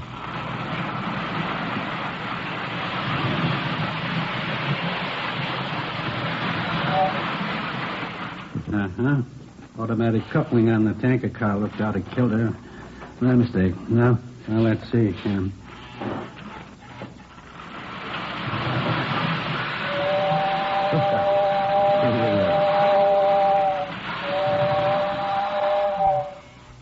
Yep, she's a dandy, isn't she? Sure is. I'm sorry, gentlemen. Have to keep up our maintenance on the rolling stock. What can I do for you? Police officers, we're looking for a Mr. Townsend. Oh, yes, I'm Roy Townsend. Are you the sergeant I talked with on the phone? Yes, sir, that's right. This is my partner, Sergeant Romero. Hi, Mr. Townsend. You mentioned that you might have some information for us. Yes, as a matter of fact, I may have. About that fellow who climbed out and escaped. It was in all the papers. George Hoffman. Hoffman, that's it. I'm a pretty good one for faces. I think I might have seen him last night. Where was that?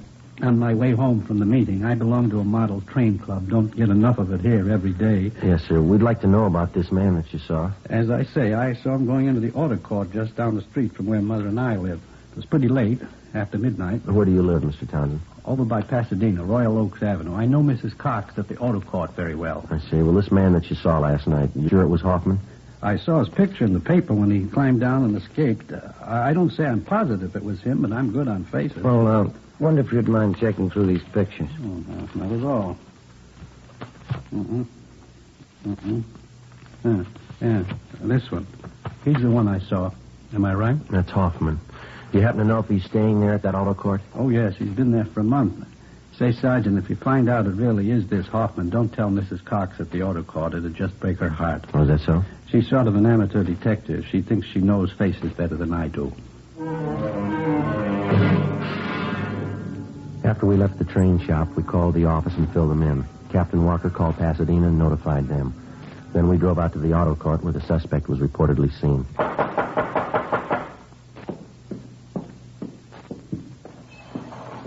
Yes, you want something? Yeah, are you Mrs. Cox? Yes, I'm the manager here. If you want lodgings, we're filled up. You might try the Golden Eagle straight down the street there. Police officers, Miss Cox. Do you have Mr. Hoffman staying here? Hoffman? No, I don't. Got a Hoffmeyer, though. You sure that's not it? No, look. Would you look at this picture, ma'am? Recognize it? Yes, but his name's not Hoffman. It's Kane. Number 23. He's not in, though. Left this morning. Oh, is that so? Yes, won't be back for another hour.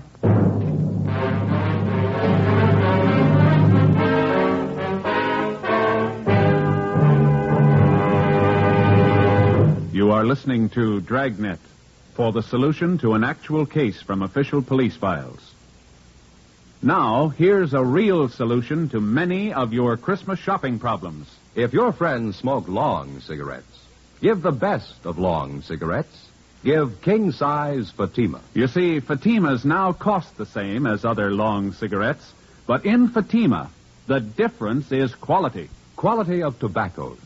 The finest Turkish and domestic varieties, extra mild and superbly blended, to give smokers a much different, much better flavor and aroma than any other long cigarette. Quality of manufacture. Smooth, plump cigarettes, rolled in the finest paper money can buy. Quality, even to the appearance of the distinctive royal blue Fatima gift carton. Christmas wrapped and carefully sealed to ensure Fatima's rich, fresh, extra mild flavor. Remember, Fatimas now cost the same as other long cigarettes, but in Fatima, the difference is quality. So this Christmas, give your friends the best. Give Fatima, the quality king-size cigarette. Best of all long cigarettes.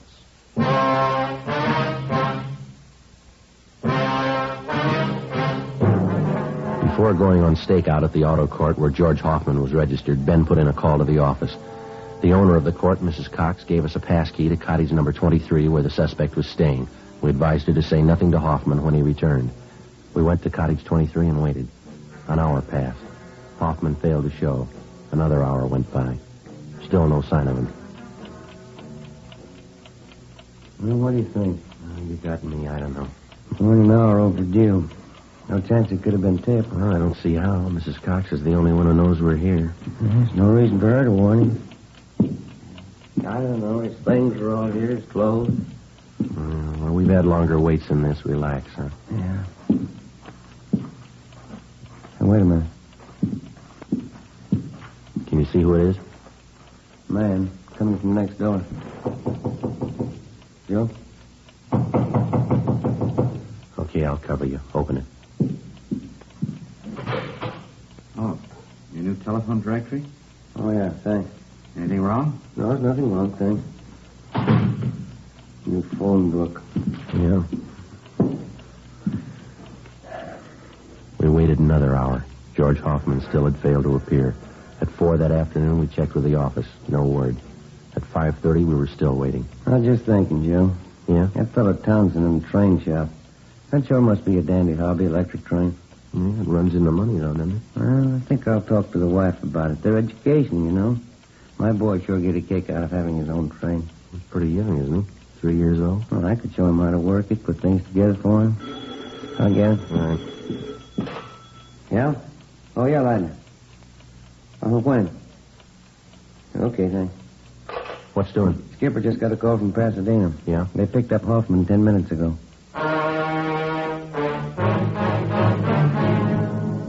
The suspect, George Hoffman, was taken back to Los Angeles and lodged in county jail. This time there was no escape.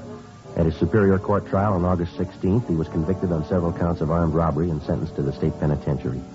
From August to January of the following year, the months went fast. We washed up a string of liquor store holdups just before Christmas, got 2 days off. My Uncle George and Aunt Allen came down from Renton, Washington to visit with my mother during the holidays. In January, Ben was off work for a week with a bad dose of flu. Another 5 months went by. Toward the end of June, we got word that George Hoffman was no longer at the state penitentiary. After serving 11 months, the former holdup man had been paroled into the Army with the provision that he serve overseas. Another 3 weeks passed. July 12th, Tuesday, Ben and I had lunch at Koken's Cafe and checked back in at the office. I wish Koken would change his menus a little oftener. Fried beans and pastrami sandwiches. Seems to have the same thing every time. Well, you sure dug into them. I got the idea that you'll like them. Like them, all right. I just eat too much, that's all. 3 sandwiches, 2 plates of beans. No wonder I never eat dinner. Dan? Joe? Yeah.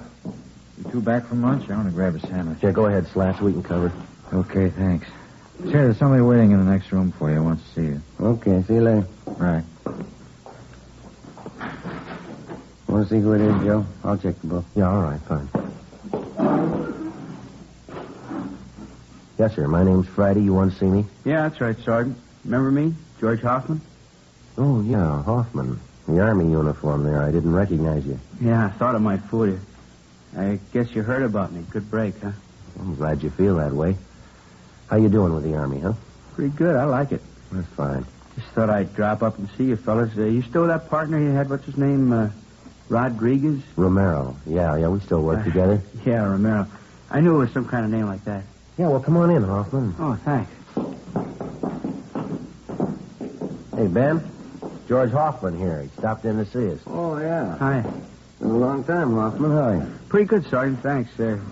Just thought I'd stop by, Sure there's no hard feelings? Oh, sure thing. You got any idea when you're going overseas? Boys in my outfit figured day after tomorrow. That's kind of the reason why I dropped in to see you. Well, how's that? Well, I know it's pretty nervy, but I got lots of that. You see, a bunch of us are on leave till tomorrow noon. Figured we'd go out tonight, and I'm a little short. You know how the Army pays. Okay, well, how about a couple of bucks, George? Will that do you any good? Yeah. Sure as swell you, Sergeant. Believe me, I'll see you get it back. Well, here's a couple more, Hoffman. Might help out. Well, it's no use telling you how much I appreciate it. I give you my word I won't forget it. I'm going to pay this money back to you. Oh, forget it, George. We're glad to help you out. Well, thanks again for the touch, huh? Sure nice of you. Okay. Now, drop a card if you get a chance. Like to hear how you're doing over there. Sure thing. See you later, huh? Right. Good luck to you, boy. Well, looks like a turn for the better anyway, huh? Mm-hmm. But it was my last $2, doggone it. It never failed. Well, we had to give him something. Yeah, but what do I do for lunch money tomorrow?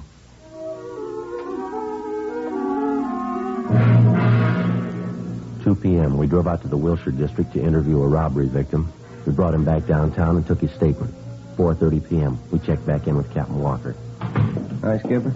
Henry says that ex-con George Hoffman was in today. Yeah. We talked to him. Yeah, that's right, Ed. Why? Have a look. Thanks. The MP's left about 20 minutes ago. Swell. Your $2 went for nothing, Ben. Hoffman's wanted. Huh? Broke out of Army prison 10 o'clock this morning. Together with the Army authorities, local officers joined in a citywide search for George Hoffman. At 10 o'clock that night, a food market on Santa Fe and Rialto was robbed and the proprietor beaten. From our mug shots, the victim identified Hoffman as the holdup man. Shortly after midnight, a drugstore on Crenshaw was held up. Hoffman was again tabbed as the suspect. The next 2 days, the search was intensified. No leads. 2 more days went by. Late Saturday morning, we got a hurry-up call from the detail on duty at the Union Station. Hoffman had been reported in the vicinity. Ben and I drove down to the depot to check with the officer in charge, Slats Henry. Spot him, Joe? No, let's have a look back to the ticket counters, huh? Yeah, there he is over by the phone booth. Come on. Hi, Slats. Hi. Looks pretty good. What's the story? One of the newsboys up the street gave us a tip. About an hour ago, a guy gave him $1 to come down here and buy a ticket for him. Ticket to Phoenix. Yeah? Kid came in, bought the ticket, went back up the street and gave it to the man. Mm-hmm. We showed the kid a bunch of mug shots. He picked out Hoffman's. No, he's not wearing his Army uniform, huh? No, brown suit, dark blue overcoat, no hat. That's what the kid told us. Any idea which train he was taking for Phoenix? Not exactly. He asked when the first train for Phoenix was. The newsboy told him 3:35. Mm-hmm. 10 minutes to 12 now. You got enough men to handle it, Slats? Everything's covered. Only one thing lacking. Yeah? Hoffman. Well, the stakeout continued on the Union Station, Ben and I, together with Gaffney and Henry from robbery, covered the bars, restaurants, and hotels in the immediate area for a sign of the suspect. 2:30 p.m. What do you think? Well, we better head back down for the station, see what's doing. Huh? Yeah, okay. I'd like to have a dime for every mile we've logged on this case. Yeah.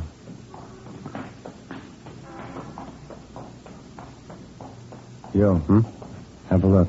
Where? Across the street, dark blue overcoat. Same build as Hoffman. I'll bet on him. Come on. He spotted us. Yeah, that's Hoffman. Come on. Let's pick it up. I lost him, Joe. Where'd he go? Turn down First Street. Come on, hurry. Yeah.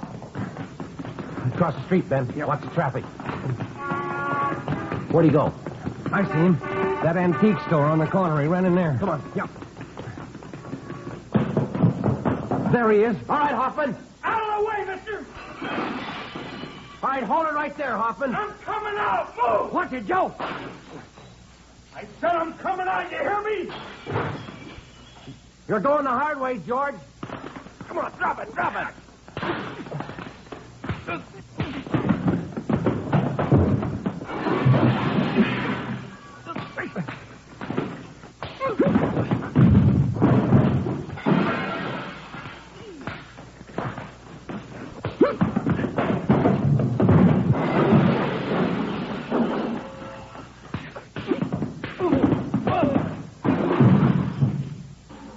All right, Hoffman. All right, on your feet. Come on, get up. Now get your hands behind you. Sure. What good's it going to do you? All right, mister, let's go. What good's it going to do? I already proved it. I can break jail any time. I proved it twice. You're going right back in again. What's that prove? The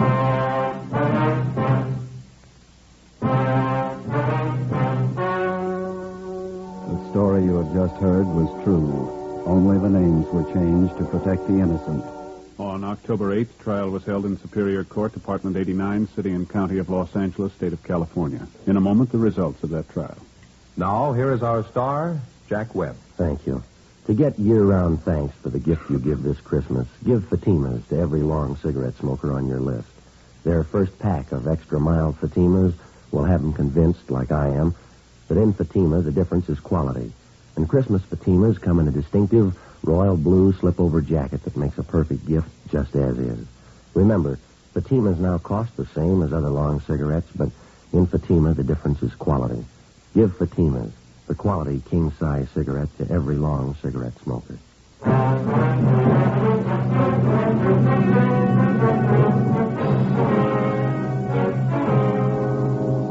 George R. Hoffman was tried and convicted on several counts of robbery and received a life sentence as a hardened criminal. After serving 10 months of his sentence, Hoffman attempted an escape and failed. A few weeks later, he took his own life in his prison cell by hanging. Ladies and gentlemen, next week, in answer to your request, Dragnet will repeat A Gun for Christmas, the actual case history broadcast last year during the Yuletide season. That's next Thursday, December 21st.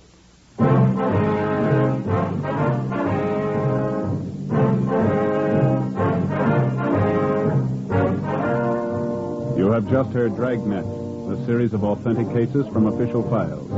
Technical advice for Dragnet comes from the Office of Chief of Police W.H. Parker, Los Angeles Police Department.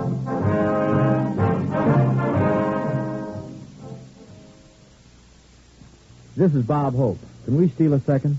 Chesterfield always wins first place.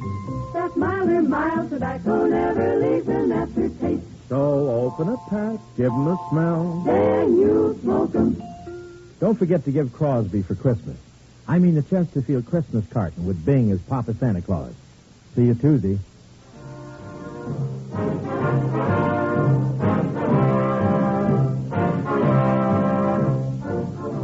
Fatima Cigarettes, the best of all long cigarettes, has brought you Dragnet, portions transcribed from Los Angeles.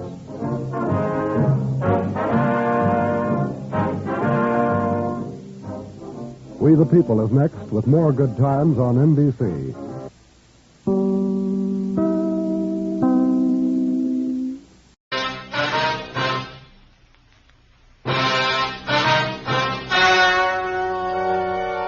The story you are about to hear is true. Only the names have been changed to protect the innocent.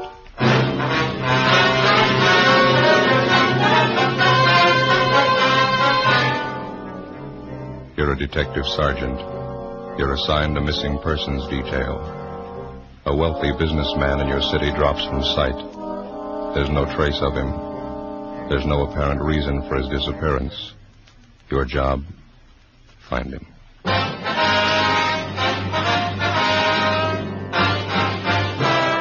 Dragnet, the documented drama of an actual crime. For the next 30 minutes, in cooperation with the Los Angeles Police Department, you will travel step by step on the side of the law through an actual case transcribed from official police files. From beginning to end, from crime to punishment, Dragnet is the story of your police force in action. It was Saturday, February 6th. It was foggy in Los Angeles. We were working the day watch out of missing persons. My partner's Ben Romero. The boss is Thad Brown, chief of detectives. My name's Friday. I was on the way back from communications, and it was 8:15 a.m. when I got to room 67A. Missing persons. Hello, Joe. Oh, hi, Vance. How you coming on the Jarrett case? Oh, nothing. It's a dead end so far. Yeah, it's a tough one. Joe? Yeah, Ben. Just got a call from Evans, Harbor Division. They found Jarrett's car. Where? Parked at the end of Pier 6, abandoned. Found it about 7 o'clock this morning. Yeah, they checked the car over? Mm-hmm. They found Jarrett's coat in the front seat. Letter in the pocket. Yeah? Suicide note. John Keith Jarrett was a prominent and prosperous man. He was a well-known civic figure and socialite. As a young man, he'd inherited a moderately successful business from his father, and over a period of 20 years, built it into a $1 million concern. He was apparently happily married to an attractive woman, and he was the father of 2 grown children, a son, Keith, age 26, and a daughter, Evelyn, age 23. According to his friends, business associates, employees, and advisors, there was no logical reason for Jarrett taking his own life.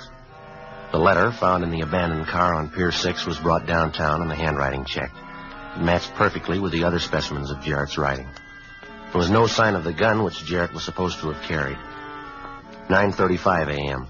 Ben and I drove down to San Pedro, boarded police boat number 1, and joined with officers Brett, Hanby, and Tretter in a 2-hour search of the area around Pier 6. We found nothing. 11:40 a.m. The launch headed back for the dock.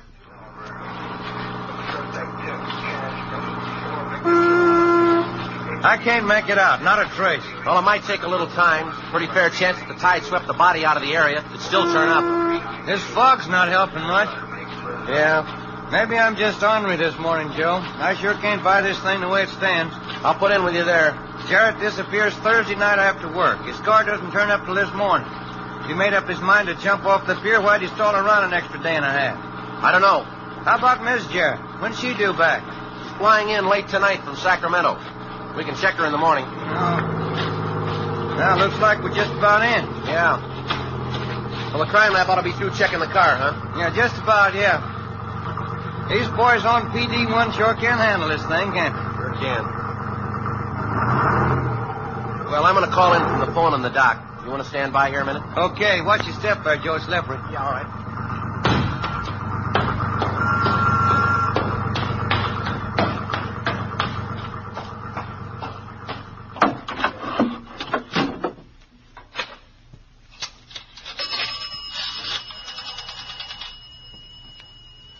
Michigan 5211, please. All right. Crime lab, please. Hi, Lee. Joe Friday. Did you look over that car? Mm-hmm. Where? Oh. Yeah, we'll check with you. Right, thanks.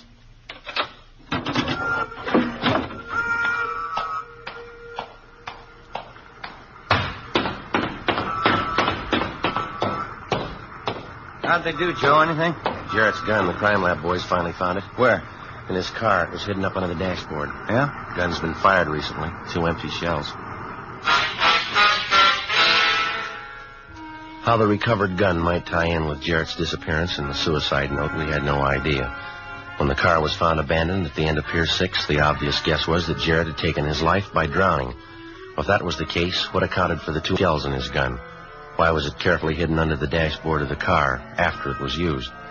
Why were the only fingerprints on it those of Jarrett? Together with Sergeant John Epperson, Ben and I spent the rest of the day interviewing the friends and business associates of the missing man. The answers were the same. Not one of them could think of a good reason why Jarrett would take his life. More than half of them thought that he'd met with some kind of foul play. Late that night, Mrs. Jarrett arrived back in the city. The next morning, Sunday, Ben and I drove out to the mansion in Bel Air to talk to her. She was a pale, middle-aged woman with a strong smell of liquor on her breath. I was just fixing these flowers. Not very good to keep them out of water very long, you know. Yes, ma'am. You go right ahead with it. Would you for some brandy or something? No, thank Coffee, something else? No, right, thank I think I might stand a little brandy. Helps sometimes in the morning. Sergeant, I'd like to have you tell me the truth. What do you think has happened to my husband? Well, that's just what we're trying to find out, Miss Jarrett. All we have to go on is that letter that we found in his car. Oh. I can't believe there's anything in that. Jack and I have been married 31 years. He'd never take his own life. I know him that well. The letter was in his handwriting, ma'am. We've confirmed that. Yeah, that's why I say it's so confusing. Look, isn't that a gorgeous rose? Will scarlet, they call it. That's gorgeous. Yes, ma'am. Would it be possible for us to talk to your son and daughter, Miss Jarrett? Just a routine investigation. Well, I'd rather not have Keith or Evelyn brought into this, if you don't mind. Are you sure you wouldn't care for some brandy? No, thank you. Thank you. I don't mean to sound arbitrary, ma'am, but this case isn't exactly trivial, and I'm afraid that your son and daughter will have to be brought into it sooner or later. Well, it can't be helped, I guess. If you like, I'll give you their addresses. Keith lives in Hollywood, and my daughter Evelyn has an apartment near Malibu. Either one married? We're both single now. Evelyn's been divorced. Mm-hmm. Any trouble between you and your husband? I mean, any recent arguments? Yeah? Not recent, no. We didn't get along too well, that's all. Well, you don't think any family trouble could account for Mr. Jarrett's disappearance, huh? I don't think so. Jack and I rarely argued. We didn't get along, that's all. It was no worse last week than it was 10 years ago. Oh, he has his work. I have my interests. Worked out as well as a lot of marriages, I guess. I'd better get on with these flowers. No offense intended, ma'am, but you don't seem too disturbed by what's happened. Suicide note and all? No. I guess I don't. You don't think this marriage trouble that you mentioned a little while ago could lead to your husband's suicide? Well, it didn't mean that much to Jack. Good or bad, his family never meant that much to him. Oh? It was always the company, business, making money. We never worked out.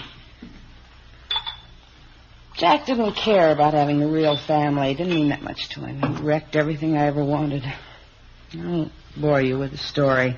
Do you know of any business troubles that might have upset him? No. Jack never discussed business with me. He had his own interests. The children had their own interests. I guess I have mine. Ma'am? I drink, Sergeant. It's something to do. I drink every day in the week. I drink quite a bit. It's only been since the children left. I blame them. Jack didn't care. Guess I don't care myself anymore. We never were a family. Do you know if your husband's seen your son or daughter recently? No, he never visits them. He never had anything in common with them. And you still don't think that this trouble has any connection with what might have happened to Mr. Jarrett? Maybe. I don't think so. Doesn't seem to matter that much to me. How do you mean? Well, it doesn't matter, Sergeant. I don't hate Jack. I don't love him.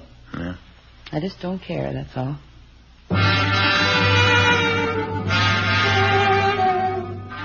Before we left the Bel Air mansion, we got the addresses of the son and daughter and showed Miss Jarrett's room. No leads. 1 p.m., Ben and I drove down to Malibu to interview the daughter, Evelyn Jarrett. She lived in a small, modernistic cottage bordering on the beach. She was attractive and well-dressed. At the age of 23, she'd been twice married and twice divorced. She sat on the sofa filing her fingernails while we talked to her. I don't mean to be rude, Sergeant. I have a date at 2:30. I don't want to be late. We'll try to make it as quick as possible, Miss Jarrett. We talked to your mother this morning. She told us you haven't seen too much of your father the last 2 years. Yes, that's right. None of us were ever really close to him. Well, when's the last time that you saw your father, Miss Jarrett? Well, up until last Thursday night, I hadn't seen him for about 5 months, I guess. Oh, you saw your father last Thursday night, was it? Yes, he called me that afternoon, said he wanted to have dinner with me and my brother Keith. Did you have dinner with him? Yes, a little Spanish place out in Melrose. Keith was late as usual. Wasn't that pretty unusual for your father, having you and your brother get together with him for dinner? It didn't happen very often. Mother probably told you about that. Well, how did he seem that night? Did you notice anything unusual about him? No, he was pretty much the same as always. Asked Keith and me how we were getting along, if we needed any money. He didn't mention anything about leaving the city, going on a trip, maybe? No, he didn't. We had dinner, a few drinks, then I left. What time was that, Miss Jarrett? A little after midnight, I think. Well, Keith and my father stayed on. They said they were going to have a few more drinks. I see. Care for a cigarette? No, thank you very much. Here you are, I'll get it. Thank you. How was your father when you left him, Miss Jarrett? In pretty good mood? Oh, he and Keith were arguing as usual. After a few drinks, they always argue. Anything serious? I don't know. Keith had some debts. He wanted Dad to pay them off. There's one thing I'd like to ask you, Sergeant. Yeah. I read the story in the paper, that gun you found in my father's car. Was it an inflated revolver, a .32? Yes, that's right. There were 2 shells fired. Funny. Dad hasn't had that gun for a year. Reason I know is because after my divorce, I moved into this place alone.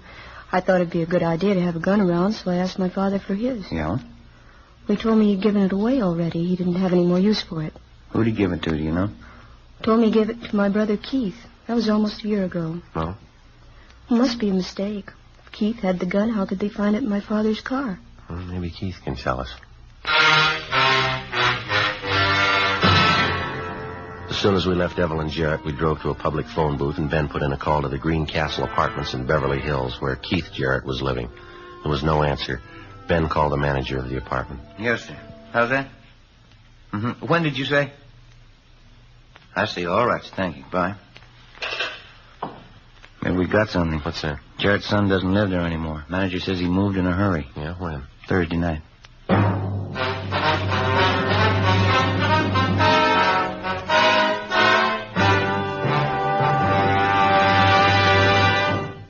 You are listening to Dragnet. Sunday, February 7th, 4 p.m. Ben and I drove to the apartment vacated by Keith Jarrett and checked it over. No leads. We called Mrs. Jarrett and her daughter Evelyn. They had no idea of Keith's whereabouts. Mrs. Jarrett suggested that we call a fashionable tennis club out in Hollywood to which their son belonged. There they told us that Keith Jarrett was scheduled to play in a tournament match on their courts the following morning. Monday, February 8th, 10:30 a.m. We checked in at the tennis club.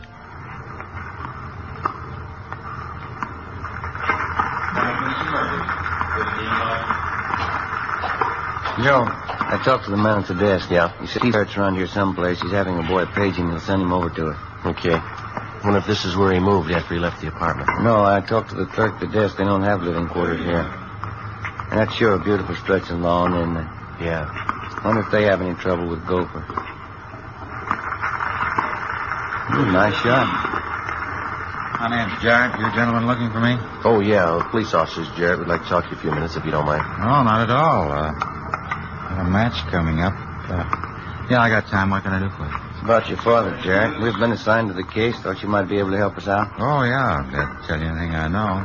Figure suicide. Kind of unusual. We haven't spent much time together the last couple of years. My father and I didn't get along too well. How'd he seem to you Thursday night, all right? Yeah, pretty much the same as always. We ate, had a few drinks. That was about the size of it. What time did you leave the restaurant, you remember? Oh, 1:30, I guess. Did your father leave with you? Yeah, that's right. We drove to my place for a nightcap, talked a little, and then he left. What'd you talk about, do you recall? Same old thing. Tried to argue me into taking a job with a company. He's been trying to sell me on it for years. I never could see it. Let's see. What kind of work do you do now, Jack? Tennis. How's that? I play tennis. Follow the tournaments. I like it pretty well. My father never could see it. He calls it tennis bums. I see. And you don't have a regular job that you work at? No, that's what we always argued about.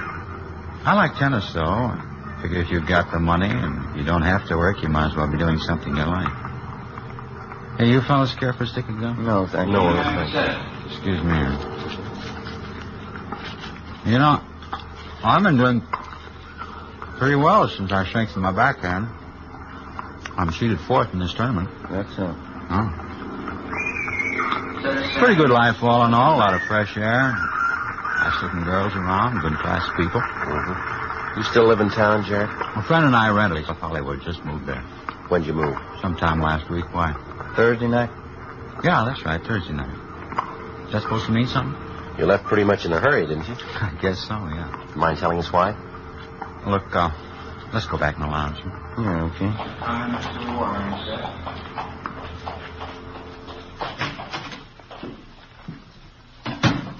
A little more privacy, no use advertising it. What's that? I got quite a few bills around town that need paying.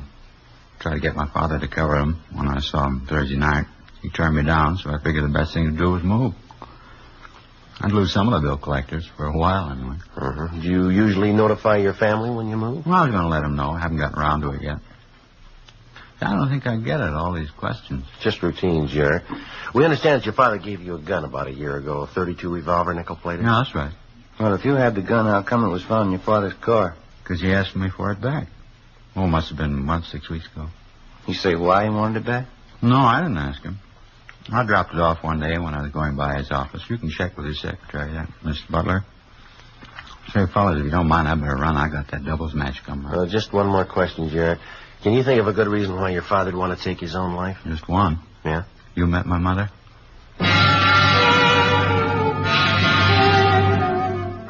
During the next 3 weeks, besides checking on dozens of other missing persons calls, we continued pushing the search for John Keith Jarrett. One by one, we eliminated the possibilities.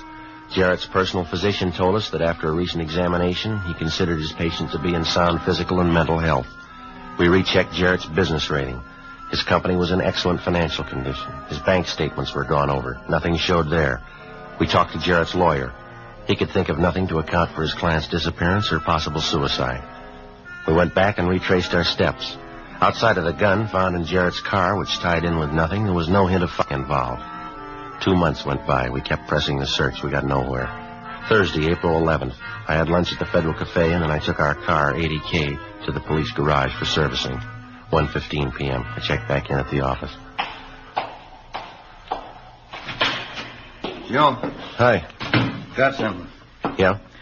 The Jarrett case. This kickback just came through from Washington. Oh, let me see. Here, look here. Here you go. Walter John Mitchell, Port Santa Tomas. Santa Tomas. Yeah, we've been there. A little fishing town north of San Diego. Oh, yeah, sure. Walter Mitchell, small boat operator, applied for a Coast Guard pass March 18th. Let me see. Check the fingerprints on Mitchell's application. Found to be the same as fingerprints on missing persons bulletin. Well, how about that? Yes, we made it. John Jarrett, Walter Mitchell. Same man, huh? 2 p.m. Ben and I checked out of the office, got in a car, and drove down the coast to Port Santa Tomas, a small fishing town with a population of 250. On his application for a Coast Guard pass, the man who signed himself Walter John Mitchell listed his address as Pier 2, berth number 11. When we checked there, the berth was empty. We talked to one of the villagers fishing from the pier.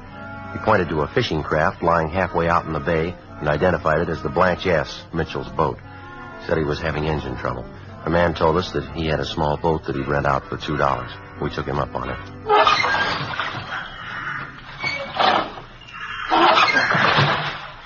Sure hot down here.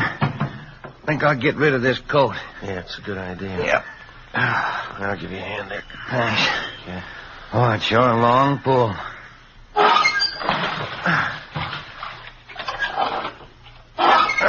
You want me to take over for a while? No, we're almost there now.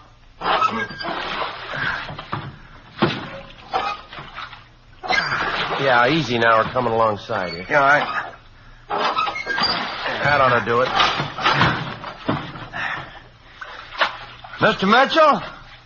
Walter Mitchell? Yeah, coming. Who is it? Police officer, sir. I'd like to talk to you if you have a minute. Oh, all right. Come on aboard. Hold it steady there. All right, I got it. Go ahead, Ben. Yeah, all right. Look, what's it? Oh, you better grab hold of my hand. Yeah, all right, thank you. Tie up and climb aboard. Yes, sir. Thank you. Come on up forward, officer. Thank you. My name's Romero, sir. This is my partner, Sergeant Friday. How do you do? How do you do, sir? Here we are. You can sit on that hatch cover if you like. Clean. Scrubbed it down myself this morning. No, that's fine. Right, thank you, sir. Beautiful day, isn't it? Nice warm sun. Look at that. Water's clear as crystal. Good life out here, officer. Yes, sir. I guess you have a pretty good hunch why we're here. Well, I don't know. I'd like to have you tell me.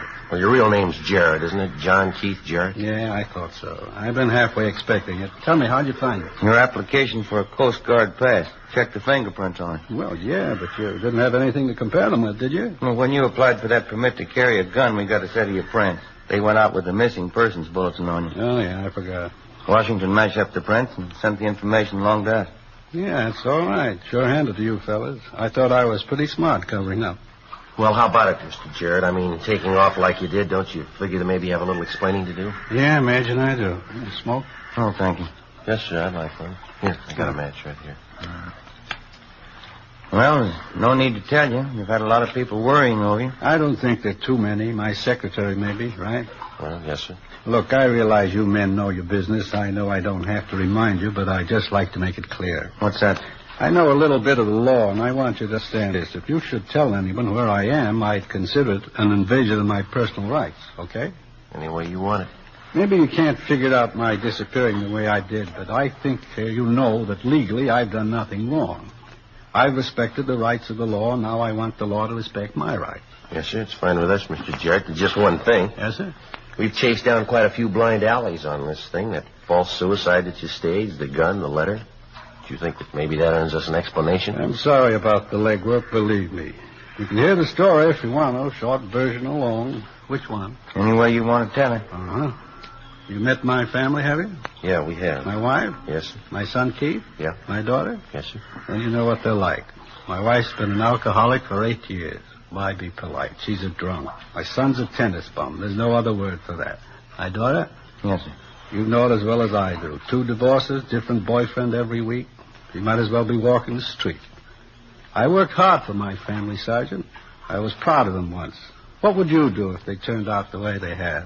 I don't think I could say, Mr. Jarrett. I don't know your family that well. There's a good reason you don't, Sergeant. I paid a lot of money to keep them off the front page.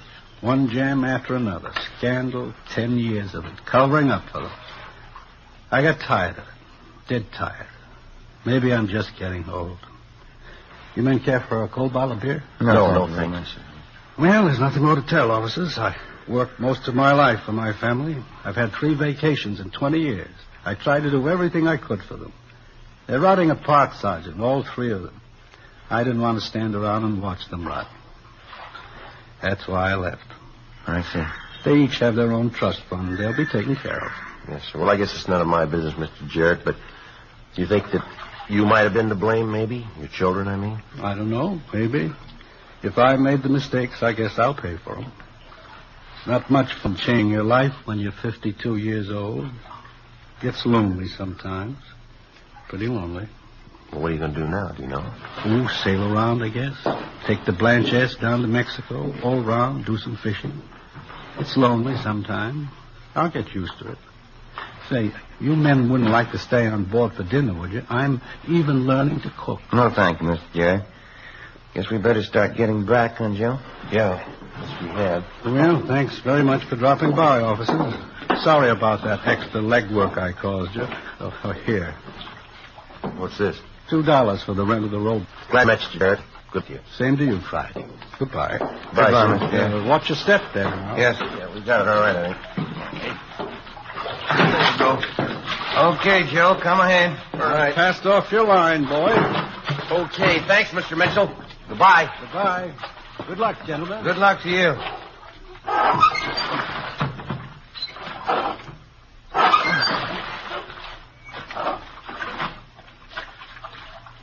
Nice fellow, that Mr. Mitchell, huh? Yeah. Strange one, huh, Joe? Oh, I don't know. He seems pretty happy. Must have been pretty rough on him. Yeah. What's it prove? It's no crime to get lost.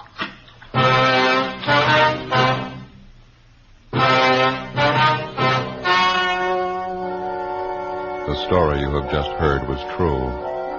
Only the names were changed to protect the innocent. On April 19th, a final report was filed by officers investigating the disappearance of John Keith Jarrett. In a moment, the results of that report.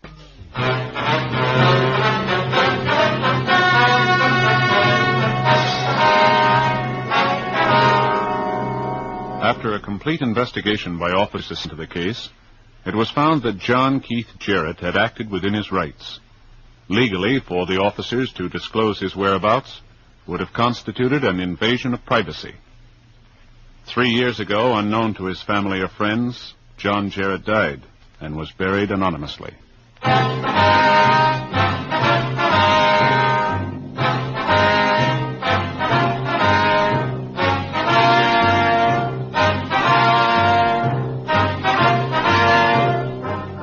You have just heard Dragnet, a series of authentic cases from official files. Technical advice for Dragnet comes from the Office of Chief of Police W.H. Parker, Los Angeles Police Department.